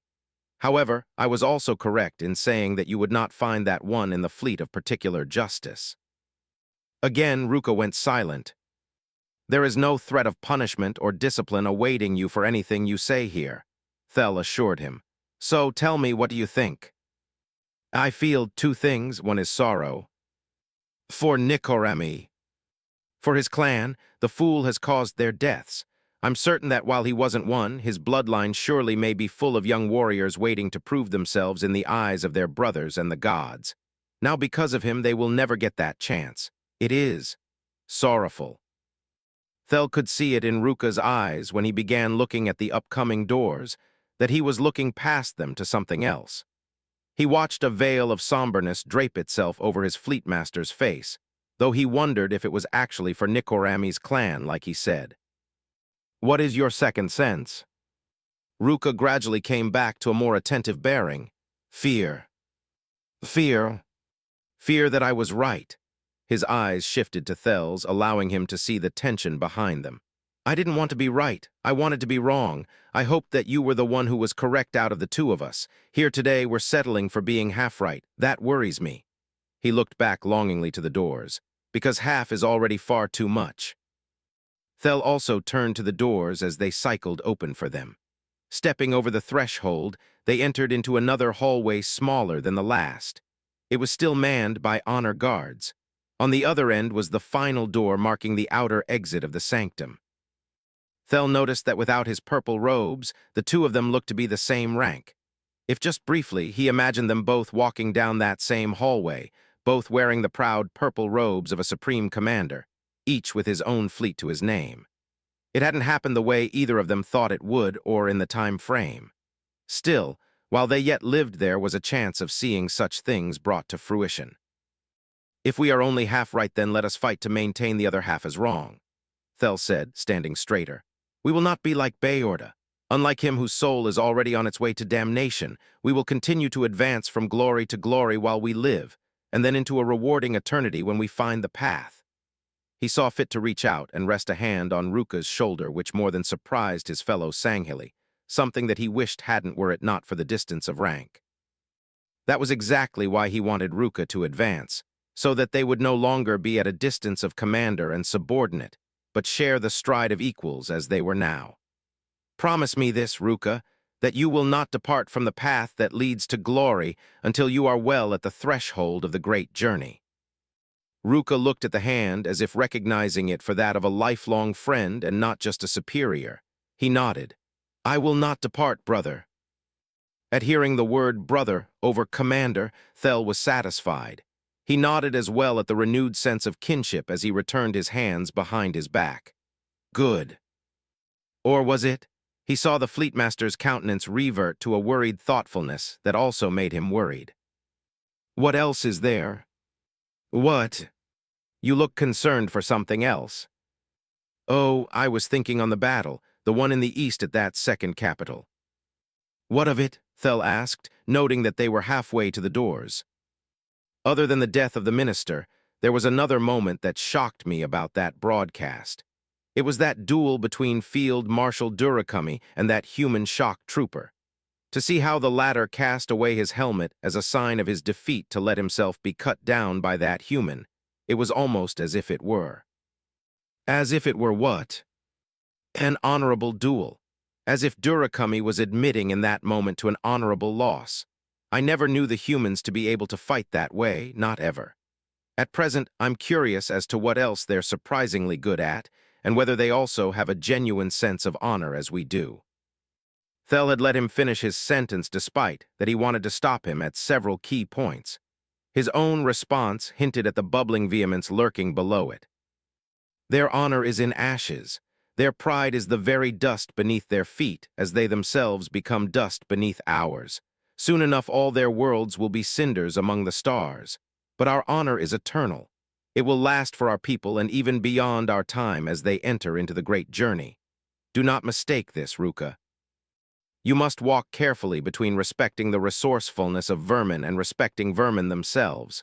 For the moment you do the second, you cannot call yourself anything better than they. Is that understood? Ruka took in a deep breath and released it in a long exhalation. I understand, and I should hope that other Sanghili understand that as well. I'm certain they will, but for the time being, the worth of our own souls is what should concern us most. They stopped at the door. Then let us make our souls more worthy in the eyes of the gods who concern themselves with our war, brother. Ruka replied with a firmness that pleased Thel. Indeed. The door hissed, then cycled open for them. Together, the two strode out into the light of the holy city. Asterisk. Artaz and Zuka both walked down the hallway before them, each step holding a casual determination bound for one of the cruiser's exits. They were dressed in their silent shadow battle harnesses. However, they chose to carry their helmets in the crux of their arms rather than wear them. Artaz was the only one of the two with a metal satchel strapped over his back. In it were contained all of his possessions that he'd bothered to carry with him into his service with the silent shadows. Today, he would be exiting that very same service with them as well. He could easily recall the exact instant that he chose to leave the unit that so many other Sangheli would go their entire lives dreaming of entering. It was on the same day that the humans launched their final assault on the third tier of the eastern capital. While he was mildly discontent before it, his own distastes were exacerbated when the demons whose fate should have been settled at the bottom of the sea were able to assassinate the minister of iconography. They were lied to by Neruli, who'd espoused an untruth to their very faces that morning, telling them that the operation was a success. Though he and Zuka had their doubts, what made it disastrous was that the entire affair cost the life of a San, Shayuum, a prophet. How much worse? How much more hellfire would Neruli have brought upon them were it a hierarch instead? Damnation at that point would be too light a punishment. It was no surprise to him then, when he found out later on that day that shortly after he and Zuka tried to flank the demon's position, the creatures went on to annihilate their entire unit. He felt no sadness in him for Neruli's demise. Rather, the deaths of his comrades who had nothing to do with their superiors' lies was what struck him the hardest. They merely followed his orders to set a preemptive ambush for anyone that would attack the minister during the broadcast, not knowing that they were in fact covering for Neruli's failures. Their blood was on his hands. The same went for the minister's blood. No, more than anything, it was all on Nikorami's hands for not doing what he could to save the city. For that purposeful negligence, he deeply hoped that the former Supreme Commander was enjoying nothing less than the worst chastisement the gods, in their infinite wisdom, could assign to the most contemptible of souls. Artaz and Zuka would have similarly passed into the world after this one had they not escaped. In the wake of the humans' advance and the broadcasted demise of Field Marshal Durakami, they grew certain that nothing could be done to save the city. Dying for what they deemed a lost cause was less than desirable. To make matters more definitively settled, by the time they found out where the demons had repositioned to, their location was surrounded by hundreds of human reinforcements. Not even their best attempts would get them anywhere other than in a mass grave alongside their fallen brothers. Escape was the only option. That much proved nearly impossible as they moved stealthily through the shadows of a city whose streets were swiftly falling back into enemy hands. At nightfall, they were able to move more freely.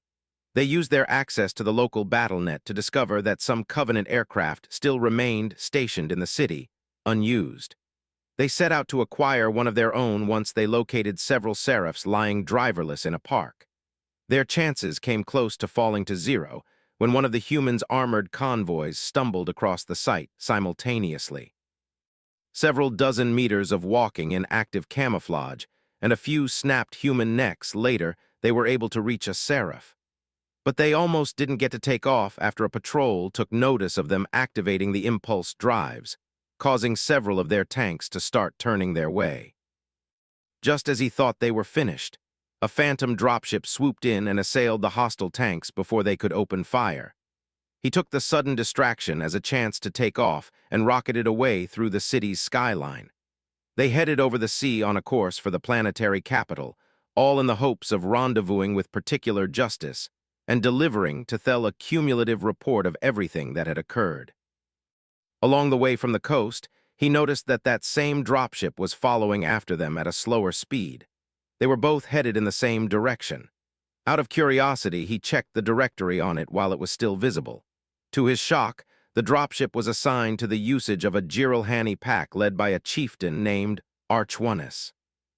Shortly after that, Zuko informed him of an incoming contact from the Phantom. It was a single audio message possessing the distinctive predatory baseness of a Jiralhani. "You're welcome, Sangheli." He didn't reply, He watched on a rear feed as it fell behind them and disappeared beneath the nighttime horizon of the sea. The notion that a Jiralhani had saved their lives was a reality he wasn't willing to contemplate. Neither was the fact that, again, he had run away from a battle.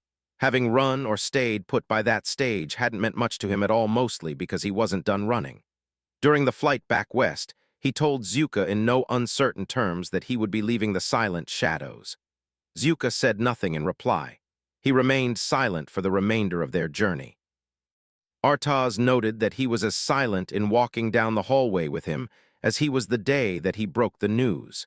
His plan to transfer out of the shadows was in the making for a while. Calculating the reaction of his fellow shadows wasn't included in that plan. He shifted his attention away from his last remaining teammate to the hallways of the CCS battlecruiser that surrounded them. The Truth and Reconciliation was a fine ship of its class. It had been in service with the Fleet of Particular Justice since its birth some 14 years ago at the Onrar shipyard. However, he doubted that the Muse of Yevon, the shipwrights that built it, could have imagined it serving out its current purpose as a medical ship rather than a ship of war. The vessel was among only several in the fleet that were willing to grant their request to come on board before the glassing of the western capital. That was due to it being used to take in Covenant survivors of ship-to-ship battles who required medical attention. From what he could see with his own eyes, the number of those needing such attention had climbed over the course of the fighting. The majority of the throngs sitting and resting on the floor of the hallway, or lying unconscious atop levitating gurneys, were wounded personnel from the subfleet of Ardent Admonishment. That set had taken the bulk of the casualties for this latest crusade, with nearly two-thirds of their ships being lost to engagements in atmosphere and in space. Such losses, though not in vain, had ended with thousands of Sanghili, Ungoi, Kigyar, and Yame requiring care. The Truth and Reconciliation's med bay was overwhelmed with wounded as well as the dead and dying. There were so many that the surplus had to be set out into the hallways just to avoid overcrowding. As they walked by, Artaz was able to get a proper gauge of the situation. Several Huragok were busy moving to and fro between patients in this hallway. No matter the species they dealt with, they would place their tentacles around the wounds so that their fine cilia could slowly regenerate and reseal the damaged flesh. He and Zuka stopped to let one float past. He watched it arrive at a levitating gurney off to his right, where a Sanghili major was seated. His bare chest was signed with spots of black scorch marks, leaving cauterized scar tissue behind. Two miners held him down by his arms and refused to let his struggling form free until the Huragok wrapped its tentacles around his chest. It was dishonorable for any Sanghili wounded in battle to allow himself to be tended to by a doctor.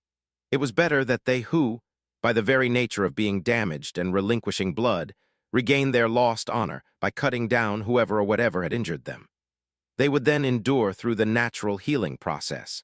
Said doctors that denied them this chance for redemption were no better in Sanghili society than the lowest of the low. Their dishonorable practice of making others lose honor in tending to their wounds was shameful. It was probably why they were having Huragok do it instead, the species known for their value in both technological and occasionally biological repairs. The offense would also be lessened thanks to the species being a value-neutral party, not officially ranked in the Covenant's caste system. They were more so assets than subjects. It made it so that the idea of being healed by creatures of lesser rank didn't necessarily come into play. The two moved down a number of crisscrossing hallways with similar sites of medical overflows. They soon came into a curving corridor with a starboard side window spanning its full length. Their newest view was of the many docking platforms on their level of the spires of gifting, the long, tail-like extension beneath the main body of the holy city whose length rivaled the width of entire moons. From their level, they could see half a dozen of the nearest ships from Particular Justice who were similarly connected to the city via umbilical docking tethers. They came to a stop at the external door on the corridor's other end, an hourglass-shaped passage by which the docking tether was linked to the Truth and Reconciliation. A stream of levitating gurneys with unconscious wounded were already being ferried by their conscious counterparts into the umbilical beyond the threshold. You will be greatly missed, brother, Zuka said as he finally rounded on Artaz. May better fortunes await you in finding what it is that you are after. I'll hope that is the case. The Special Operations Branch is looking for those already with field experience to command their units. At least in that regard I will be welcomed. Artaz looked over his comrade from the side, then turned to him after a cursory examination. And what of you, Zuka? What will you do now? Perhaps a reassignment to a different team in the shadows. You need not worry about me, Zuka assured him. I will not be reassigned to a different shadow unit. Oh, and why is that? Zuka slowly held out his helmet like he was upholding an example for his point. Because I will also be leaving the silent shadows. Artaz had to blink a few times to process what he'd said. You're leaving. I decided it during my dawn meditations. The shadows have treated me well enough.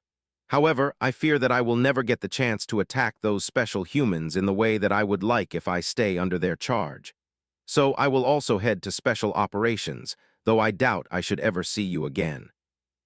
Artaz's stare turned to a glower of suspicion. You want to get revenge on the demons? You do know that I am not simply leaving because we were beaten by them, correct? I'm going because our style of combat no longer suits me. You were right about that first question, wrong about the last. He held his helmet up between them. I know that you are leaving and have wanted to for some time. It was obvious by your discontent. But do understand that we lost the entirety of our unit to those demons. We can surely blame Neruli or even Nikorami for their treachery. He brought his helmet back to his side. Nevertheless, at the end of the day, it was the demons who pulled the trigger. They were the ones that wiped everyone out. Artaz saw his dark eyes dart up from their concentration on the floor to meet his. So forgive me if I seem brash in wanting to return them a similar favor. The two stared the other down, testing their individual resolve. After several long seconds, their hard expressions softened and the two relaxed. Artaz extended a hand. Then I wish you well, brother, in whatever task you set out to do. Keep in mind that from here on I won't be there to watch your back. Zuka grasped his comrade's upper arm with Artaz doing the same to his, a reflection of respect only shown between Sanghili that saw each other as both warrior and friend. And may the gods bless you also in your endeavors, brother. Remember that I won't be there to watch yours either. May we meet again in this life or the next. May it be so, however the gods please for it to be. With that, Artaz gave a final nod. He turned his back on the last surviving member of his silent shadow unit, the last living remnant of what was now his past, and headed through the doors, joining the procession walking into the holy city. In crossing the threshold, he knew that from here on he would be consigning himself to a new future in the Special Operations Branch, and to whatever end he would not run from it. Whether it was for good or ill, this time he vowed that he would face it head-on. Peccati ruse ero blame.